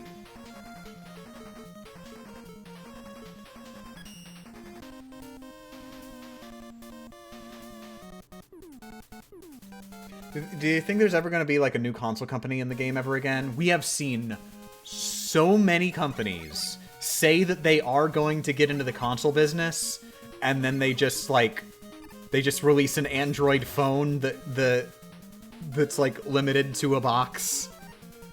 So many times. Either that or it's literally just a Windows PC that runs Steam games. So I have lost hope.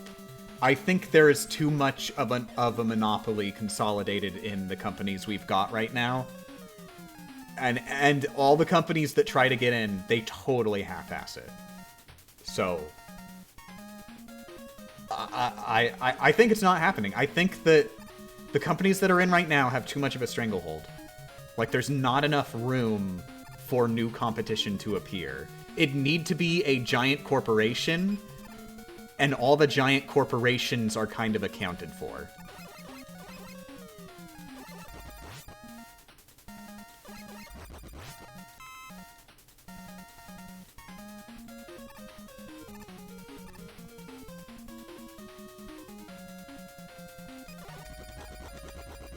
Like, at this point, the only way I see a new company entering the console business is if there's a massive takeover and, like, friggin', I don't know, Hyundai buys Nintendo.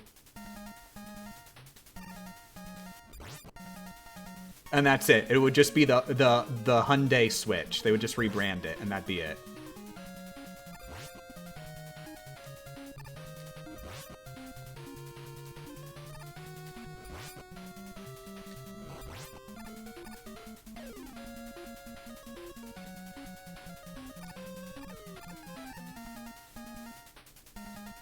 What do I need in this level? I don't think I need that much bright.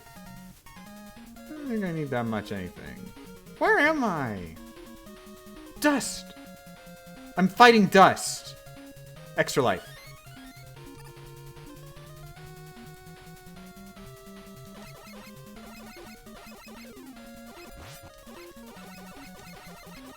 I was just thinking how cool it would be to have a new console in the mix. I mean, like, honestly, I think consoles in general kind of suck. Because, like, it's... Like, the only thing that I think is a little bit neat about consoles is that it does definitely allow for a cheaper price range than a full-on, like, gaming PC. To still be able to play games and run them decently. Oh! Ran forward too fast.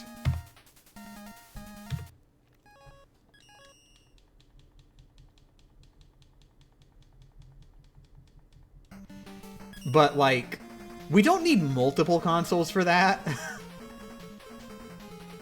that's the thing that really sucks about consoles. You get 3 different consoles. All of them are the same thing, but also there are exclusive games on them. Just a couple. Just a couple games that you are not allowed to play unless you buy all 3.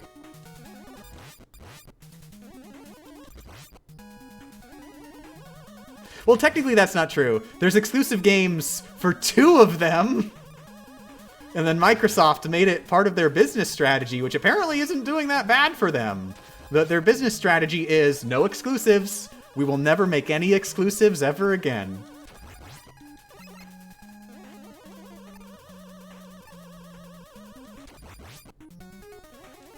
Heck, even Sony, actually. Like, they still do exclusives, but a lot of their prior exclusives are coming out on PC now. And I'm wondering if Sony's days of exclusives are numbered.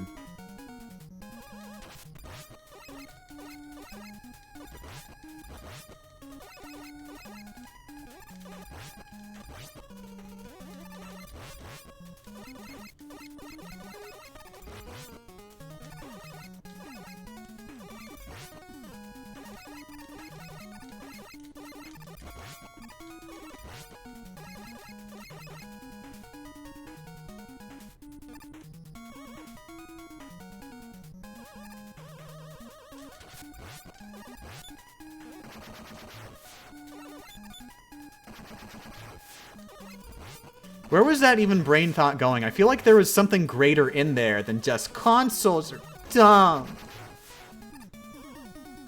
Like, I feel like I had some form of thinking in there that went beyond goo goo gaga console capitalism.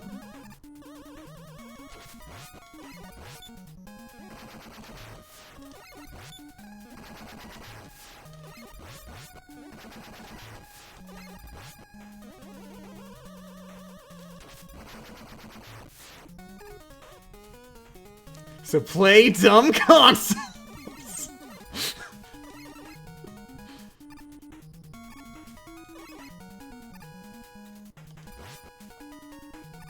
I mean, you were asked. Yeah, but I feel like I was going somewhere. But by the time I was pressing buttons playing this video game, the thought that it was connecting to has been disconnected.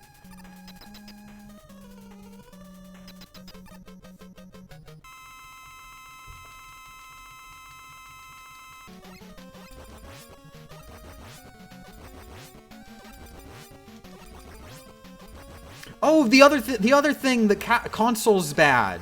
Console's bad thing. So, like, here's the thing about consoles. Sure, it's convenient and...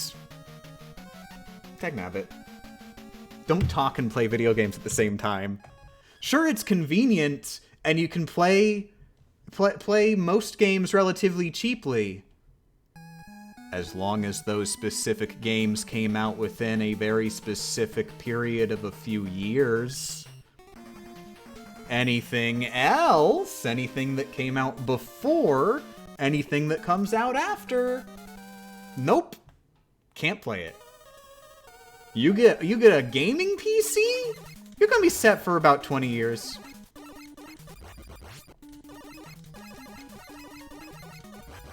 And you can play all PC games and a bunch of console games that came out before your gaming PC. You get the entire library all the way back. And then plus 20 years.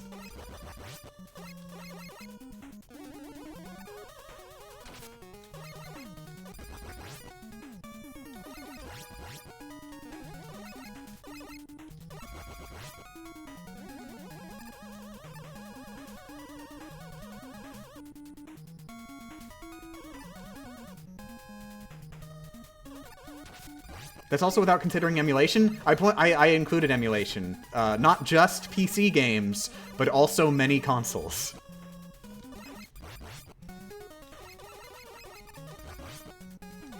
And if you're willing to sacrifice the accuracy on some of those consoles, like, you can get pretty far up there in the consoles.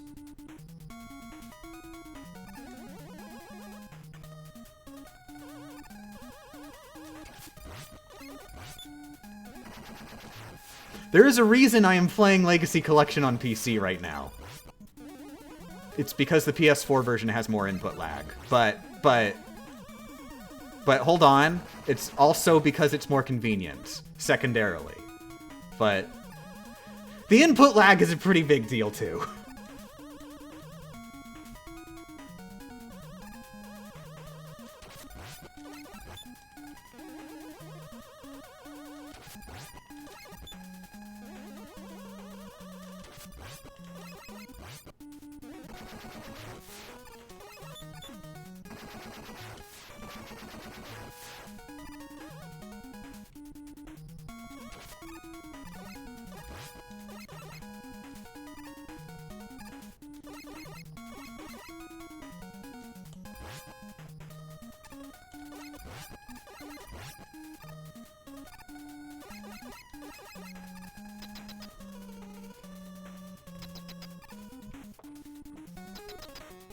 Thought you said you were done with Rockman Damageless. Yeah, I probably did at some point, and I was definitely lying. Gosh, I can't believe I lied so blatantly like that. Don't worry, I'll never lie again. Once I finish Rockman 4 Damageless, I think that's gonna be the big one where where I did it. That's gonna be the big one where I can stop and I'll be happy. I'll be happy when I beat Rockman 4 Damageless. Oh no! This started to get a little depressing, didn't it?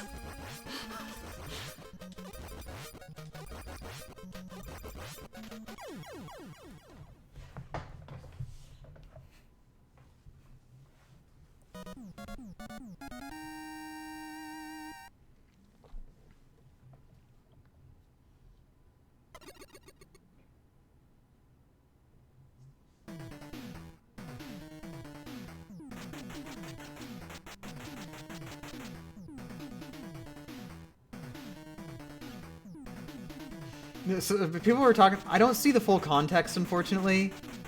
But thing is, with like having to upgrade like your graphics card and stuff, that is becoming much less of a thing nowadays.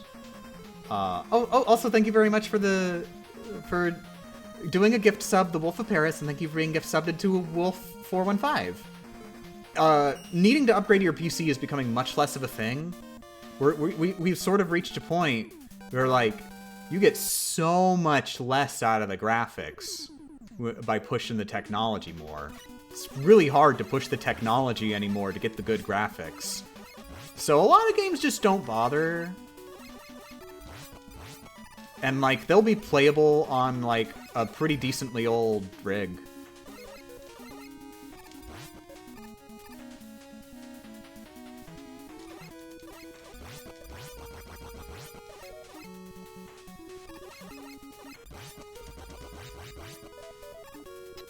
Friggin' Rebecca and I were playing Master Chief Collection. Friggin' Halo 4, that's basically an Xbox One game on my PC I got there, which that... Friggin', I think at the time that I got that PC was before Xbox One was even a thing. She's been able to run it decently fine. She does have to lower the settings a bit, but it runs perfectly fine on low settings. Except there is, like, one level in Halo 2 Anniversary which is completely broken. But only a specific level in Halo 2 Anniversary. And only if she has the Anniversary graphics turned on. Which seems more like a weird optimization issue. Because, like, the rest of the game works fine. And only Halo 2. Halo 4 works fine.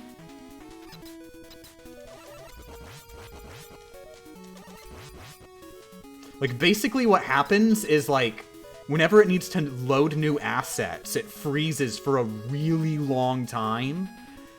And sometimes it forgets to start running again. At least that's my interpretation of what's happening. Just based on, like, it'll like freeze when she's moving into an area that seems load zone-ish. Or when she turns the anniversary graphics on in the first place. There's that really, really long time when she turns it on in the first place. In that level specifically. It takes a while no matter what, but on that level specifically, it takes even longer.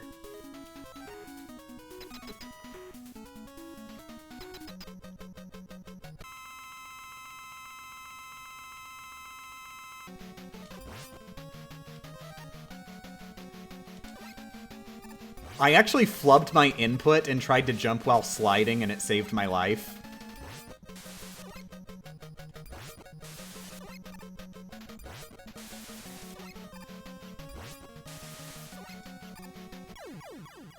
Hooray. I failed successfully.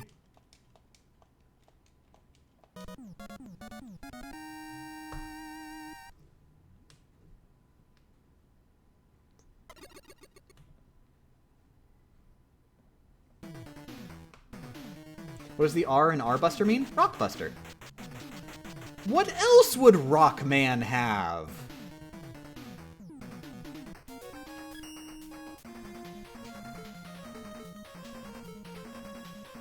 Screw it, I'm gonna go for Pharaoh first.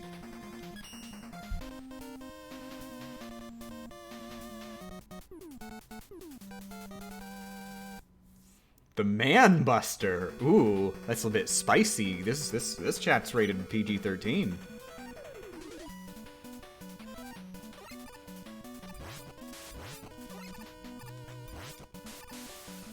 Oh my god. Well, now I have too little Toad. This throws everything off.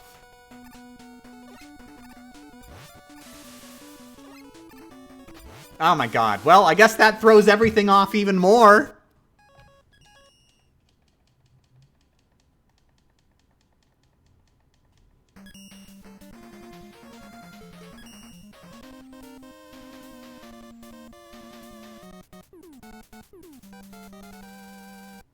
Wouldn't Pharaoh Man just be, like, just a dude?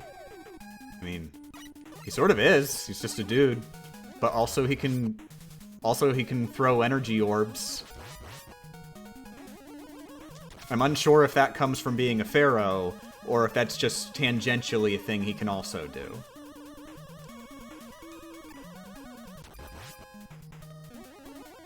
Also, he's weak to having time manipulated, which I guess makes sense, because, as we all know, let's just assume that Pharaoh Man is also a mummy, because, like, I mean, that's what most people would probably think of when they think of pharaohs, as mummified pharaohs. And, well, mummies, notoriously, are really, really old. So you manipulate the time around them, and, like, probably don't like that.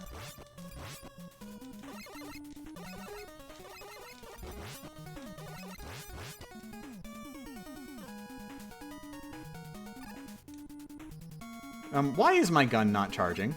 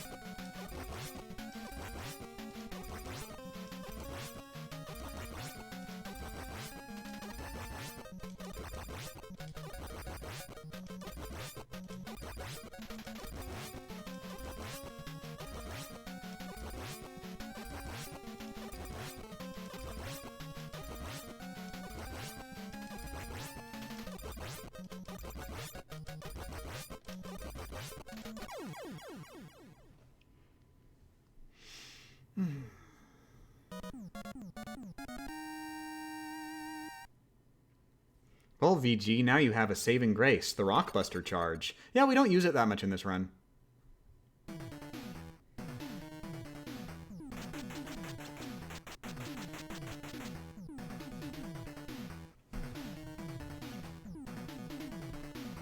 How much more pain is Rockman 4 going to be than Rockman 3? 3 would be much harder than 4 IMO. Oh, don't worry. It's not just your IMO. It's not just It's not just IYO. It's not just IYO.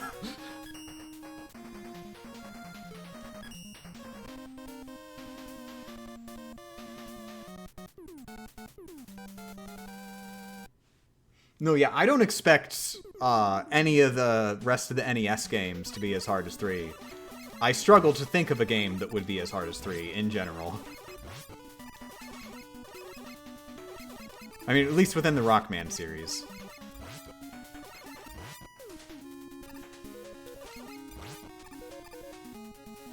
Although I imagine some of those X games would probably get ridiculous.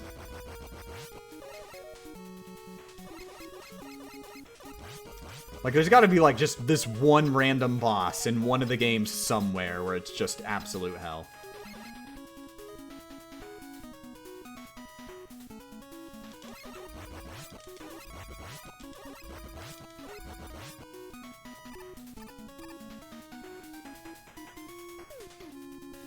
Is Rush as OP as in 3? Not really. We still get use out of him, but nowhere near as, like, cheesy stuff. However, the items make a return. There's item number W and item number B. We use item number B a lot. I wouldn't say that item number B is, like, OP, but it's very, very useful.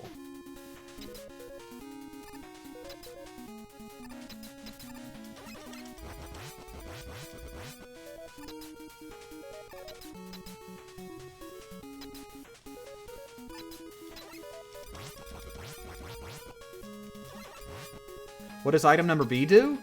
If it lasts long enough, you'll see.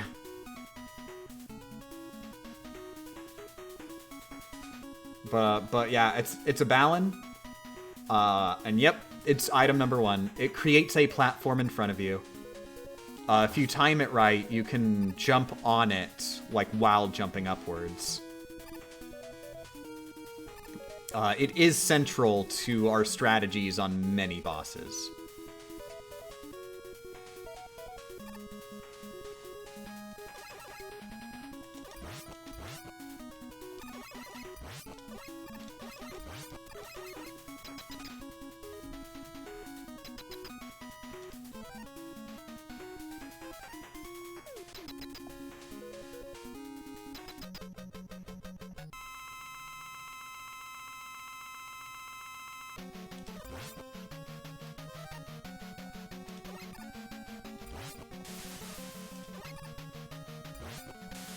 Could you not?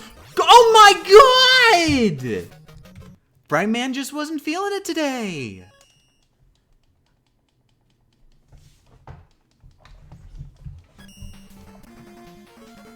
Every time I do it right, he's like, nah, I'm not shooting ya. But then, the moment I'm even slightly off, oh, it's murder season, isn't it?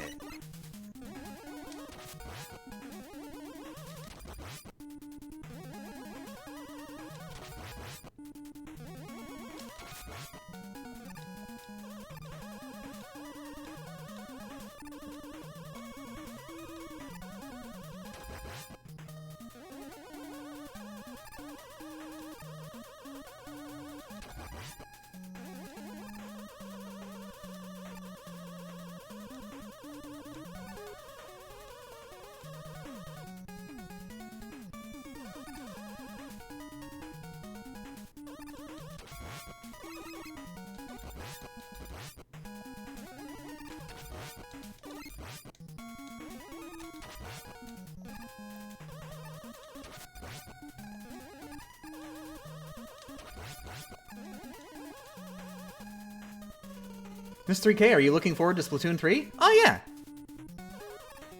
I can't say I'm, like, as super-duper hyped as I was for Splatoon 2 or... God, Splatoon 1. Splatoon 1, friggin'... I have not been as hyped for a game as I was for Splatoon 1 back when that came out in a very long time. I mean, I guess the amount of time was when Splatoon 1 came out. But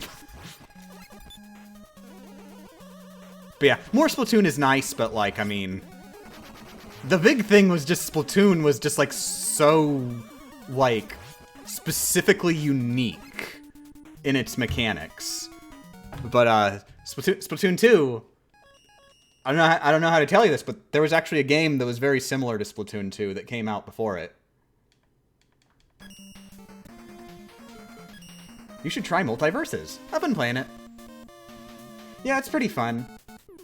I feel gross every time I play it, and I wish I didn't have to feel gross every time I play it. But I mean, I guess that's my punishment for existing in society.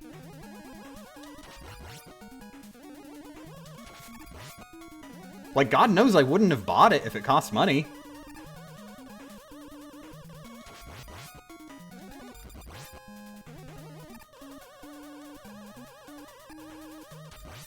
But I mean, that's mostly because I honestly don't think it's worth that much money, and they definitely would have overpriced it if they did ask money for it. I mean, they're asking money for it. It's just they're asking for $200. Base price. They'll add more later. What's unethical about Multiverses? It's like a totally horrific Skinner box that is specifically designed to convince people to give up on playing the game and just spend money instead of playing it. Like, to grind you down to the point that you, like, give them money reluctantly. Which is gross on its own. And then there's the added context that the entirety of the game's identity is billionaires bragging about stuff they didn't make but you can't have. Because it's theirs. Legally, for some reason.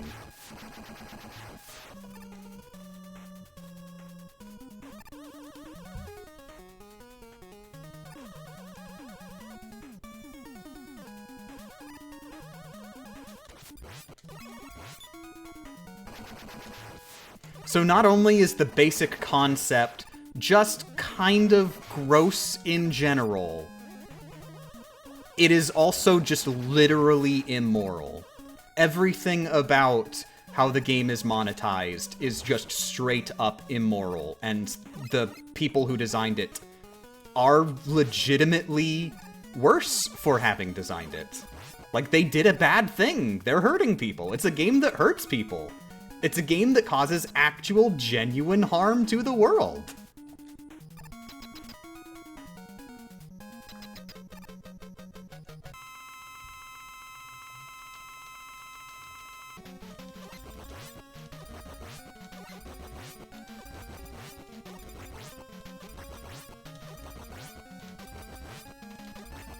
I just got here, but I already know you're talking about Multiverses. Yeah. But then, all of that said, it's a fun Smash clone.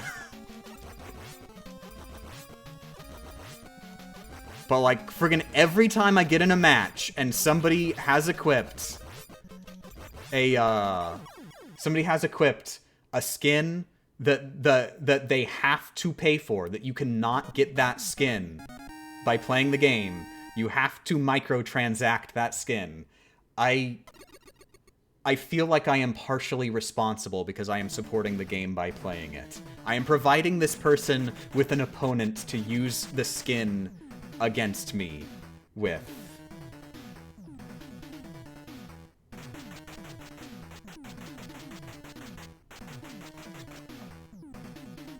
There are no unethical video games under capital... Wait. No, wait! The other way around! Dang it! There are no unethical video games! What was I even talking about? Multiverses is incredible!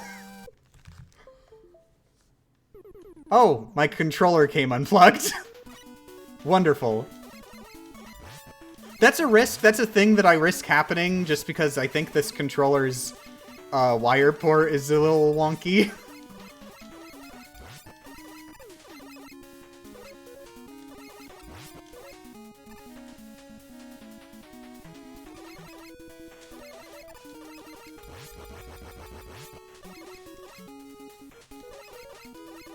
Is it an EA game? I mean, it's just sort of Warner Brothers.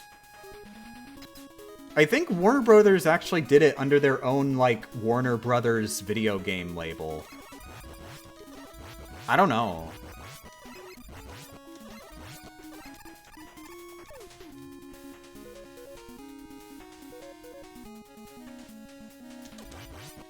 I have no issue with microtransaction cosmetics. I think I'd be fine with it more if you could buy everything for, like, a price that you pay, and then when you do it, you have everything in the game automatically, and when they release new content, then you just get it because you bought it. You bought the game. I would probably actually genuinely buy Multiverses if they did it like that. Instead, $200-something base price, and they are going to add more to pay for later. That's... ooh. I think this game would be a tough sell at $30.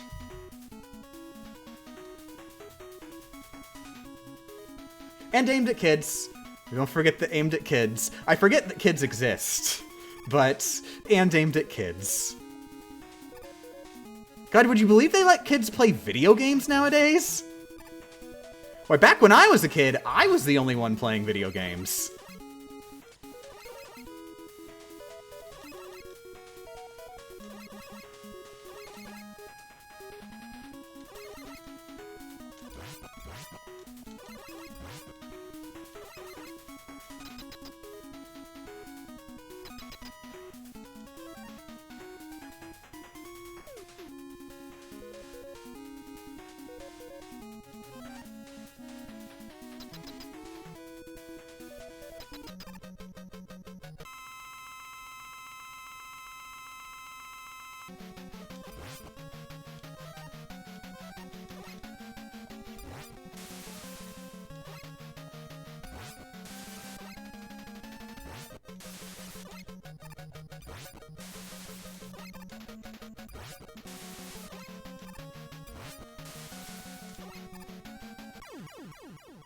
No game needs more than two kinds of currency, one that you get for playing, and the one you get with money. Counter-argument. How about you just have money that's money, and then there can be like some game currency that's in the video game. And how about we just not do anything else? How about we not have money that you convert into game money? Because that's weird. How about just money?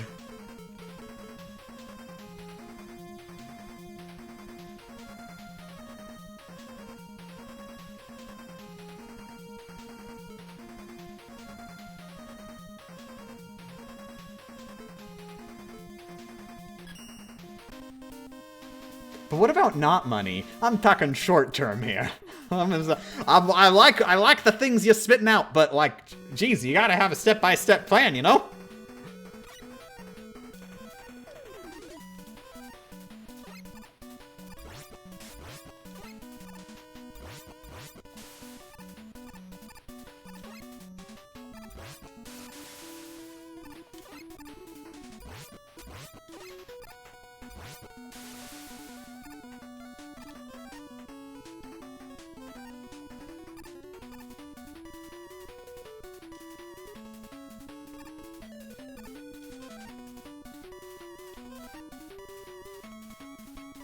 I'm sure the CEOs would like that. You know, probably would. If we're gonna CEO is listening to this stream and they're like, just money? You mean I don't have to make the video game? I like the sound of that.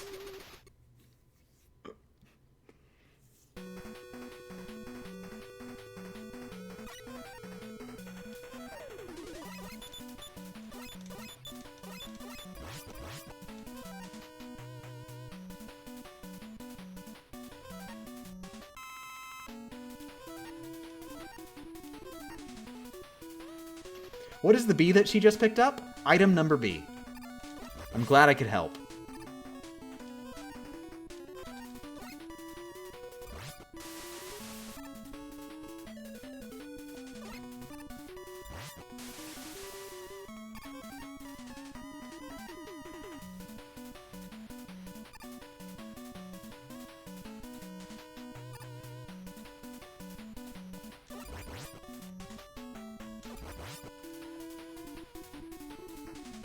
Wait, I'm full on bright. There'd be no point. Whoops.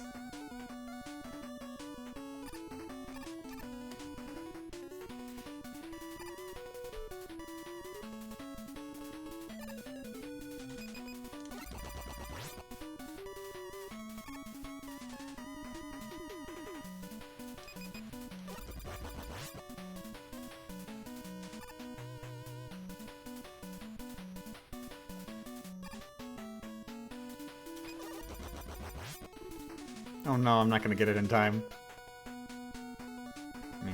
I didn't want to risk it by, like, running forward when the platform might shoot at me or something.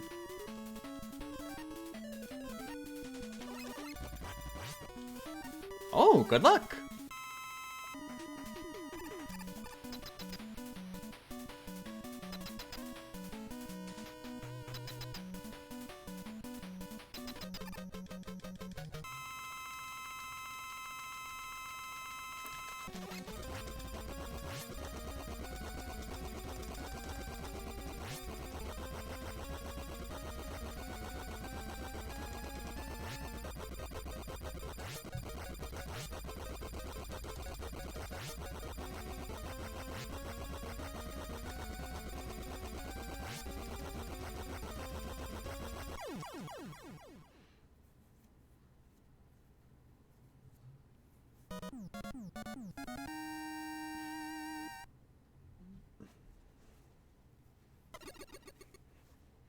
I'm guessing this ability is crucial to the run? Yes, item number B we will be using a lot.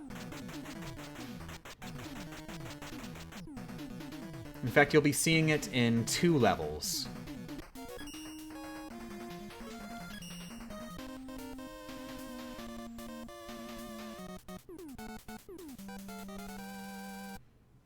Are you looking forward to the Battle Network collection? Not really. I was just gonna emulate them anyway. And I'm still just gonna emulate them anyway. Like, we know that the only achievements they're gonna have is gonna be 1 achievement for beating each game, right? That's been the standard so far.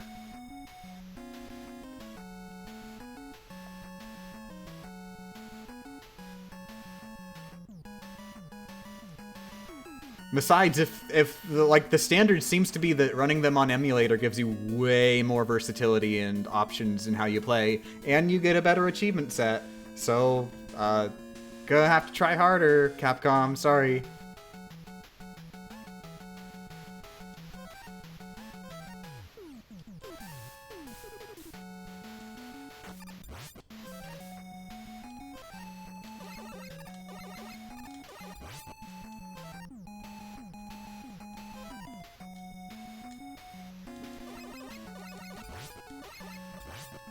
What's the deal with Battle Network? Is it just a spin-off series? Basically, it's sort of a... It's structured like a JRPG, with random battles and the like.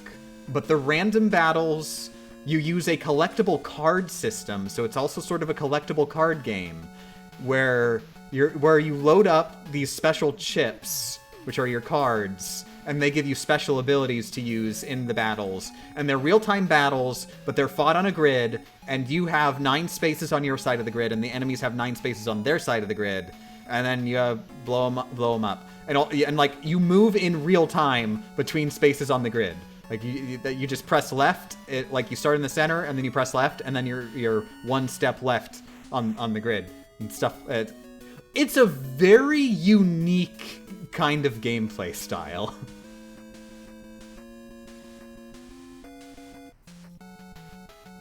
What was I doing? I was playing Rockman 4? Jesus, was I trying to beat this without getting hit?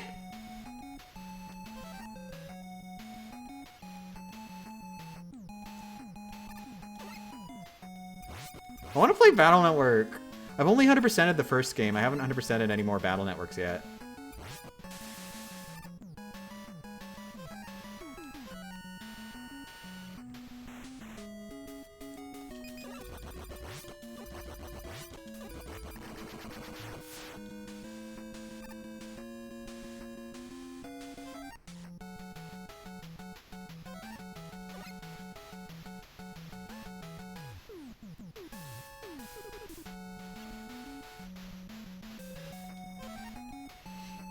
I read an article that said anti-piracy PSA/advertisements actually make people more likely to pirate. Yeah, well, I read an article that said that people telling people about articles that said anti-piracy PSA/advertisements actually make people more likely to pirate actually make people less likely to pirate.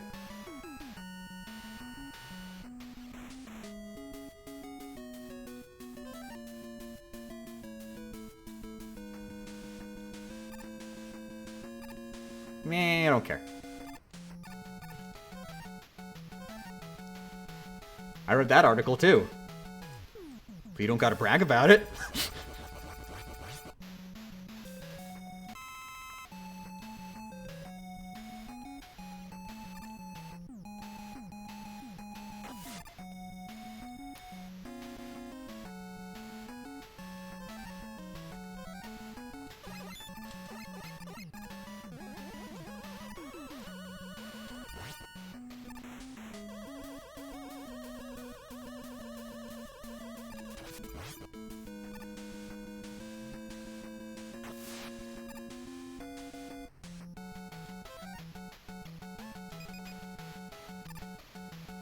Is there a reason you have to slide into it?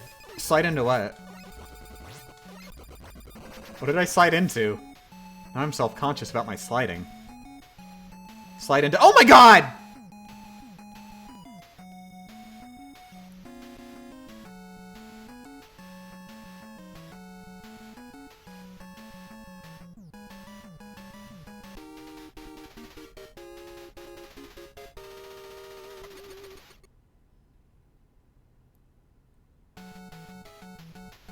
Whoa, I can get stuff for free without those dumb anti-piracy warnings? The funnest thing is when you're booting up a game in an emulator and it's telling you piracy is a serious felony crime and you will go to thousand jails if you are caught pirating video games. And I'm like, it's a good thing I ripped this game legally from my own copy and am doing nothing illegal, is what I say in that situation.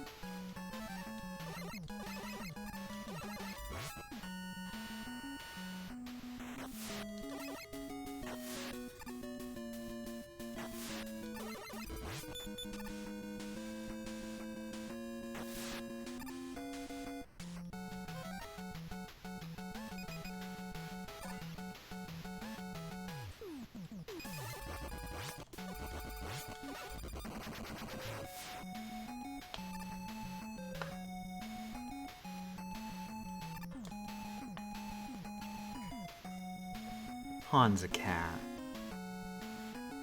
Hard to believe Han's a cat.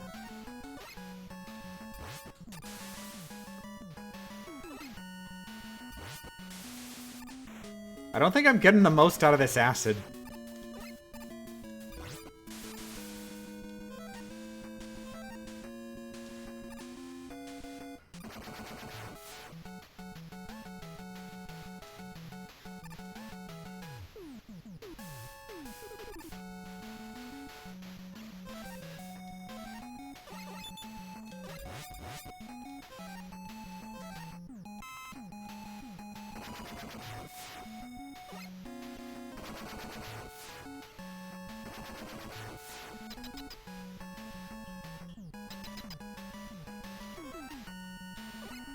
You wouldn't download a car unless you're in the Matrix. I'm so sad I never got to play Matrix Online. Like, the years it was around, it wasn't really the time for me to be into the Matrix that much, and I didn't really have a good computer at the time either. And by the time I was like, all right, this is it. I'm gonna go play The Matrix Online. It doesn't exist anymore. Apparently, people like they had like they still had copies of the game, and they made it so that you can walk around the game world, but you can't do anything in it. So there's that. But I feel like that doesn't count as playing the video game.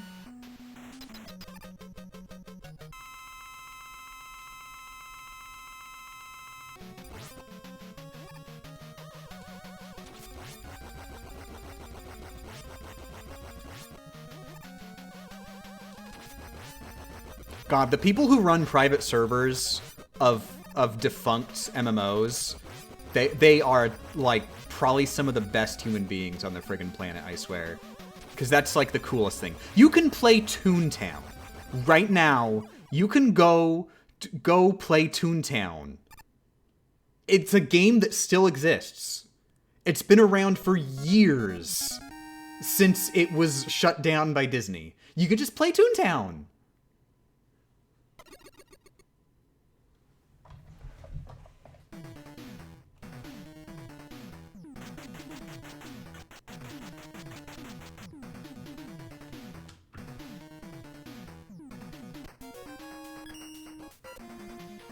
I bet there's a fan server for Matrix Online.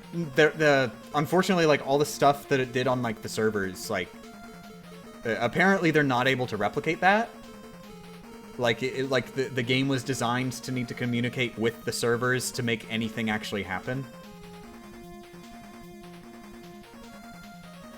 So like I said, people have gotten it so that you can walk around the game world, but that's it. All of the actual gameplay is not there anymore. Because that was all server dependent.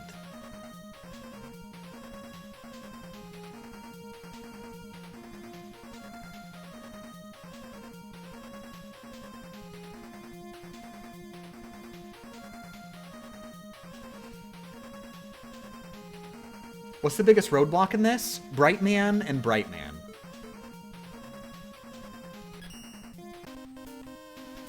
Oh, Han's staring at me. Such a good boy. Such a good boy, Han. I love you. It did it again! It did the thing where it fired down instead! I wonder if the reason why I never saw that in practice is because in practice I just made a save state. So whatever it is that would change where it fires the bullets was never changing.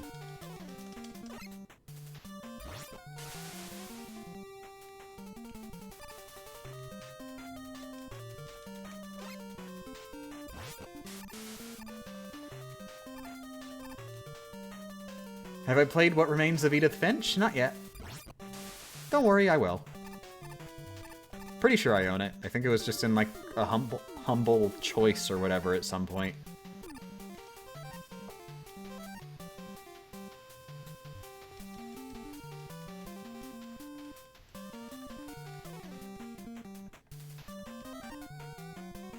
Might just be a frame count thing? I don't think so, because the way those enemies work is that they aim their turret at you and fire their turret at you, specifically. So my running theory is that the player's, like, current position is, like, tracked from somewhere previously, and it's just not updated yet. And it doesn't update until Rockman actually, like, spawns in. And so that turret is trying to aim at Rockman's registered position, which is not where he's going to spawn.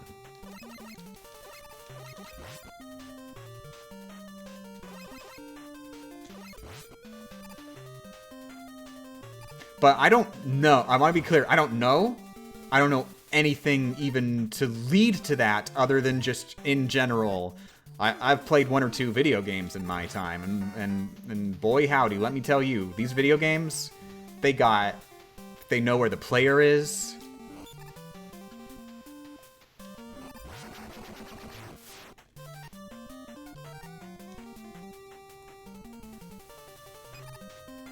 Yeah.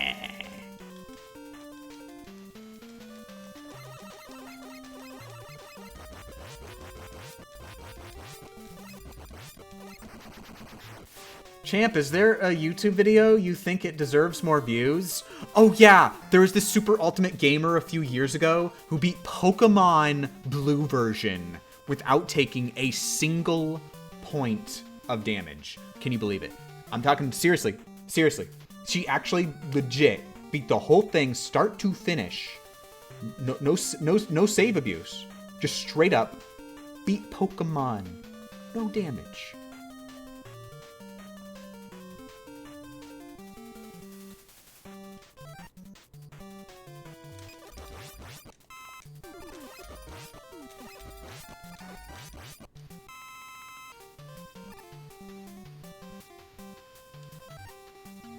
That's Picaspri, right? At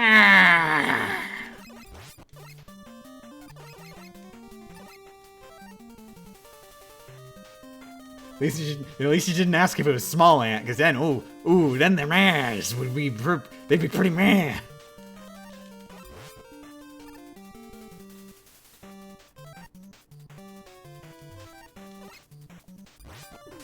Hi, small ant, if you're watching. I love you.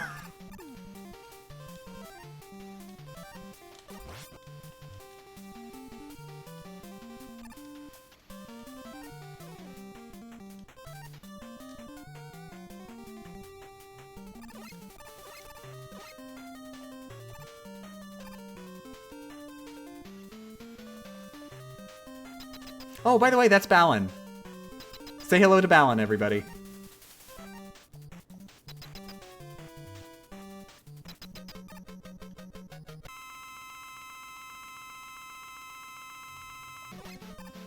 You can't @ small ant by just saying @ small ant. I'm pretty sure his official name is Small Ant 1. I don't know why his official name is Small Ant 1, but this is the world we live in.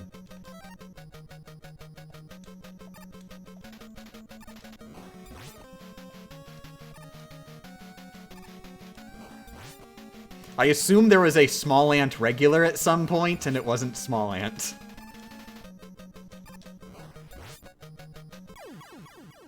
And so Small Ant, when faced with the decision, do I keep my name, or just like add a 1 to the end? Well, Small Ant made that decision. Me, I add a 3000 at the end, because I was gonna say because I'm original, but I stole that from my mom. Nothing about my name is original. I stole it all from my mom.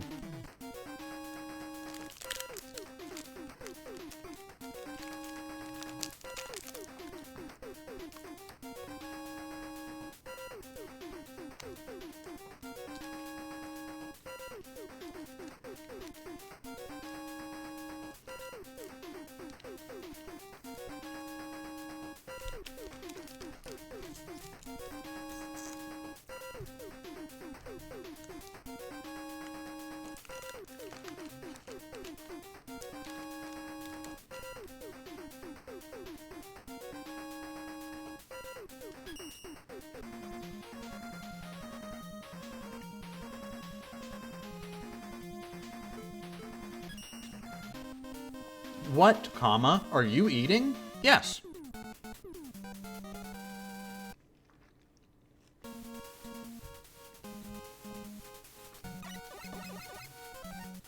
I remember this time.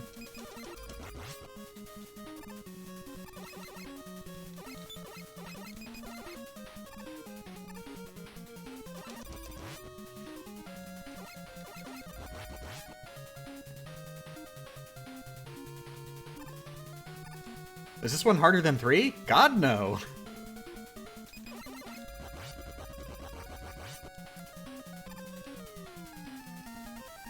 Nah, I'm out of that hell. This is a more chill level of hell. You know, after you get through the first three layers of hell, like it's like, oh, okay. The next couple sins are actually like the really minor ones. We don't really want to rub these ones in very much. Like, friggin' like, no big deal.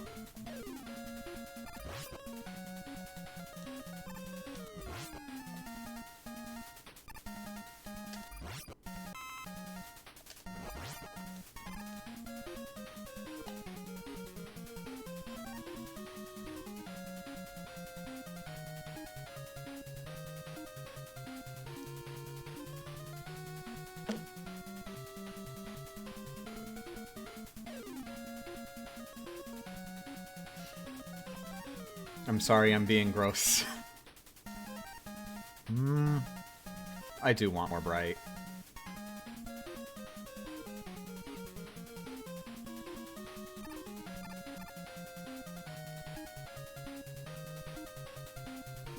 Looks like having a time stop ability makes this way less stressful than the last 3. I mean, keep in mind, we had Flashman in 2. Wait, in 2? Yes, Flashman was in 2. It's just he was also in 3. You just didn't get his weapon. That's why I was confused. But this one's just way better because you can shoot during it.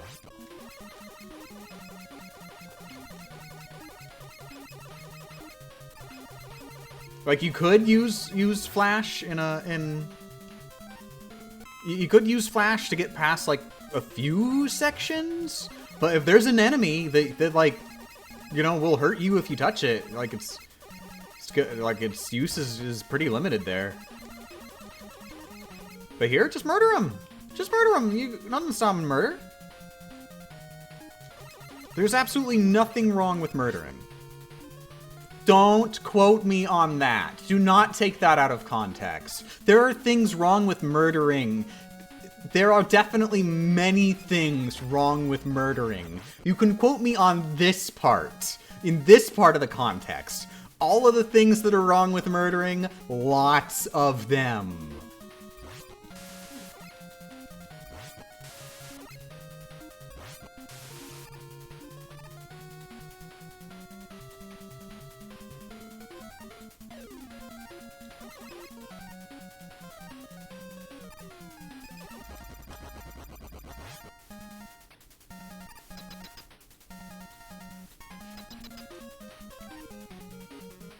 I'm just gonna lead with Balin because it always seems risky to go for the first hit.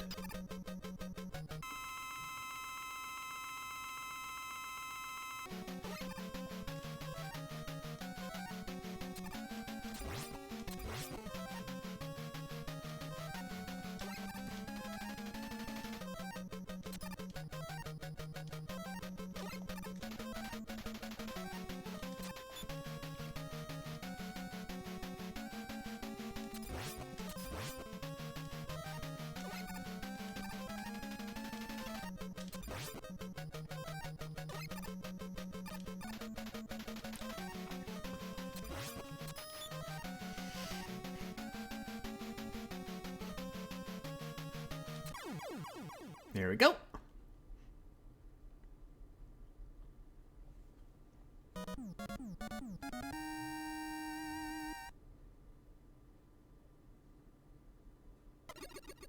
What are you playing this on? This is Legacy Collection on Steam.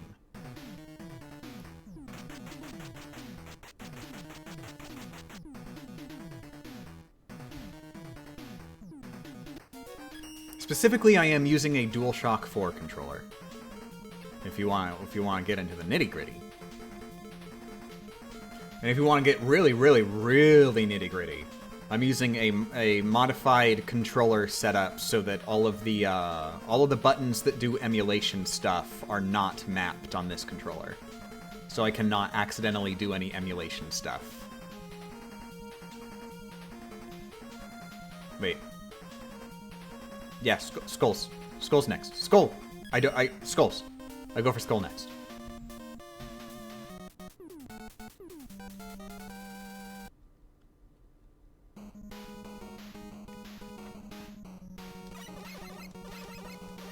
Technically, I guess I could go for either. It wouldn't really matter if I went for skull or drill next.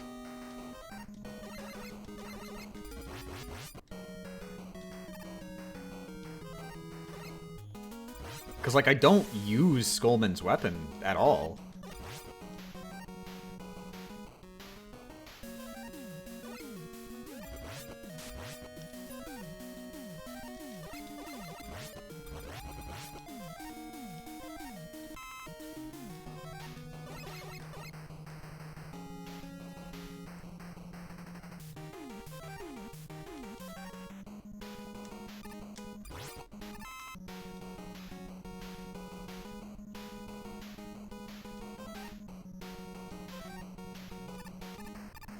Yeah, there was a brief moment where I was super... That's not what I wanted to use here. There was a brief moment when I was really excited to use Skull in the Brightman fight, actually. I was thinking, oh, if I use Skull here, that'll give me more time to stay close to Bright. In case, like, he shoots, like, if he's gonna shoot at me. But then I sort of realized that it just sort of throws an unnecessary wrench into, like, the whole thing that I'm doing. And it slows me down from running away from him, which also sort of destroys the point.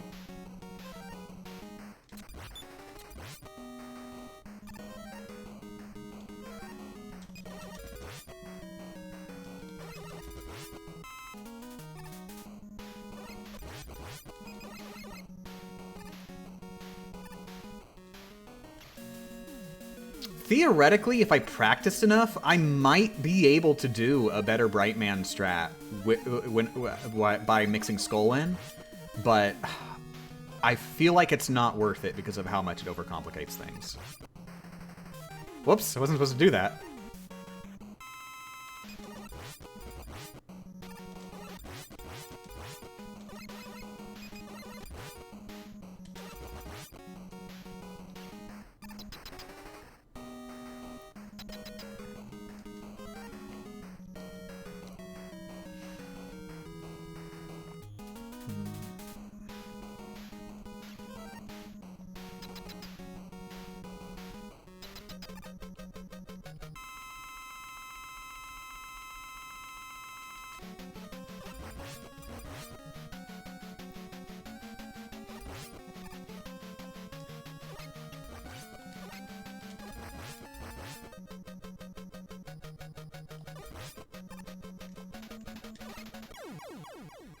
Why are you doing this to yourself, question mark? Girly, question mark? Yeah, I'm doing this because I'm girly. This is really just like, you know, one of the it's one of those whatchamacalls. The rite of passages or whatever. You gotta beat Rockman 4 Damageless. You gotta beat all the Rockman Damageless games. And that's how you can prove that you are truly girly.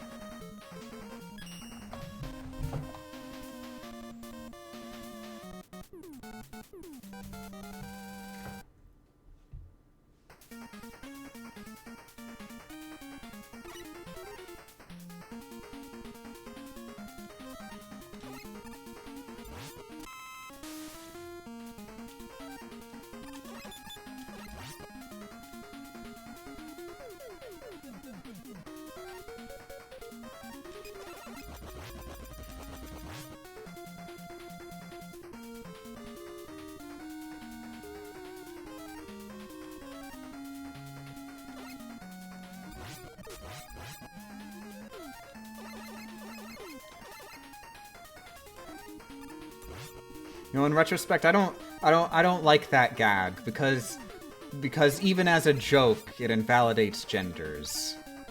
I'm sorry, you're all girls. You don't have to beat Rockman Damageless to be a girl. I mean, I guess. Okay, you're not all girls. I mean, I'm pretty sure that a lot of you are girls. A lot of you are all other kinds of non-girls.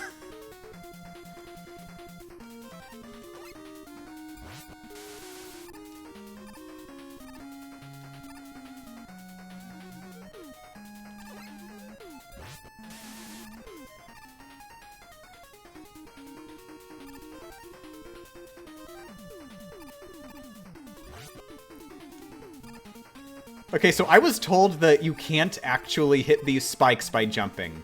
I was told this. Somebody said it's a fact. We are 8 levels into this run. I am going to test this. I'm going to test if you can actually legitimately just hold the jump button and not hit the spikes. And I am gonna be something fierce if I end up hitting these spikes. Oh. Okay, good to know. Thank you, whoever it was. I'm glad you weren't lying.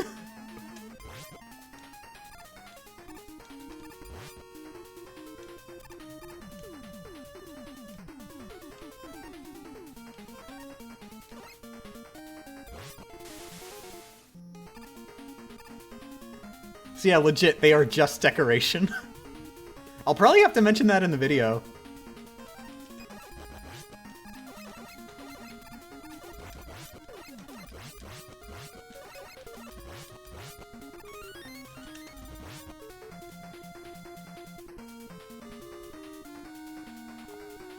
Is Pharaoh Shot the metal blade of this run? Not really. I'd say that a combination of acid and bright are the metal blades of this run. Like, both of them combined are, like, super good.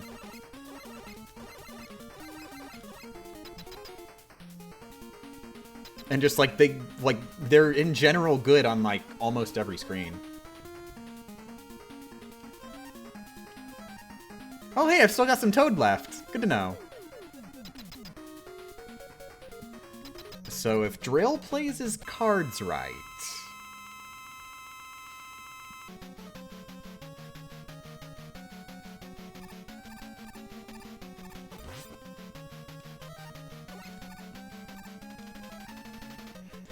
I messed up and moved too early.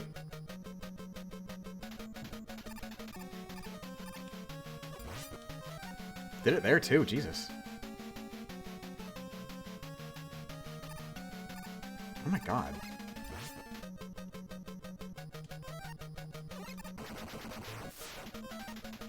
Oh!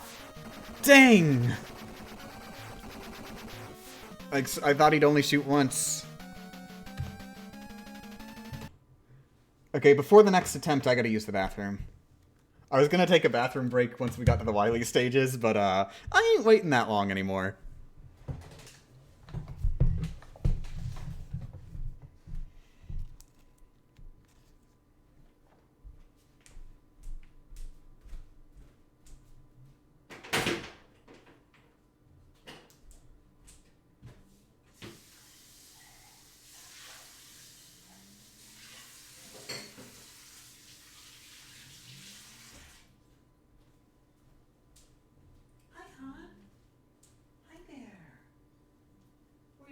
Say hi to me?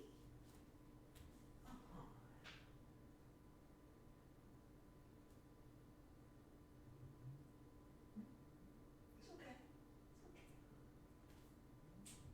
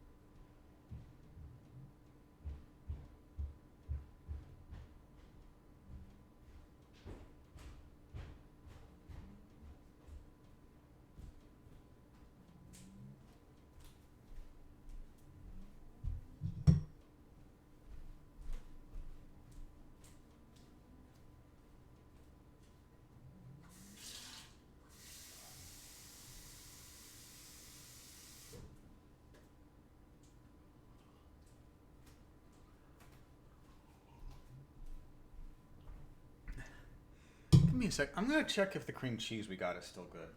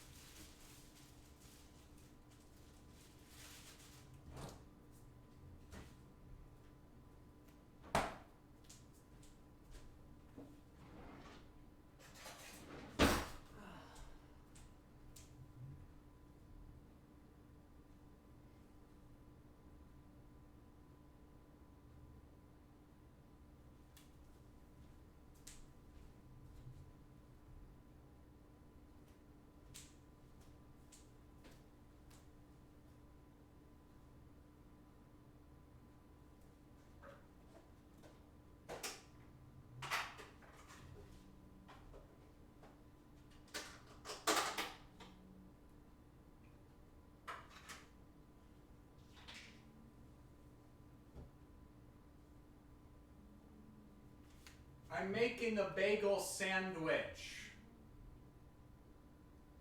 I'm sorry, I'm hungry.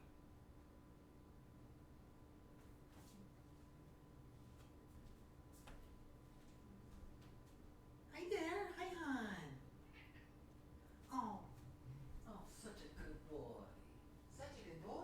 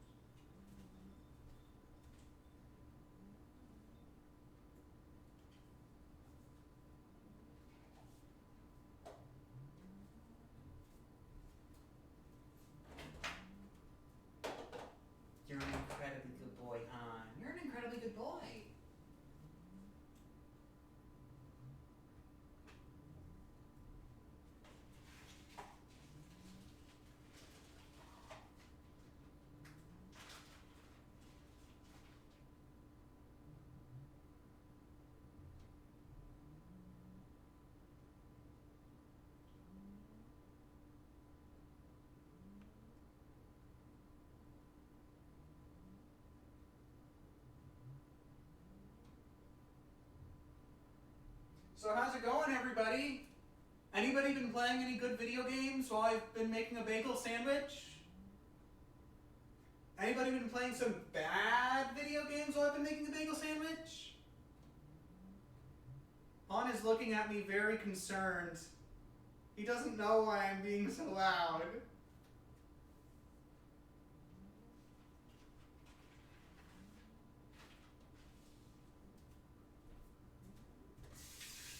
Don't worry, hon.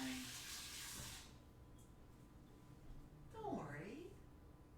I'm just making a bagel sandwich.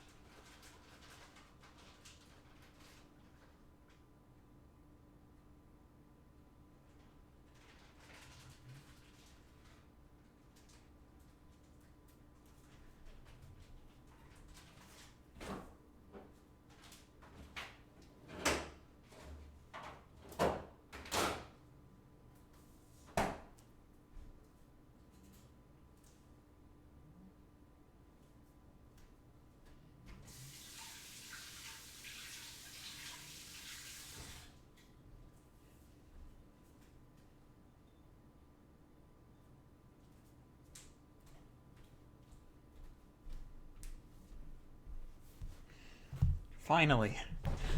After all these years. It's a bagel sandwich. It's a blueberry bagel. It has tofurkey on it. And cream cheese, but like the cheese in is in quotation marks. And avocado and tomato. And cheese. Regular actual cheese this time.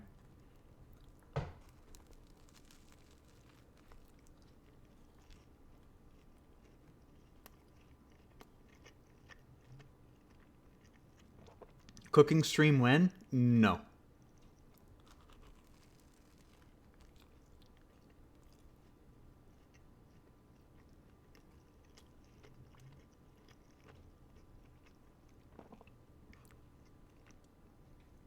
Such outlandishly good bagel sandwich that just gonna absorb all its energy.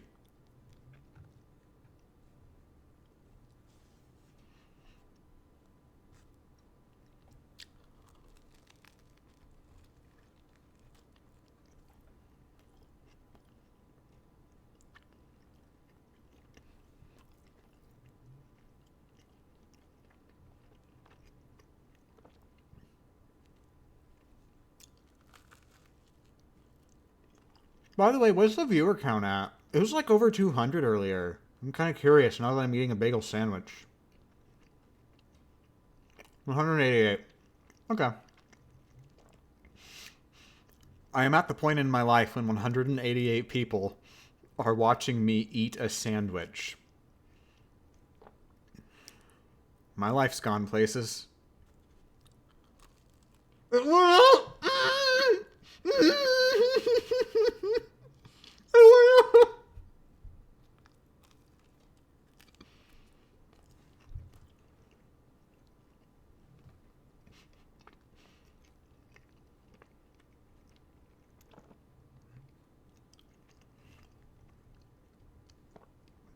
Technically, we're only hearing you. We're listening to you eat a sandwich.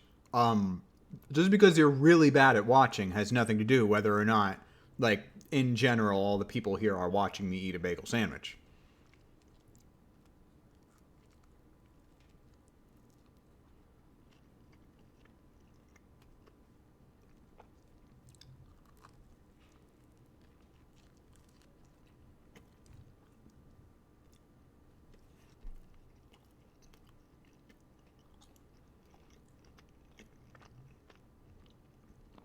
I'm sorry, Babla. I can't give you a bite, not because I don't think you're a super cool person who deserves a bagel bite. It's just that it would be very difficult for me to tear off a piece of this bagel to give to you because of the way it's constructed. And I don't think it would be sanitary for you to actually like bite into it. We gotta keep in mind all the germs and such.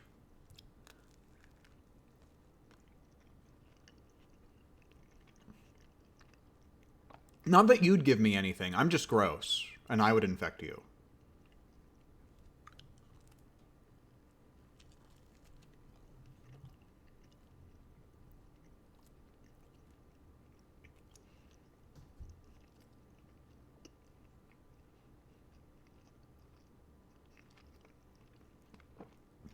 Just ran out of peanut butter pretzels. Oh, I'm sorry. I hope you find something to curb the peanut butter pretzel urges.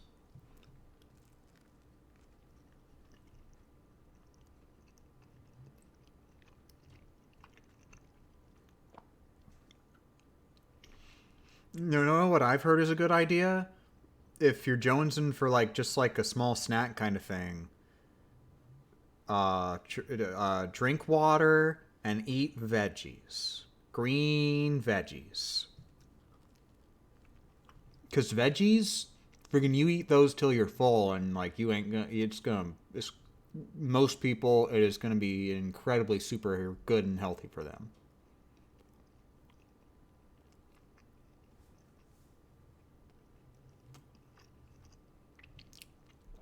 So no carrots? Carrots are bad. Like, not like health-wise, I just mean in general they suck. Just complete assholes, carrots. Night-night, Chalney. Thanks for joining. Heart emojis.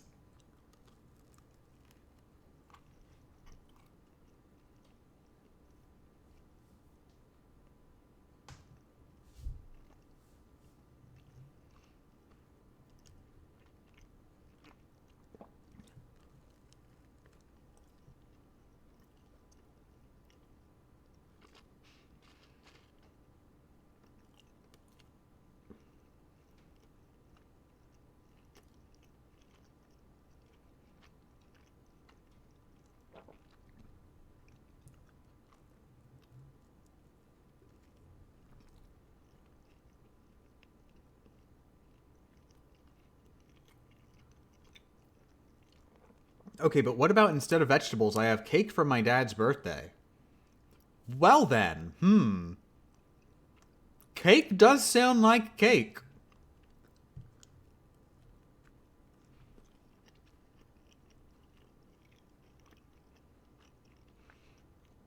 Oh, also, happy birthday to you. Happy birthday to you. Happy birthday, Phoenix the Pengu's dad. Happy birthday to you.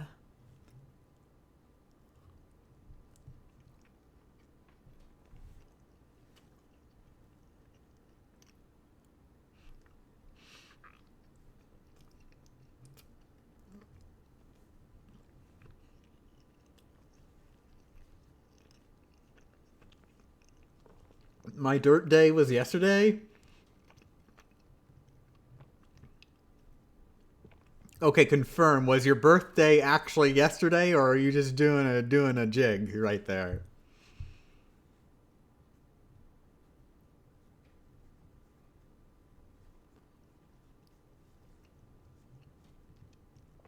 I'm doing a jig right there. Okay, okay, you gotta come back on your birthday.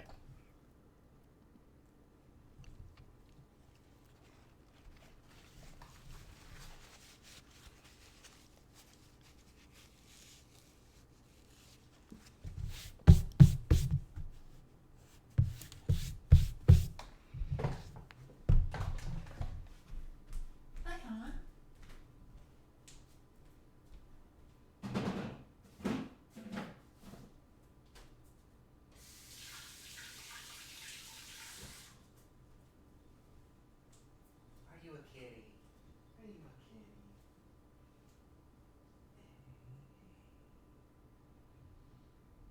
Aren't you a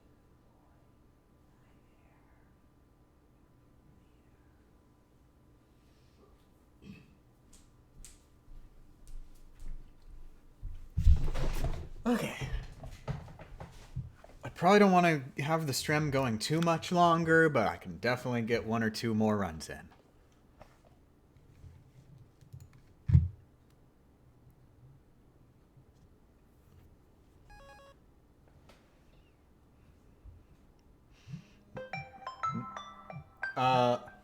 Well, never mind.